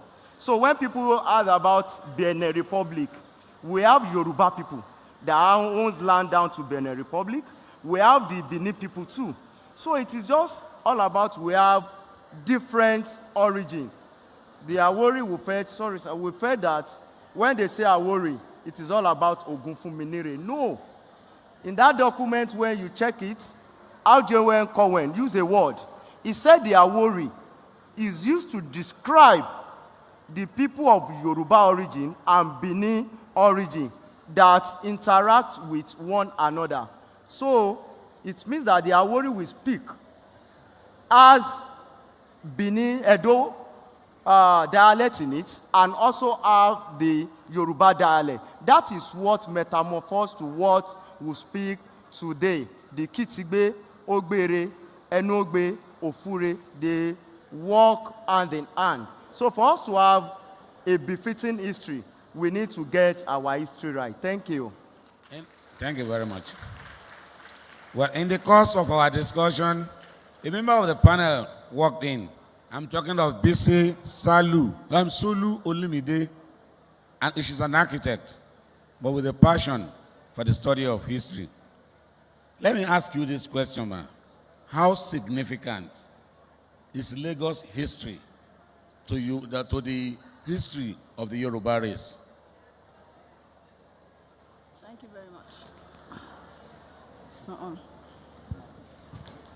Okay. It is very significant. Thank you very much for that question. It is very significant because obviously Lagos is Lagos. And Lagos is a place, a name, a reputation, a breeding ground for all that is good and commercial and industrial in terms of Nigeria's growth. And so it's very important to the history of the Yoruba, but it's also important for us to ask why this history that we talk about has not been written and documented. And I'd like to look at that from the point of view of myself as an architect, and so therefore my orientation is towards the built environment. But more than just the built environment, I'm also a teacher. And I found out over the years that because history has been taken out of our educational curriculum for quite a while, we've had to find different ways, more engaging ways, to introduce the history of our built environment. And our playground is Lagos, because I'm at the University of Lagos. We have to find interesting ways to introduce the history of our built environment to students. Now, my point of view is that our history is a journey. We're all on a journey from where we started off from to where we are now and where we are going to be. And we cannot obliterate what happened centuries, decades past, because it is part of how we have progressed. It's part of what made us who we are. And the reflection of that is in our built environment, our homes, and the way we live. So for some reason, and I don't understand why, it has been convenient for that aspect of our lives to be somewhat forgotten, to be somewhat negated, to be somewhat made insignificant. And I don't think it's helping us as a people. It's not helping the young people. But over the years, I have found out, and I've collaborated with LASRAB, and I'm really very grateful for this opportunity again, in trying to introduce history in an innovative and interesting way to the young people. Some of our royal fathers, and there's one particular one who was present, and he's just left, I don't want to mention his name, actually opened the doors of his kingdom to us. And we're able to enter, he was able to speak to a large group of students, and that kind of interaction is what generates an interest in history. Like Mr. Shashore said, archival materials are not just things that are written down. They're items, they're things that people use or have used in their day-to-day lives that are interesting and point towards a certain area of our history. And these are the kind of things that gain the interest of young people. And for our history to continue to be relevant, it has to be relevant to young people today.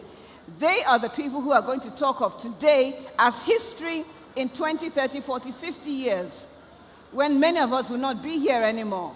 What we are doing today is also history in the making. And so our history must continuously be important to the young people. And we have to get our people of repute, people of note, people who have status and importance in society to be interested in propagating our history in the various ways that we can. So we're looking forward to seeing more different ways in which we can document our history using technology. And if you ask the young people who have been exposed to different aspects of our history through interaction, because they like to experience things, they like to see how things worked centuries ago, decades ago, and they want to see how they have moved from that point. Now, what we consider important is what people outside our environment will consider important. And I like to use a phrase, it's the name you give your dog that other people will give to it. The name that you give your own dog, the status that you give to it, is what other people will know it by. If we do not hold our own and value it, it will disappear because there are people who are ready to obliterate it at the snap of a finger. Now, if we go to Lagos Island, for example, and I love Lagos Island because it has a rich history of the built environment. There are many structures there that we will not see in the next 6 to 12 months because they are being bought over and destroyed. If we take care of these buildings, and I'm sure Lagos State government has the resources to adopt those buildings, take them and make them as museums, and therefore use them to propagate our history, there will be places that we can document all these buildings, some of which we have already documented, and allow our history exist for the younger generation to come. Thank you. Thank you. There has been a question from the audience. Somebody is asking, if indeed Lagos is a metropolis, why is it that many migrant groups are now claiming or trying to say that Lagos is for everybody, so they also have a right to claim to be a Lagosian? I will have loved the person to come forward and ask the question.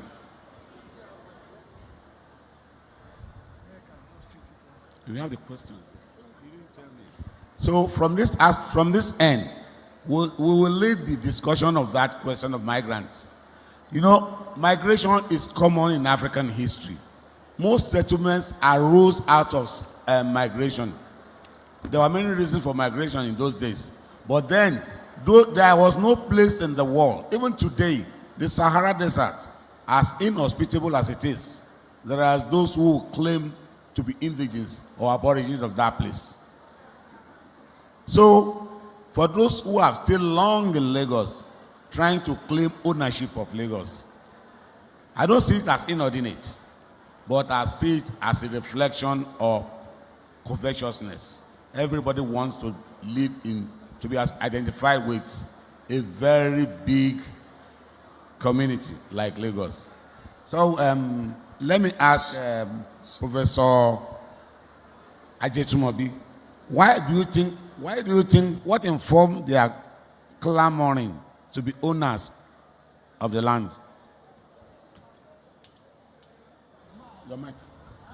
The creation of Adam and Eve is the history of migration. We can use the sociological factor of pull and push factor. What are those factors pushing them from their aboriginal inhabitants to Lagos? What are those things enticing them in Lagos? One, the hospitality of the Lagosians, accommodating everybody to just come, Iruwa, Oguruwa, calling Lagos as a melting pot of culture. And Yoruba will say, Teruba Penile Abi Alajobi, and ọmọ tó bá fẹ́ jẹ ogún kógún, á pa ìtànkìtàn. Whoever wants to claim what is not belonging to him will want to justify that position. Then, those who are coming from the interior, some of them have committed crimes. I have taken a cursory look of those who are committing crimes in Lagos. They are those who migrated and settled. They have been cut away with the umbilical cord of their former homes. In Lagos, people will talk, but because they have no umbilical connection with people in Lagos, they have no fixed address. They will commit crime in Ajegule, move to Mushi, They continue to change names. The economic splendor of Lagos gives special attraction that there is no way you will come to Lagos if you are not good enough. If you are good, you will get something to do. A story was once told of some Arabs invading a family in Lagos who came from Kwara State. You don't have television. How long have you been in Lagos? Say 10 years, 15, and you don't make it, then you cannot make it. Oh yeah, take 10,000, go back to your state. Lagos is not good for you. So the hospitality is there, and because Lagos became the federal capital territory, people who came to work in government establishment permanently did not go home. Some left their farm because of staff. Those who consulted if you want to make it, leave this village, and they never return back. Rather than establishing mansions in their families, they started establishing mansions here. Many don't know their homes. Even after Nigerian Civil War, some of those who are claiming ownership of Lagos, their children carried from concentration camp. They did not know their true biological fathers. After the Civil War, they were distributed. And that is why they can use the certificate of their senior brother, elder brother, to continue to change elsewhere. But the truth is that the Omar Showo, land barons in Lagos have to check it up. Because we have sold our land. If not because of some youth, or just there, even the council was to be sold. But the youth rose against it.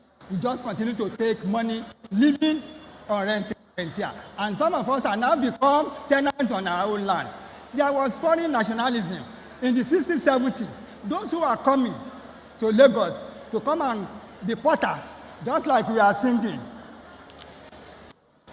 Si baba aláàrú tí ó rù mọ́ tò méjì pọ̀ o. Tó bá délé o, á kígbe yéèyé mo gbé. Tó bá délé o, á kígbe yéèyé mo gbé. Ó ti wówó kọjá ẹ̀mí o, olòṣì ara òkè o. When Lagos consciousness started, and they started reacting. Thank you very much, bro. They started saying, ẹ má pè wá lálejò mọ́ o. Àwa yín la lè kó. It started from the Yoruba hinterland. When Lagos realized that they have taken over their property, taken over their land, ownership of their property, the elites uprooted themselves from Lagos Island to the new Lagos, to Surulere. And they continue to do. You see them in all businesses. And the Lagosians, who are those running our schools then? Who are the head teachers? Who are the teachers? Who are the employees? We relax, say land. We want to do festival. We are relaxing. How many Lagosians are, until recent time, are professors?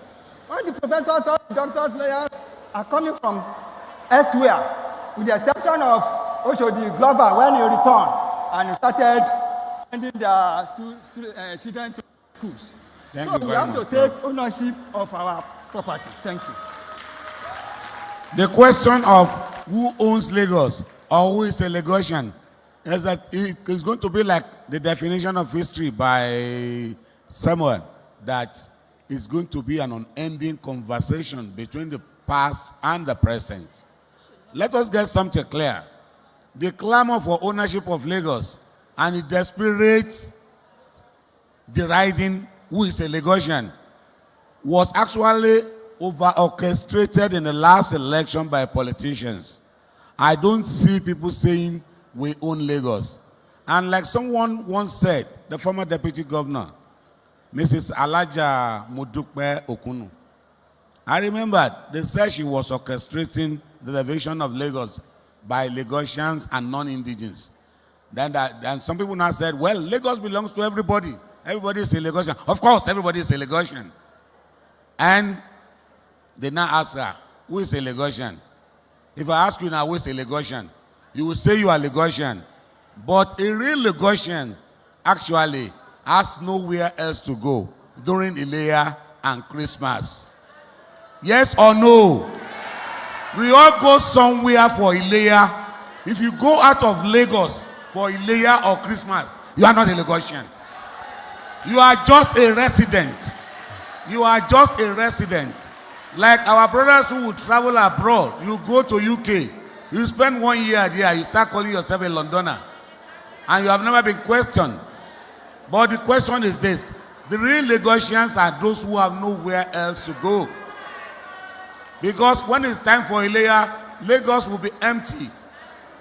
When it's time for Christmas, you all know what happens. And when we are coming back from our hometowns, we come with a cousin or a brother, and we contribute to the special expansion of Lagos that will continue to have an unending effect on us.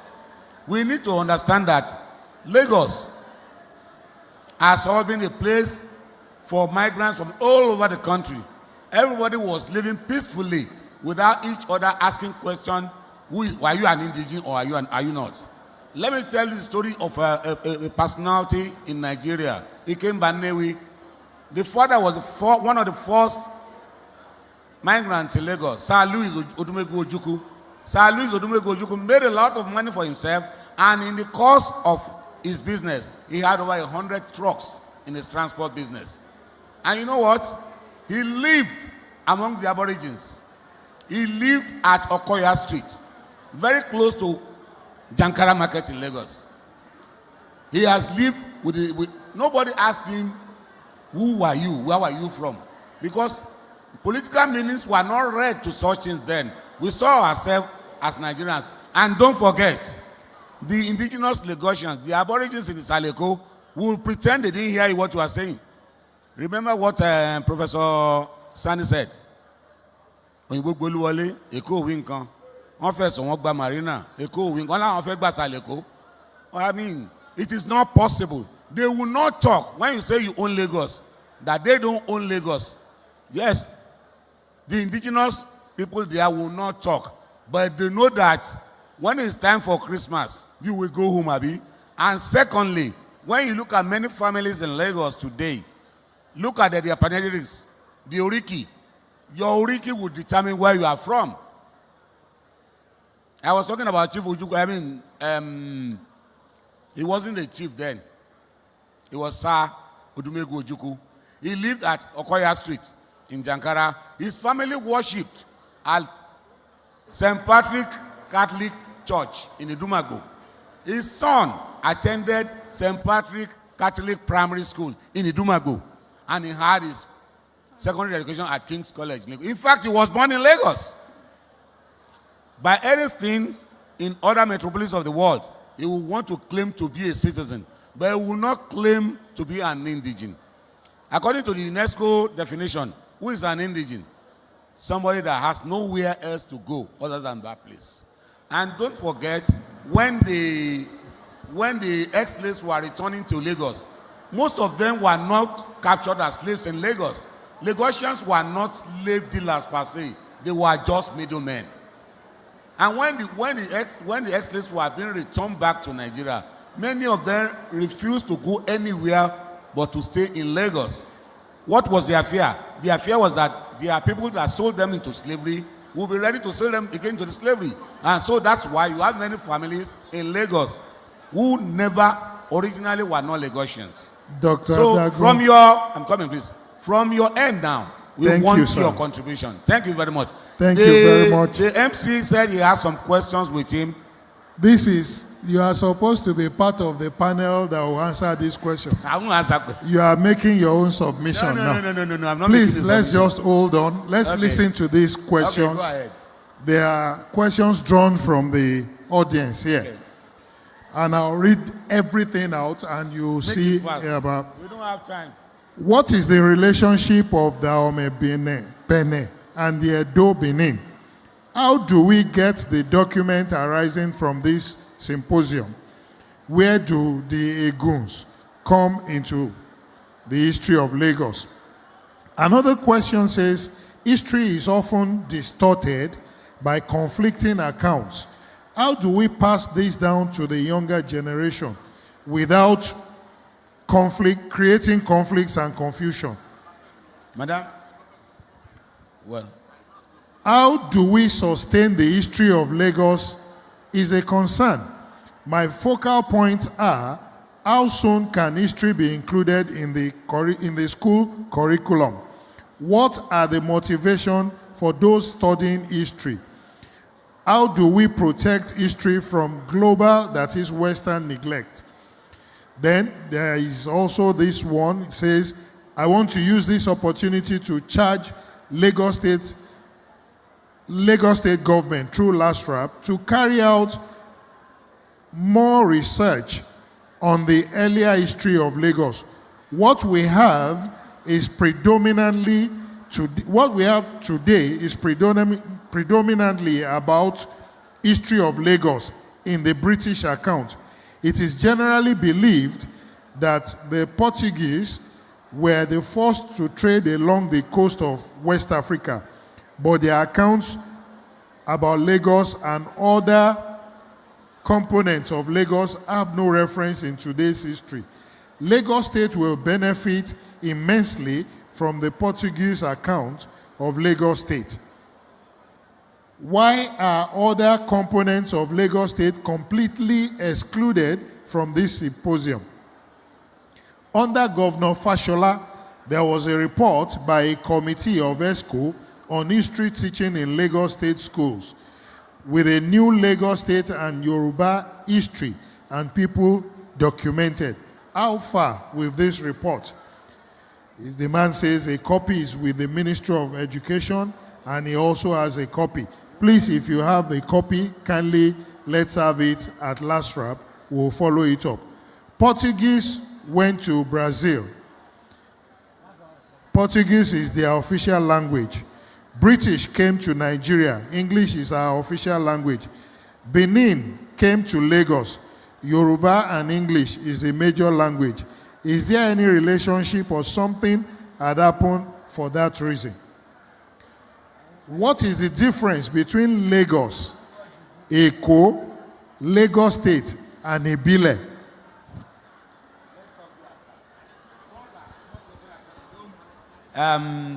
I will just say that LASRAP has taken the initiative.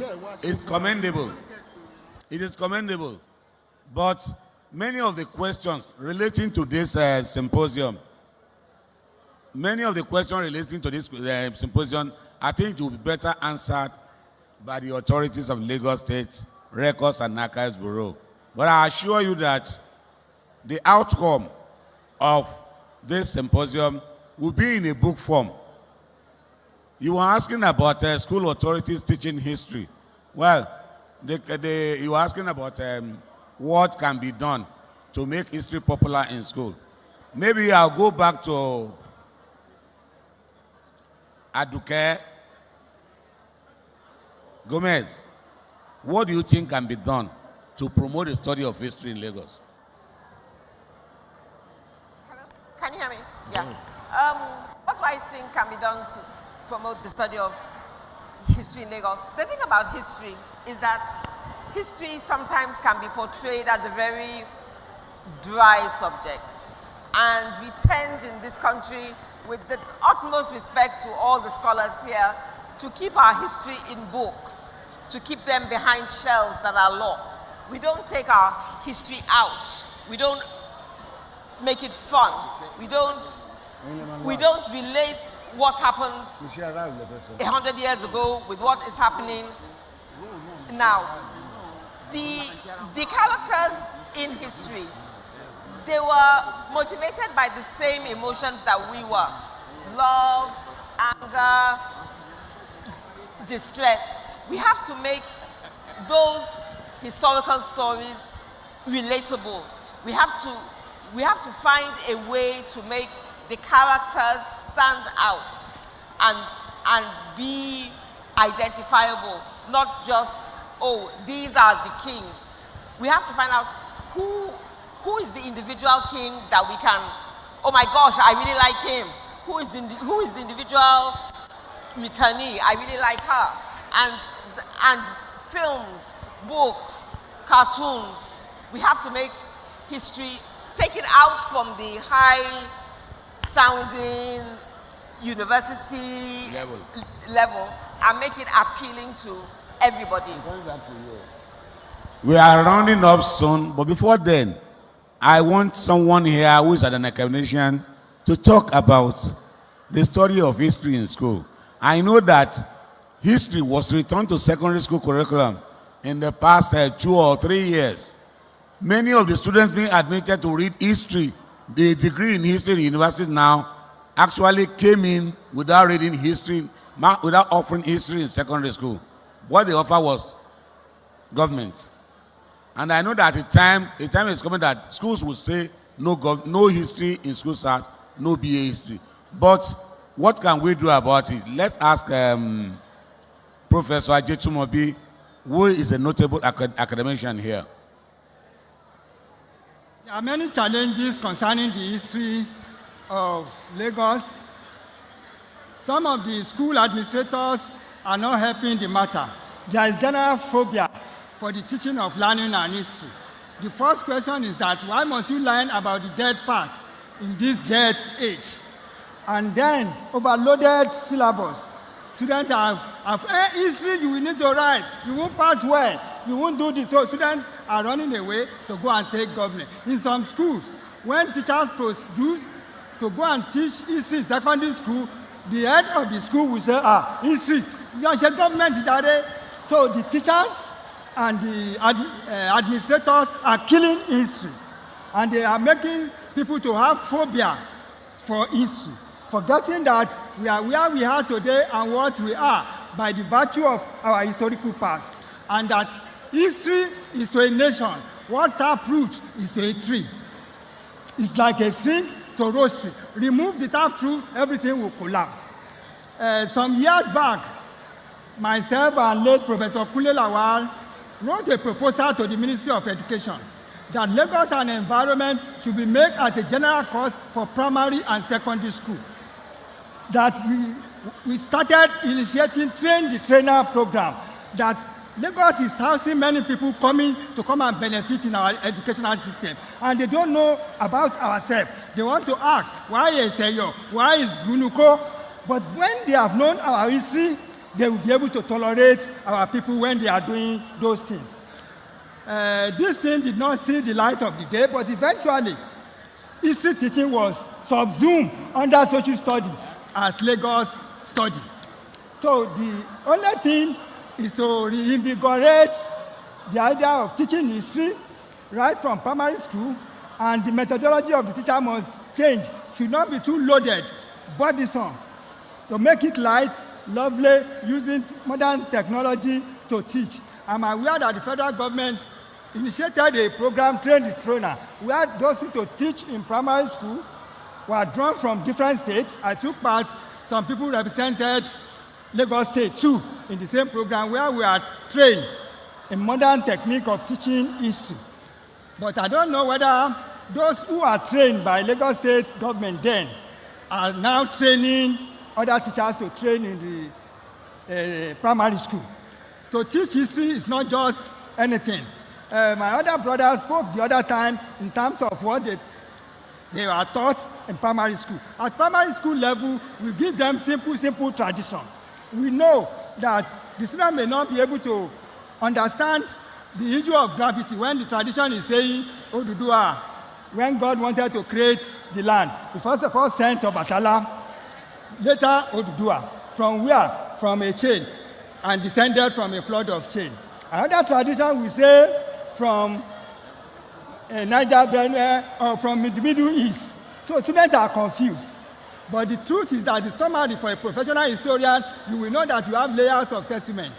The Ife we are talking today is not the first Ife. We have 3 layers of settlements in Ife that span over more than 3 decades. We have Ife O, Daye, Ife of the beginning. Then we have Ife Oye, Oyelagbo, Ife that was destroyed by the deluge, and those who survive are not paying Ife Oye. Then we have Ife Odua or Ile-Ife, the last layer of settlers in Ife before Odua came. So the teachers should be prepared to teach the students in a modern way. Thank you. Thank you, Prof. Yeah. Thank you, Prof. He's a teacher. He's a lecturer. You know, lecturers have a way of talking. They don't get tired standing. Well, while we're about to round up, we are short of time. It's because we didn't start in time, actually. But I'll tell you this. We are going to be brief about the last segment. is brevity. I like everything short. My stature too is brief. So, briefly, as Yorubas will say, Ẹlẹ́rù ló máa ń gbé níbi tó ti wúwo. We have heard about the problems of Lagos history, why it is not being believed and all those things. But what can we, the indigenous groups in Lagos State, do to revive our hold on our states and reclaim Lagos by telling our own stories ourselves? How can we do it? Let me ask, he's an estate surveyor. He will talk about it. Yes. Good afternoon, everybody. The question is just talking about how we can reclaim some of the things that they have taken from us. Things that they have taken from us: our land, our culture, our heritage, our chieftaincy titles and street names. For instance, by the Land Use Decree 1978, the governor is vested with the right of holding the land in trust for the Lagosians. But in any acquisition, there is a provision that he leaves some excision to us, so that there be no, they cannot be, the people in that village will not be come to extinction. But government will give us parcels of land for us to kill for our family, for our children, for our future. Unfortunately, we will start selling this land. I think we should make the benefit of it, because when you sell this land, what goes next is you go to party, you marry 2 wives, you go to Mecca, you do everything. And at the end of the day, your children becomes Agbero. This is not what we wanted. I want to admonish you that, please, when government gives you any excision, do not sell outright. You can lease them. You can lease this portion to them, and it should be in your family possession. After some times, you'll be getting you get ground rent on them, on the land you get ground rent, you get premium, and at the end of the day, the land reverts back to you. So you have some benefit of getting your children, your future children that are young, to have something to say that I'm a Lagosian, I'm still a member of this Lagos. But if you have sold the whole land, you have to go back to go and find somewhere in the Ogun State or where. It's not good enough. For the case of our chieftaincy titles, please don't give traditional chief titles to non-indigens. Any traditional titles must be retained for your indigens. If you want to give anybody ceremonial titles, that's okay. But nobody worry. But I want us to say again that there are street naming now. Everywhere you go to, names are being changed from the streets. I want to admonish our people here that these street names, anybody that put a street name on a particular road, he has put an indestructible legacy on that land. When he put his name there, it's a record, and it will be in the local government council. There's an instance I went somewhere in Okota.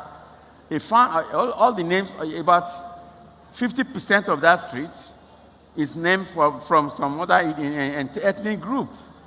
And I know that all these names are in the register at the local government. In some years' time, they will come back and say, because of the inalienable rights, they will say that they want that place. There are 4 children that will come later will say, look at this area, it's our area now, because you will see all the names of the people there, and you'll be arguing with them. And that's the way they can take over your land from you. And so again, I want to please admonish our citizens here, please. Our children, they don't do any other thing, but they don't have a job to do. They will finish job, they finish school, they stay at home, no work. So I want to plead with our chiefs and and ballets to collaborate with the local government in their area to give them vocational training, so they can do. So nobody does a plumbing no plumbing, no electrician, nobody does it again. So everything is fine. I want you to say, please, lastly, that in our culture, have any day, you want to have some days that you, for instance, how long have you got Eyo in Lagos? It's a traditional something. Eyo or Egungun or anything, they are no more doing it in Lagos. So every community should have a day, what you call Awori Day, or Isolo Day, or Apapa Day, or so that you can demonstrate and display your culture, your dance, your uniform, your dress, or everything. It will be something that they will know. We are now, when the residents see it, they will now know that they are Alajogbe, they are not Alajobi. It's only Alajobi that can create their own. So please, it's an advice, especially to our Obas and chiefs. Thank you very much. Thank you very much. Like one speaker rightly noted earlier in the day, to unravel history, to bridge enough knowledge will take more than a day symposium. I want to believe within this one day, we have unveiled some parts of Lagos history that has bridged the knowledge that you never knew before. And like I said earlier too, it's a continuous something. History is an unending dialogue between the past and the present. And so we have come to the end of this panel session. Kabiesi, Bachelor of Lagos, the Prof, my esteemed brother, Mrs. Aduke Gomez, Ms. Sulu, you are welcome. Thank you very much. I know that we will be assailed with a lot of questions as we go down from this dais. But thank you very much. It has been worthy experience serving the state of Lagos. I am glad to have anchored the panel. Thank you very much.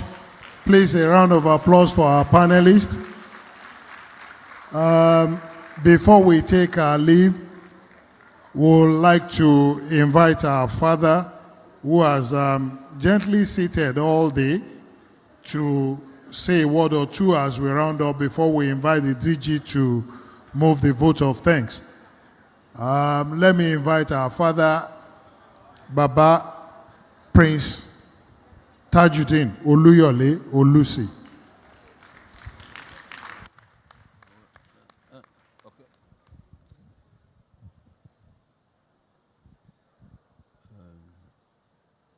Distinguished ladies and gentlemen, let me adopt the established protocol.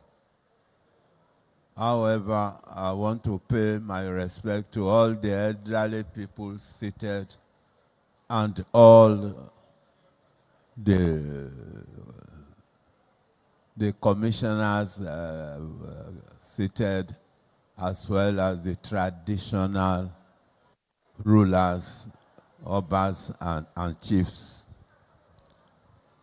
Well, I think I have a duty to wait and say a few words in respect of the event of today. I just want to say,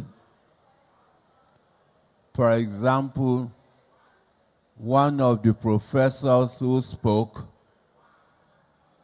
mentioned the event of 1982 when we celebrated what was described as 500 years of the existence of Lagos and 300 years of ownership.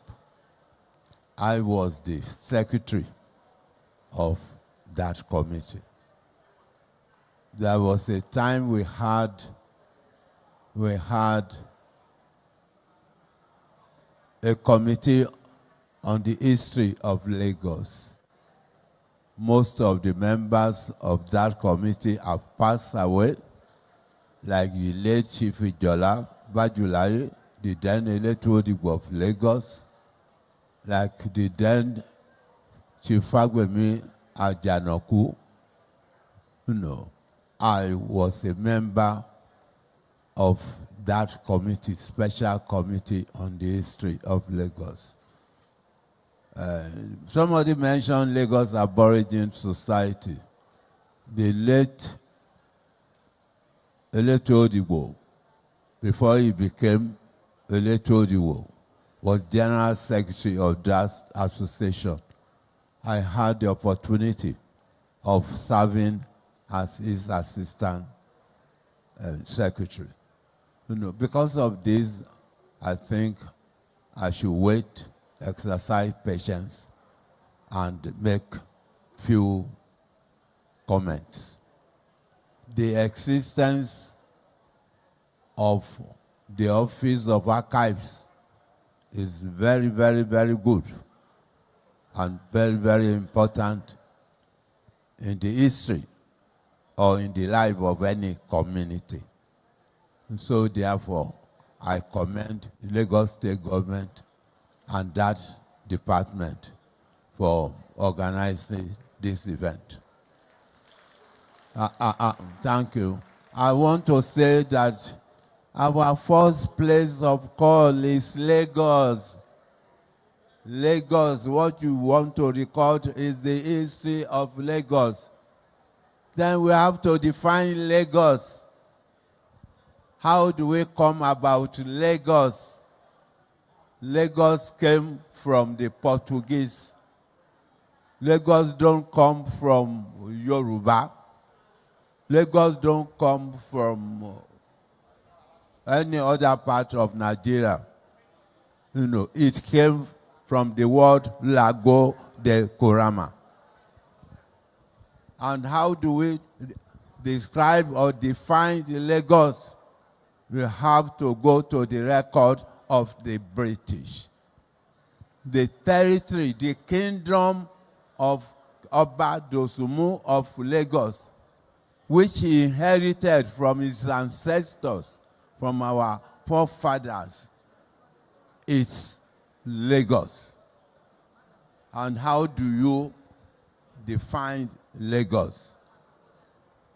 When Dosumu ceded the territory to the British, they took the trouble to have survey and records of the area. And that area was named Colony of Lagos. And it was a separate part from the rest of Nigeria. And that Lagos was, people of Lagos of that time were described as British citizens. They were described British citizens. So those who were from Lagos at that time, when they give them passport, they will put their British citizen. And when they issue passport to other Yoruba people and to other Nigerians, they are described as British protected person. So you have a definition of Lagos. That is the nucleus of what we are having now. So it is that Lagos that belongs to the authority of Igadungan. And how do you define that Lagos? When Nigeria was to be formed, you had Western region. You have Eastern region. You have Northern region. The first place that was done was the colony of Lagos, which later metamorphosed to Lagos State. So, colony of Lagos, extend up to the whole of Ikorodu, the whole of Agege, and the whole of Epe. And let me tell you, when King Dosumu ceded Lagos, King or former King Kosoko also ceded another area of Lagos. So those of you in the universities go into the records. King Dosumu ceded the Epe, Lekki, Epe. That was his own area. It was not part of the area that Dosumu ceded. But all these areas are parts of Lagos State. And the authority of King Dosumu and King Kosoko emanated from Igadungoro.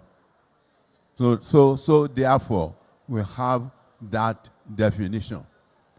And I want to remind you that when we were taken to Western region, the Oba of Lagos, Oba Adele, was one of the six kings. Six Obas were designed as first-class Obas. And the seat of them will sit in the front seat at the House of Chiefs. You remember, I will remind the Saleko people of the drum or the song. Báwa la jù yín lọ, bẹ́yìn la jù wá lọ, Ìbàdé dìbàdàn. When Oba Adele went to the House of Chiefs. And later,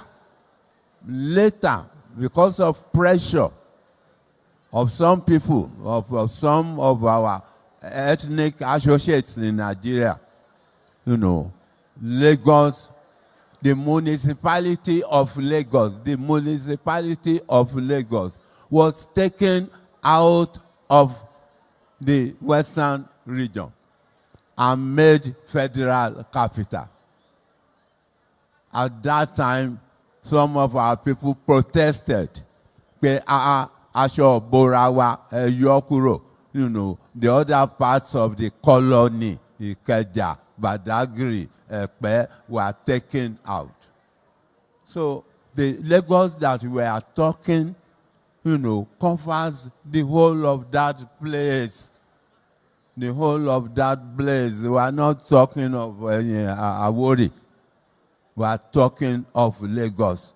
It's the colony of Lagos. And it is that we must protect its records. Let me give you some examples that is very good in respect of archives. In respect of archives.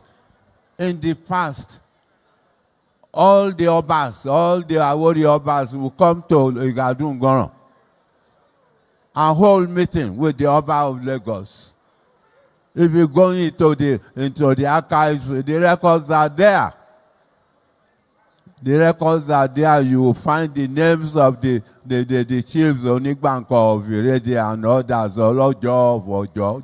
The records are there. So the authority of that kingdom is based at Igadungoro.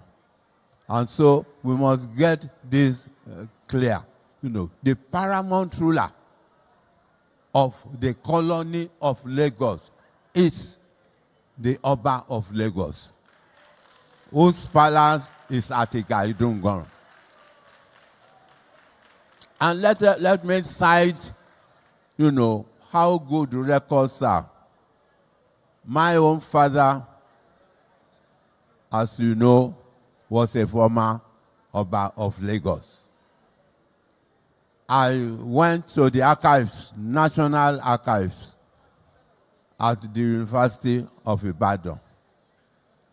And going through the record, I just saw the name of my father.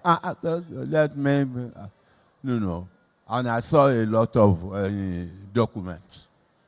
Some of them related to chieftaincy matters.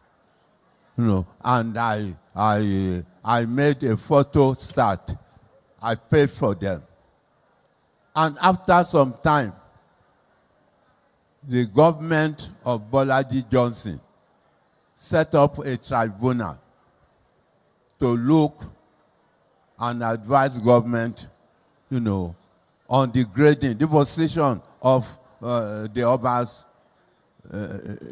in Lagos State. And Oba Adeyinka Oyekon of the blessed memory appointed me to represent, to speak, along with the elders, to speak for Lagos Royal House. And I got to the place, and a number of Obas who were Obas, related to Igadungoron, now says they are paramount ruler, and that they are equals to the occupant of Idungoron. I want to cite one example. I am sorry that I have to cite it, and I will beg the Oniba, the current Oniba, to forgive me for citing this. But it is, I'm doing it in order to enable us get the correct history. The correct history. Today is different. We are living in another world. But let us get the correct position. Nigeria is an independent state now. At one time, we were subject of the British. You cannot erase that. But today, when our president goes to Britain, he will stand shoulder by shoulder with the Prime Minister of Britain. But that does not rob the history. So the then Oniba, gave evidence. And he was asked, what is your position with the Oba of Lagos? The Oniba said, yeah, we are equal. Rank to rank. And I was there representing the Royal House of Lagos. So I had to bring that document, that I collected at the archives. And what does the document say?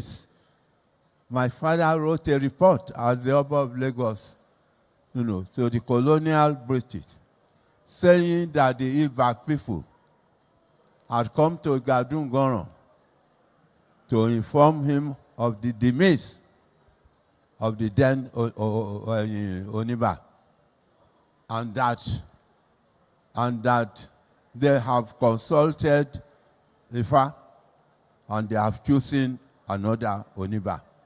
The name of that Oniba was Gbadamosi Shonibare, and that they now come to the Eleko, to the Oba, to give approval.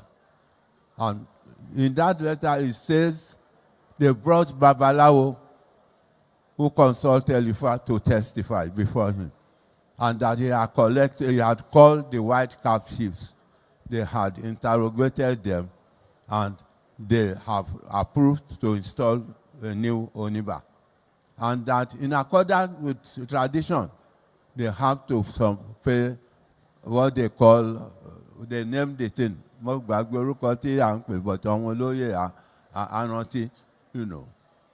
that as soon as they pay them, he will install a new Oniba. That he placed the matter before the government for information. So later, late Gbadamosi Shonibare, I think this is 1928, was installed, as the Oniba. So, but for that record, we will not know the truth.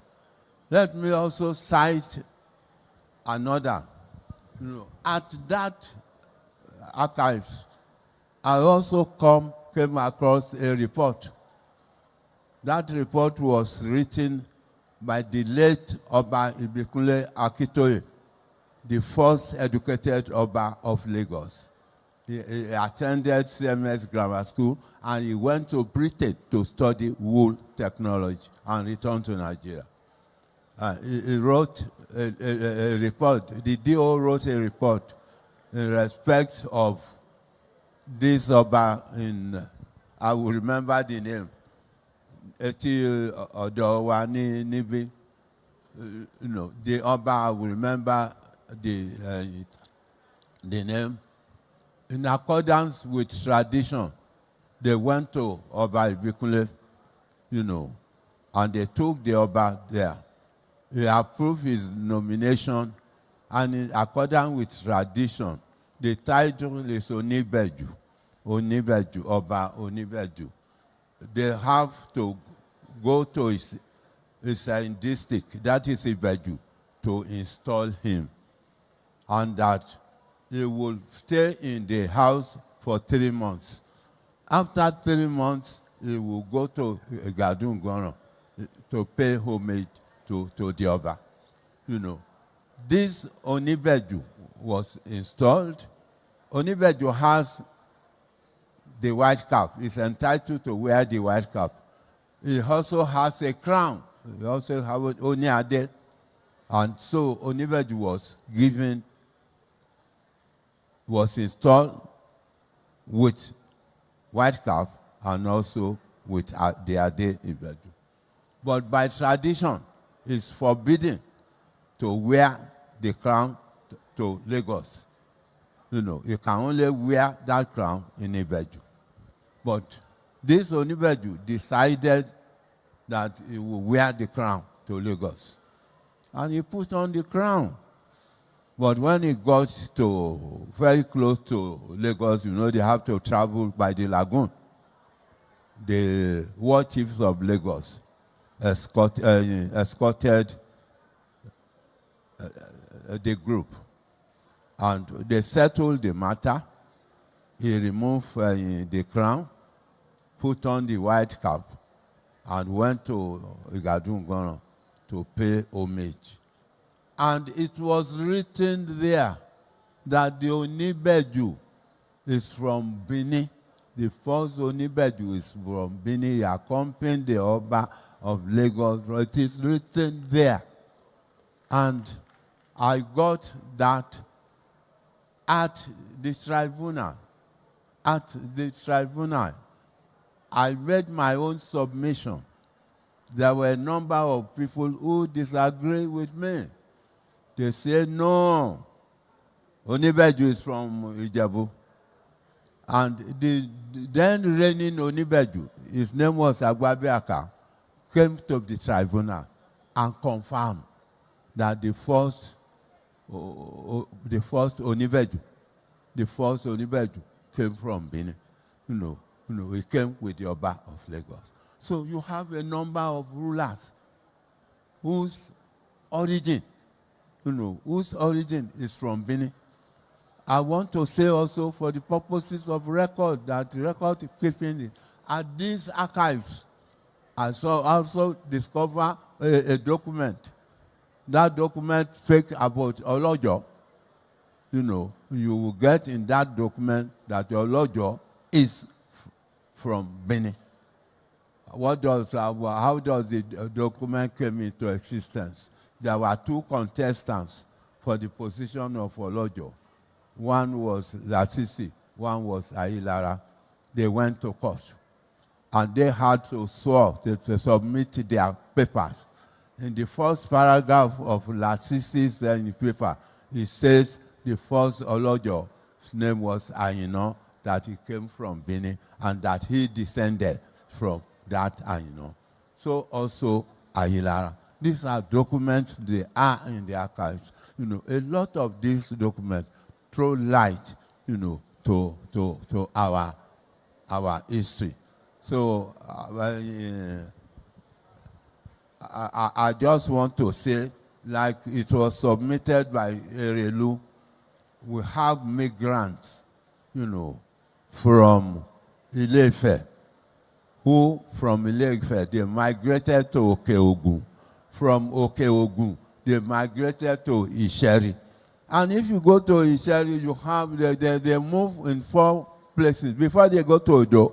So that's why in Isheri, you have Isheri, Olofin, Isheri. You have about 3 Isheris in Ikeja. There are about 3 or 4 Isheris in Ikeja. Even there are other people there who are not from that area. I want to give an example. Professor Fagbo, his father was an Oba at Isheri, an Oba from Akeson, and they claim to be Awori.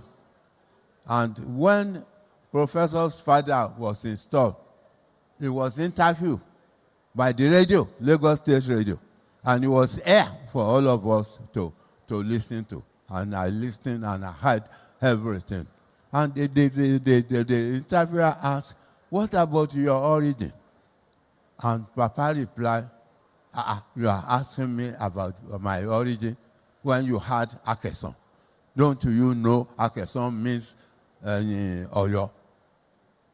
So that you know that a number of Aworis were of Oyo origin. Nígbà tí Ọ̀yọ́ lé tú when the Ogun, when Ogun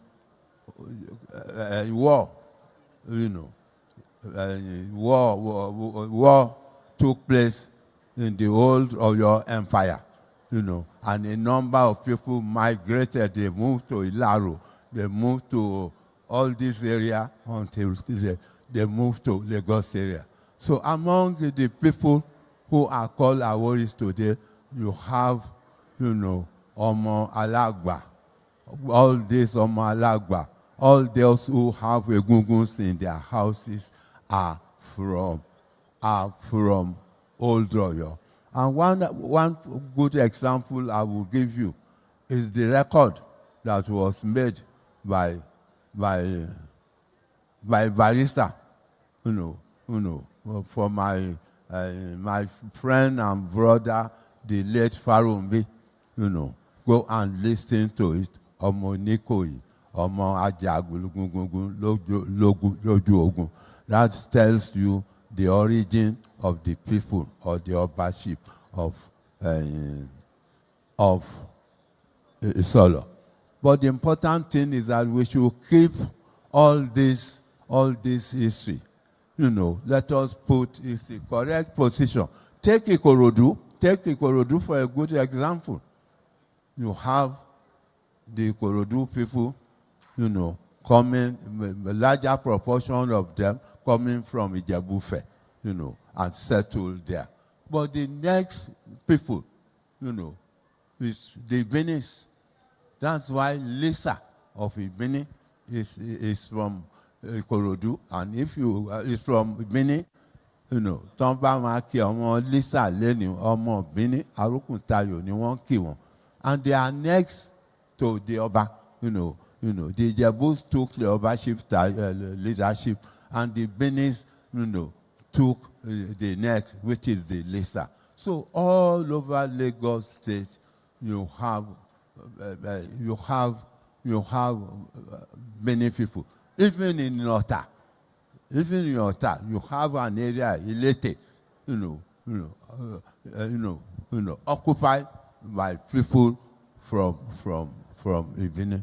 So that I want to recommend that this department should recommend to government the establishment of a special committee for the history of Lagos. It is a continuous exercise. So I thank you for the opportunity given to me. Thank you.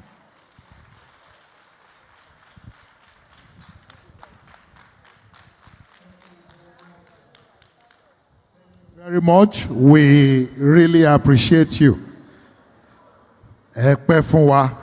Like I told you on Sunday, you are just getting younger by the day.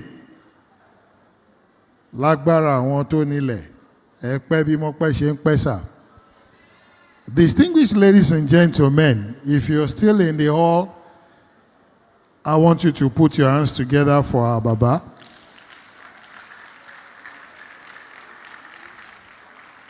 Many of us don't go to the library. We don't go to the archives to retrieve materials. But these are living library and living archives. I pray he will live long, he will be with us for many more years, that we can tap from the fountain of his knowledge. Thank you very much once again, sir. On this note, ladies and gentlemen, we told us earlier on that it will be a continuous thing. We have set the ball rolling. Some of us are not going to allow it to stop here. We'll continue. One of these days, we'll go to Ibile. We're talking about Lagos today. We'll still talk about Ekpe. We'll talk about Ikorodu. We'll talk about Ikeja. We'll talk about Badagry. A lot of questions have come up. And so you'll be able to say, when someone says, where are you from? I'm from Lagos. So no one will tell you you are from a no man's land. That's what we're saying. God bless Lagos State. On this note, ladies and gentlemen, I'd like to invite the Director General of LASRAB, Ms. Toyin Ogunlano, to move the vote of thanks as we come to the end of the program. Thank you very much.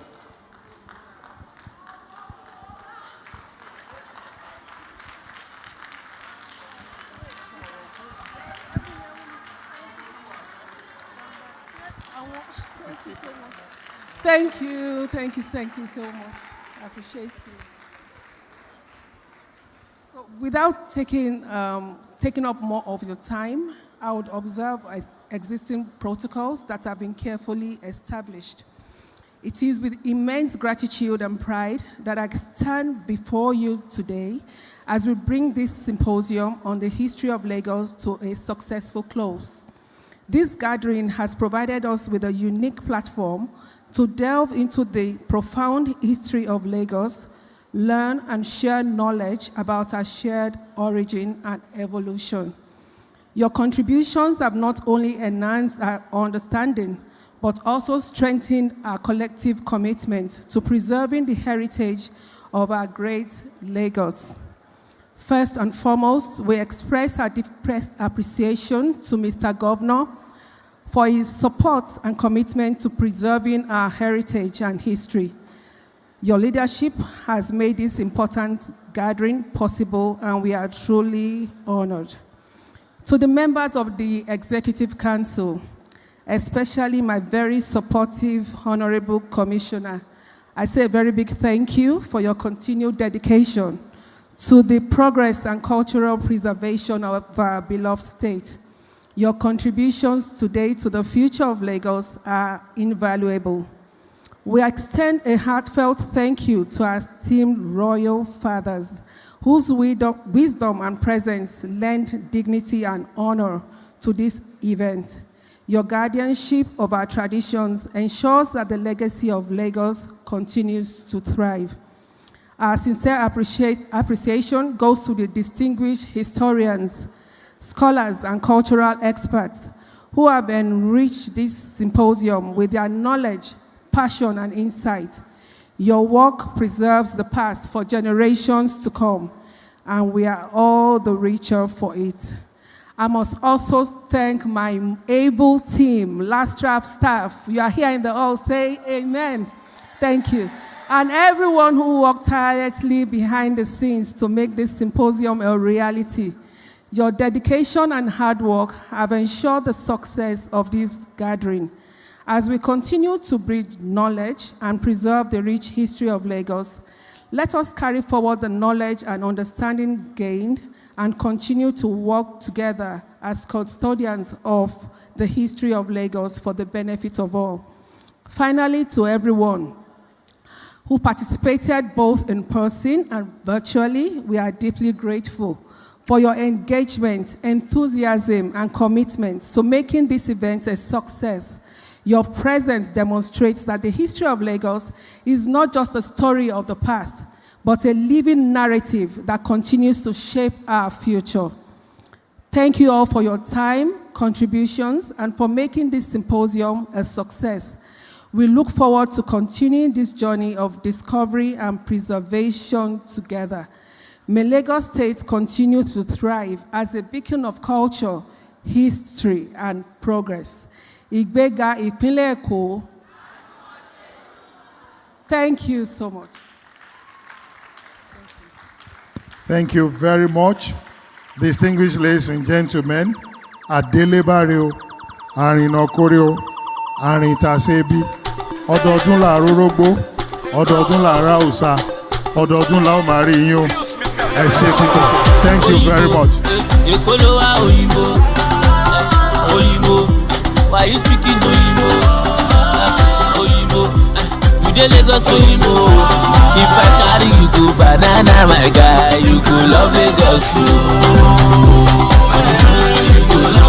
If I carry you go to Elegushi, you go love Lagos. If I carry you go, you my guy, you go love Lagos. Sepe see the police, Governor Ambodoko Foshi, helicopter low for looking. You cannot deny you don't see. Father Kérésì làwọn tèmi ṣá, ọmọ Kérésì wọn lè bá. Kó dùn kó pọ̀ kó pẹ́ làwọn tèmi ṣá, ìtẹ̀síwájú Èkó làwọn tèmi wá. You never finish, ọlọ́pàá don tell you mọ́tò. You never finish, èyí tẹ̀rí yẹn ò ti pọ̀ tó. Òyìnbó, Èkó ló wá òyìnbó. Òyìnbó, why you speaking Òyìnbó? Oyinbo, you dey Lagos Oyinbo. If I carry you go Ikeja, my guy, you go love Lagos, yo. If I carry you go Badagry, my guy, you go love Lagos, yo. If I carry you go to Lagos Island, you go love Lagos, yo. Ele jama, ele tiko, ele bàjẹ́ náà. Central of excellence lẹ́wà in case you don't know. Ìjàyè, ìmàlè, ìjàyè, ìbẹ̀rẹ̀, ìjàyè, àgbàṣì, ìbàṣì, ìmàlè.